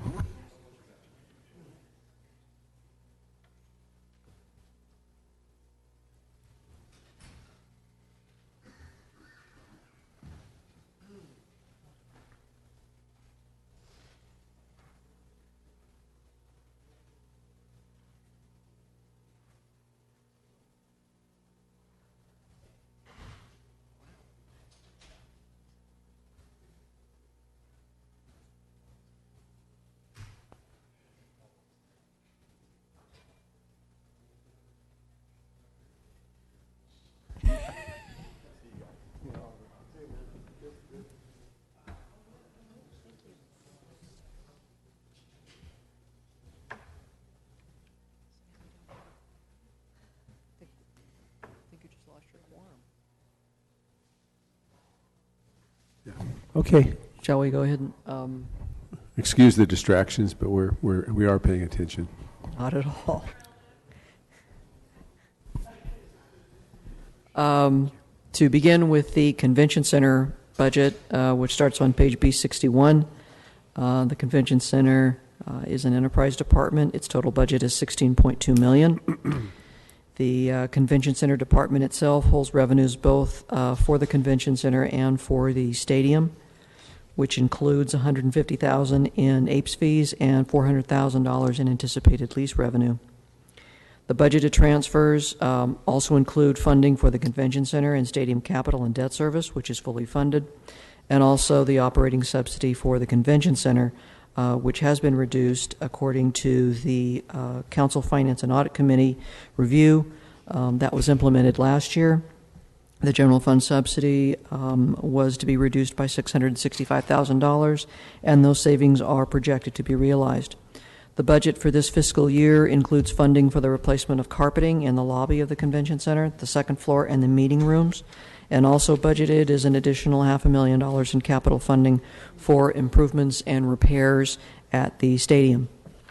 That concludes my presentation. I believe Mr. Oberfeld is also here and is available to answer any of your questions. Thank you very much for that presentation. We'll take this out to the community. Is there anyone in the community that would like to step forward and make comments on this issue? Since there are none, we'll bring it back to the colleagues here. And Councilmember Brand. Bill, could you go to the dais? Thank you. Good afternoon. Good morning. Could you just brief us on, it was about 2 years ago we made changes on the contract and fundamentally how we did different things like co-promotion. Could you kind of go over that a little bit with the council and what the end result's been? Yes, sir. I'd be happy to. I had asked the staff to hand out a folder to each one of you.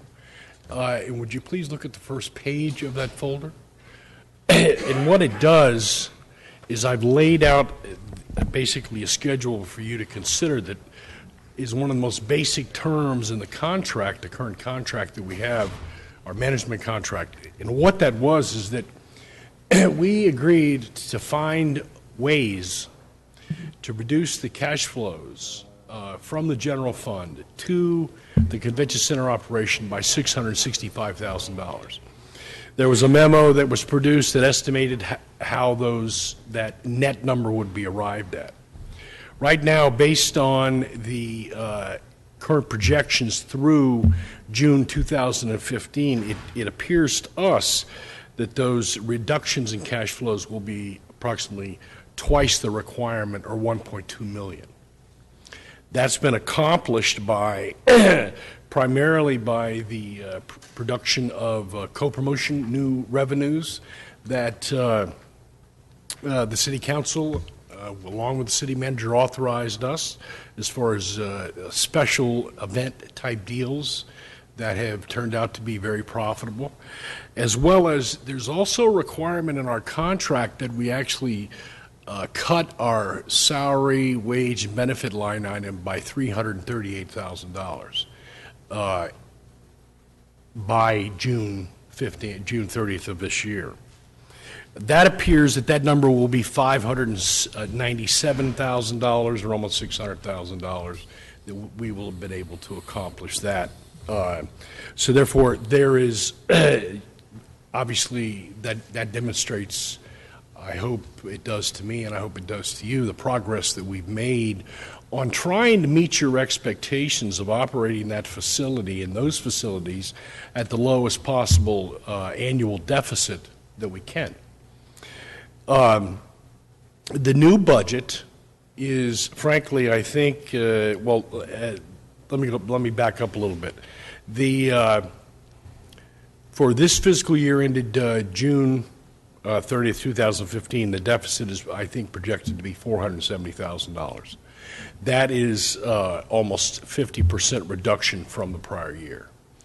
The new budget that I'm requesting, that the city manager and his staff have been over and looked at in detail, is only about $50,000, excuse me, higher than the prior year.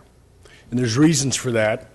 Obviously, there are legal requirements we have to meet as far as the $10 an hour wage increase for various staff members. I do want to reinstate some lost benefits from my existing staff, which, by the way, my full-time staff now is only 15.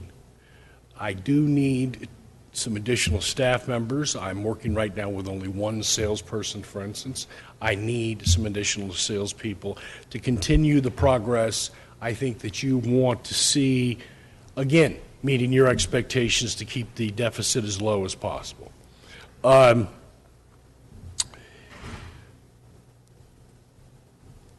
me talk a little bit about the energy, my capital improvement needs, which are substantial. You spoke to that. You've been speaking to that since I've been in the room. I reported recently to the city manager that I was able to complete and come to terms with a new 10-year contract for the circus, for instance, last week. That will conservatively provide us with probably $100,000 a year in APES fees that are dedicated for capital improvements in the facilities. By the end of this week, I hope to have another 10-year contract with Disney on Ice. That would provide probably another $100,000 in APES fees or capital fees, improvements, monies that can be used. Of course, it'll be brought back to you. It'll be programmed, prioritized, etc. But we are all of the old long-term contracts are being renegotiated. They are producing more revenues for us, and they are producing more APES fees for us that we can then use for capital improvements. Okay, so based on those changes that we made about 2 years ago, if we decreased the general fund subsidy by roughly $1.2 million? Cash flow, from a cash flow perspective, yes, sir. Okay. So that's money that can be used for other purposes in the general fund. Absolutely. Including parks. Absolutely. Okay. Yes, thank you, Bill. Sure. I'd like to, I've got, excuse me, I've got to thank the city manager, the assistant city manager, the budget people, the accounting people, staff of the city who've actually very much helped me get through this year to get to the numbers that you're staring at and we hope to realize. Thank you. And let me add, I mean, like a lot of things, right, we've come a long way, in particular with this operation in the last 3 years, as Mr. Overfelt pointed out, the subsidy or the deficit used to be somewhere around 1.5, 1.6. We had the history of, outstanding payables, PG&E of $1 million at any given time. So in a lot of ways, the convention center was a microcosm of the general fund in that we had a significant debt. We had decades or years of deferred maintenance. And like everything else, it was competing for the same dollars that go into public safety, go into parks, go into you name it. And so where we've been and where we are now in the last 3 or 4 years is very telling, and I think it's one of the successes that we need to tout a little bit more than we do. Some of the things that Jane already pointed out is, and I joke about this, but it's again, indicative of our last discussion about parks and infrastructure, and will be when we get to public works, is that there's funding set aside to replace the carpet in the quote-unquote new exhibit hall, although the new exhibit hall is not new. And if you look at the debt we incurred at the convention center, vast majority of that debt that we incurred and we're paying for is associated with decades of deferred maintenance. And as an organization, rather than setting funds aside in a reserve to cover depreciation or ongoing costs of owning a number of these assets, we had in the past referred to getting out the credit card and putting those improvements on a payment plan. Sometimes the payment plan was longer than the expected life of the asset or the improvement that we made. The other thing that we will be going forward with is a facilities assessment, conditioning assessment this year. This is something we started as an organization about 2 years ago. It will identify what the life cycle or depreciation costs are of owning these assets. We just did one for the stadium. The good news is the stadium's in good shape. The bad news, it's a 15-year-old stadium, 14-year-old stadium, so there's a lot of work or investment that's going to have to be made in that stadium. I mentioned this morning we're doing that up at Camp Fresno, so there's ongoing costs. I'm going to project that the annualized cost of maintaining a capital fund for just Camp Fresno is probably going to be close to $200,000, $300,000 a year. And when we get to the convention center, we're probably looking at similar numbers just to maintain it in the condition it is today. So the reason I'm bringing this up is that both Bill and I are optimistic that the savings that we will incur from the energy efficiency upgrades that we've made over the last year, that those savings, and we projected, a 4-year payback period? Actually, 3. 3 year? And if it's a hot summer, maybe faster than that, that those savings are going to need to be reinvested back into the facility to cover those that depreciation or, again, deferred maintenance, because we don't want to find ourselves in a situation 10, 15 years from now where we're issuing bonds to pay for a roof, which is exactly what we did 4 years ago. And next to cutting grass on the weekend, walking over, and Bill's go, you got to come and see this. When you find things such as walls that some work was done in the past, and the way they were holding the interior wall together was a piece of 4x8 plywood and some baling wire, or the only way you can control the air within the Soroyan Theater, Bill showed me this one, is they actually were shifting a piece of plywood between outside air and inside air to regulate the heat. Those are the kind of things that when you open a facility and you cut the ribbon, that you have to take into consideration what are the future costs of owning and operating that asset. So again, I want to commend Bill. He's been very patient with me, allowing me to get a better understanding of the operation. I think the debate and discussions we had at the council with Mr. Overfill, collectively, I think we turned around an operation, because 2-3 years ago there was discussions about it's time for us to get out of this business. But I think collectively we all put our heads together, and the outcome now is about $1 million a year savings, or we were able to free up general fund dollars that could be used for other things while still maintaining the operation at the convention center. So, Bill, thank you to you as well as your staff, who also had to work with us, and the help from Philadelphia, the corporate office as well. If you pass that on, I appreciate that. Thank you, sir. And thank you very much for bringing up the energy savings program that the city invested in, because I would have been remiss if we had not spoke about that. I wanted to, the bill in May of this year was in fact $50,000 lower, or 50% than it was in the prior year when I look at year over year. So I think we are going to quickly start seeing, I'm hopeful, the savings from this major investment that we've made. Well, thank you for streamlining the process and doing what you've done, Bill. Thank you much. Thank you, Bruce, for all you've done. I know it's a team effort with Councilmember Brand, so please keep up the good work, and we hope your optimism continues through this year's budget into next year's. Thank you, sir. Thank you very much. Thank you. Next, we have DPU.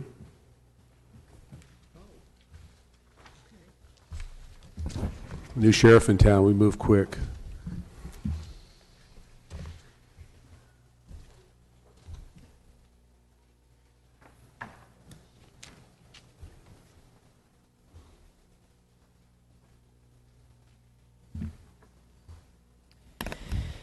Okay, the Department of Public Utilities.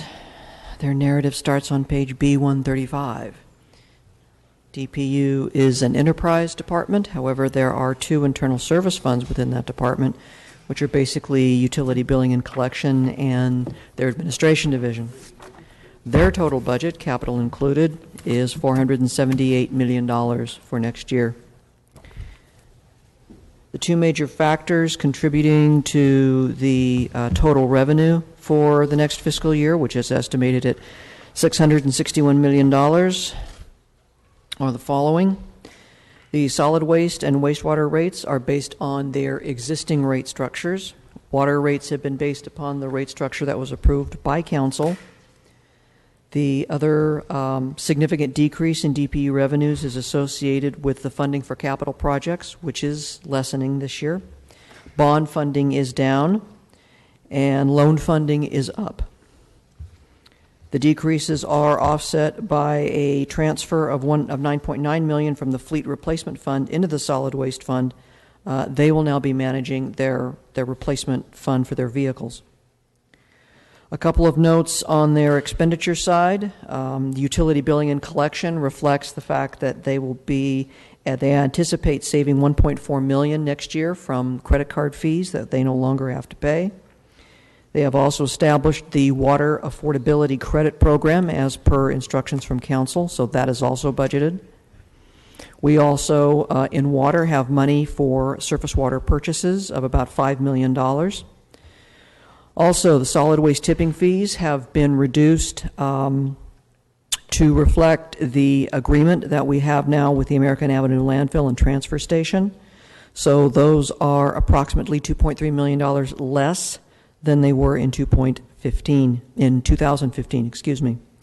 We also anticipate using funding three police officer positions to address the issue of illegal dumping. And so those will be reimbursed from the solid waste enterprise fund. There are also certain solid waste vehicles that are also scheduled to be replaced. These are also within the solid waste budget. There is also money for a radio frequency identification data system, which would include automated tracking of residential cards.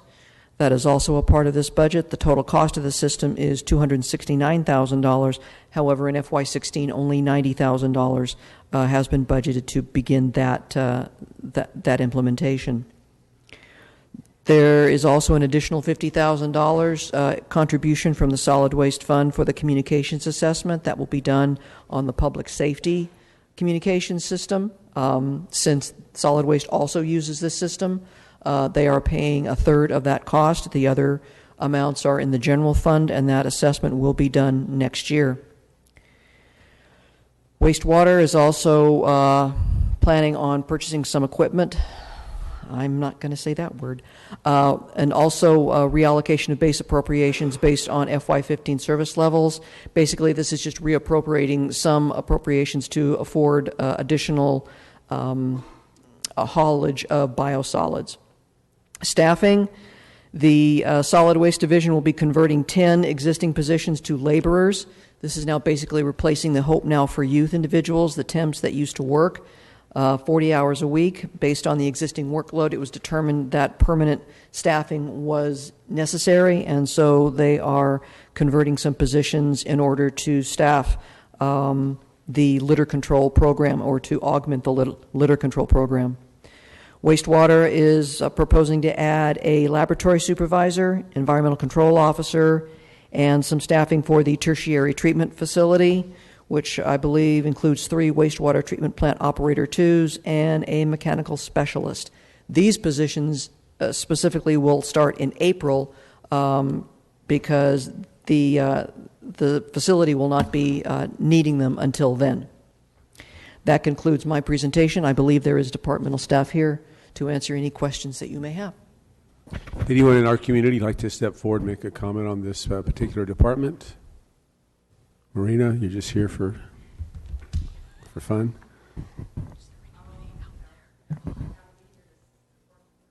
Very good. Thank you for that support. Seeing none, we'll come back here. Anybody, my colleagues, would like to?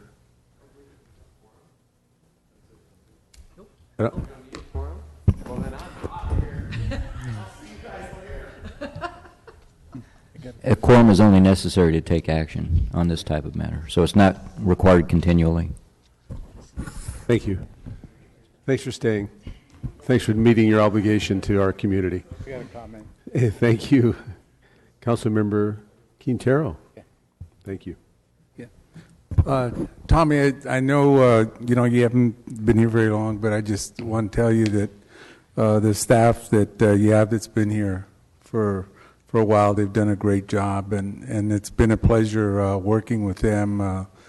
Steve, that I've worked with, of course, and just wanted to share with you too. When we started getting the new billings on once the water meters were installed and all that.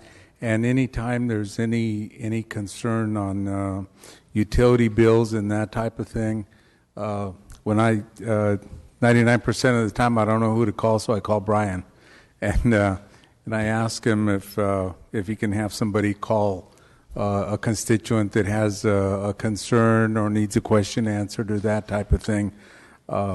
It's really a pleasure for Brian to say, just give me the number, I'll call them.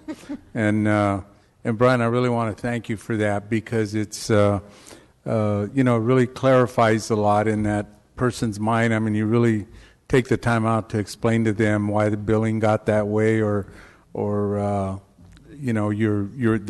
showing that you're willing to work with them on what their bills and that type of thing. So I've heard it back more than once from constituents that Brian does a good job. So I wanted Bruce to hear that too, that the good job that he does. And so he's really been super helpful. And I wanted to publicly thank you, Brian, because you're kind of a quiet guy, always stuck in the corner over there and all that. And once in a while we see your wild side. But thank you very much. I really, really appreciate you. So thank you, Tommy. Councilmember Soria.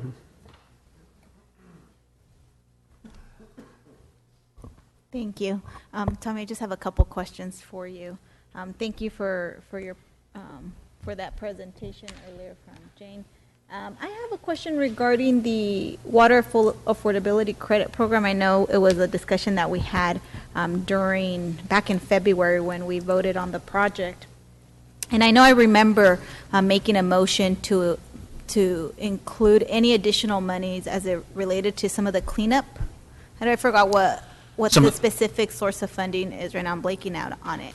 But I know that we've allocated $1 million for that, and that's separate. But I had said that we would add it on top of that. So I just wanted to see if that's anywhere accounted for in the budget, or how is that working? Right. So we do, and I'll look to Henry to correct me. We do receive some funding from some legal settlements that were settled for some of our water contamination.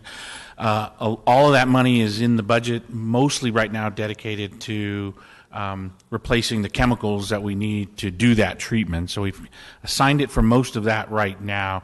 We haven't gone through the process of identifying what reconciliation we might be able to do after we've paid through all the chemicals, maintenance, and operations. So that's a process we can go through, and we'll go through and see if there's anything that we might be able to allocate additional to the Water Affordability Credit Program. Yeah, and maybe we would have to go back on record to see the minutes of that meeting, but I remember making a motion that said that the water rate resolution include a provision restricting the use of all net proceeds from lawsuit settlements or judgments related to the groundwater contamination for TCP, MTBE, or DBCP to be used only for low-income rate subsidies or to reduce future rate increases. Correct. So I remember that part of it. It was the net proceeds. So that's where we're trying to do the reconciliation to see what might be what we would define as net available. So will those be? So those aren't part of the budget now? Those are in the budget, and we've allocated them, and we use them as part of the. So when we received the money, we received the money to do the treatment on the contaminated wells, and so that's what we're using the money for now. So the carbon is typically the chemical that we use, or the media that we use, and so as that burns out, because it doesn't last forever, we've got to replace that. So we're looking at our replacement schedule on that to see what is our replacement schedule, how will we use those funds, and then what will be the net available after that. So we've kind of got about a year out that we're looking at seeing what we would consume of that, those legal settlement dollars, and if anything would be available for net, then we'll report it to the councils. When do you think we know? So right now we're going through we got the capital program, and we've allocated all the dollars right now. That's because it's a planned, as you look through the water quality data that comes out of the well, you look for a breakthrough point on the data, and so we can kind of forecast when we'll need the money. And so right now we forecasted using it all. That doesn't mean we'll use it all. Some of the carbon canister, some of the carbon vessels might last a little longer into the year, and so we can defer that. So we're probably at a point where as that was identified as a budget item or budget request, we probably need about 12 months really to make sure that we don't burn out of the carbon or the other chemicals that we use, and then not have the money available. So we'll probably wind up doing that at this time next year, saying we had planned on, I'll pick a number, $2 million worth of using of that funds. We only used $1.8 million. That gives us $2 million net, and so we'll come back to you at that. Did we have any leftover, or do you anticipate having any leftover for this fiscal year that have already been appropriated? I'm not sure. I'm just curious. Yeah, did we allocate? If so, I we would used like to all make of the a motion that DBCP we funds make this sure year? that they. Yeah, so for this fiscal year, we used all the funds. We did. Yeah, and then we got into using our other operating reserve, our other operating dollars to kind of finish off the use of the chemicals for the system. Okay, But so that's a good use. Yeah. So maybe checking in midway to see where we're at in terms of our expending, because if we do anticipate midway that we may have additional funds, it would be nice to know. And I think, Jane, we have to give a mid-year report. Every year we do a mid-year report, so we can bring that back as part of the mid-year report that we're required, that we prepare for the budget. And then the other question that I had, as it relates to rebates, did we have an increase, a budgeted increase for any of the water conservation rebates? I know that. So historically, we've been budgeting about $225,000 a year. I'm looking at Henry. Yes, he's nodding yes. We've been budgeting $225,000 a year. I think, I didn't bring it, but we've never burned $225,000 in a year for the rebates. But as part of this process, I think Mr. Brand and Councilmember Capriolio on their Water Conservation Act asked us to dedicate it 2 years, $250 each year, so $500,000 total. So we added $25,000 to our kind of historic number. We're looking at it at a 2-year number, $500,000, and the response has been pretty impressive this year with the water conservation stuff. So that's another one we can bring back at mid-year and kind of give you a sense of where we are on that number. And the state is also looking to allocate some money. We're going to apply for the turf replacement. DWR, I believe, is looking to do some turf replacement money, so we're going to see if we can get into that pool of money and bring that into the city and make that part of the rebate program that we've got. So for this fiscal year, we have $250,000. $250. And okay. About approximately how many rebates did you guys make? Like how many families were benefited from the monies that was allocated this fiscal year? Do you guys have kind of an account? So the last few fiscal years, we had a report on that and part of our so I think in the last 4 years, 2009 to 14, I believe, we did about 10,000 toilets and we did about 2,500 washing machines. I think we gave you guys the list of which were the higher performing. Yeah. So, and again, in none of those years did we ever spend $225,000. So we've been, as part of this process that we were in with the Water Conservation Act, there was a request to get the marketing up, get the outreach out, do the applications in Spanish, English, Hmong. So we've been doing all of those things to see if we can get the response up and the availability of the dollars out. Yeah. And well, with now the rural push that exists, and even coming from the state, we probably see a higher. We are seeing a great response, especially on the turf replacement one. I was pretty impressed with what we've seen in. Have we considered augmenting that? Because I know that we were doing, what was it? The maximum was like $250. $250. So that's one of the reasons we're hoping to get our hands on some of that state money, so we could either increase the number that we can make available, or for the ones that we do get, increase the dollar value per. So right now we are at $250 per. Is there any way that we could look at, I will say that when a lot of low-income families would probably not be encouraged to apply because it's very costly, so maybe looking at income for a higher amount. So within the program that we've got now, if you qualify for our affordability credit, you get another 50% on top of the rebate. So on that item, it's $250.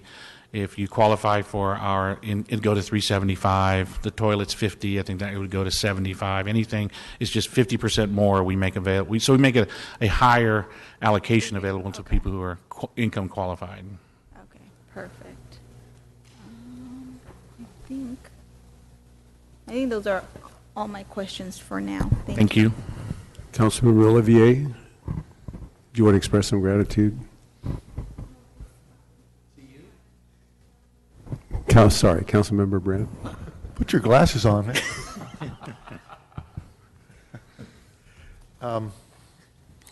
Just an update, Tommy, on the on where we're on the water capital project. Have we?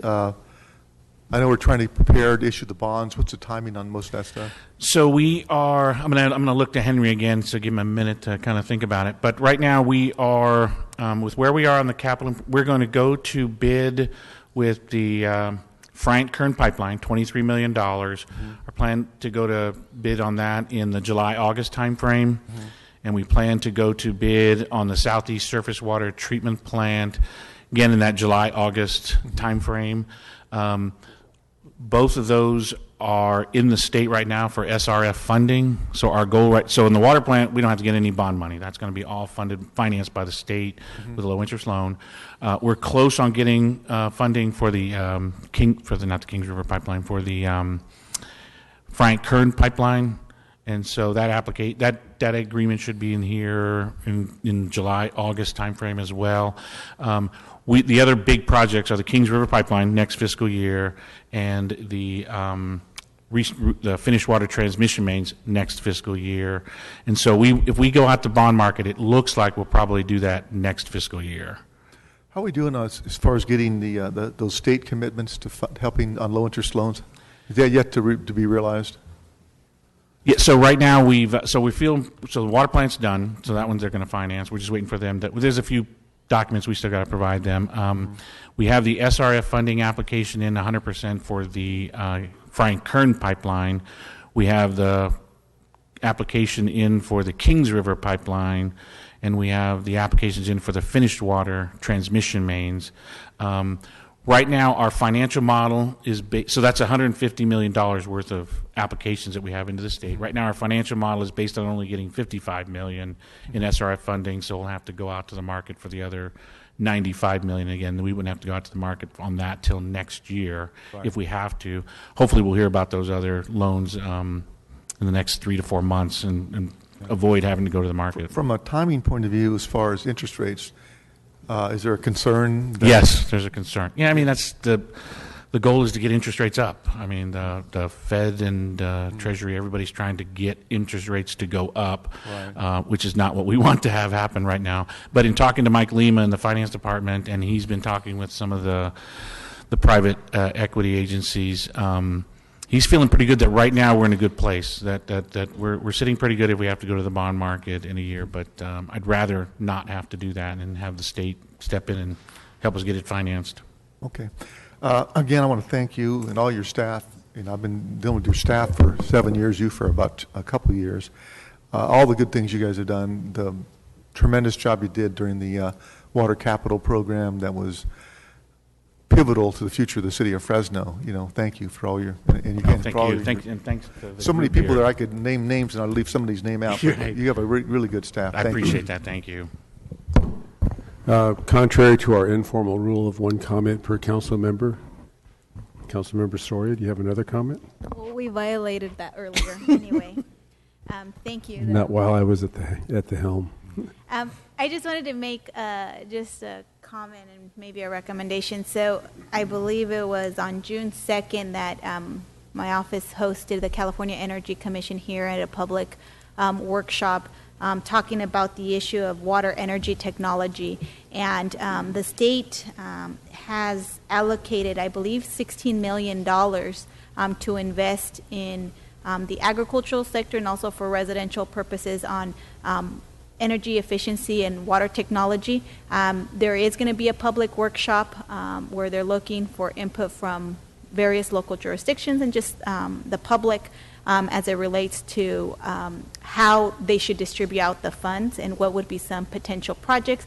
I see an opportunity for the city of Fresno to be there to draw some of those $16 million that are available. They could potentially be used for maybe our water rebate program, maybe used also for our treatment or our project that we approved earlier this year.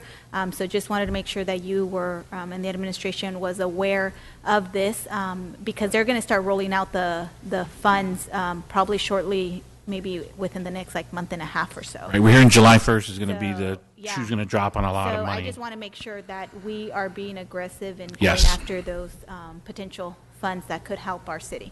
Yes, absolutely. Thank you. Thank you.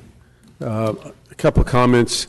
I know your department is huge, and there's some representatives here, so every level of your department we appreciate and thank you for all your good service to the city of Fresno. It's been a tough year, and you guys are coming through again. We really appreciate that. The major topic right now is water, of course, and from the Fresno Bee, again, congratulations. From May of 14 to today, $3.3 billion for that same period of time in 14. So it's amazing. And I think the ongoing education and the efforts that we've made throughout the year and a half are finally coming to pay dividends for us with that water reduction. We've got a ways to go, but right now I think we're down 33.2%. And the government mandated 28%, so we're on the right track. So thank you guys for all that hard work. And I want to thank you guys because you guys took the pictures of your places and they looked like they should look, the brown lawns and everything. So thank you all very much for kind of living the what we got to do. So I appreciate you guys doing that. That was great. Well, thank you. Unity and teamwork always pays great dividends. And I think that's it for our budget hearing today. Hopefully we'll start tomorrow morning at 8:30 sharp. Thank you all.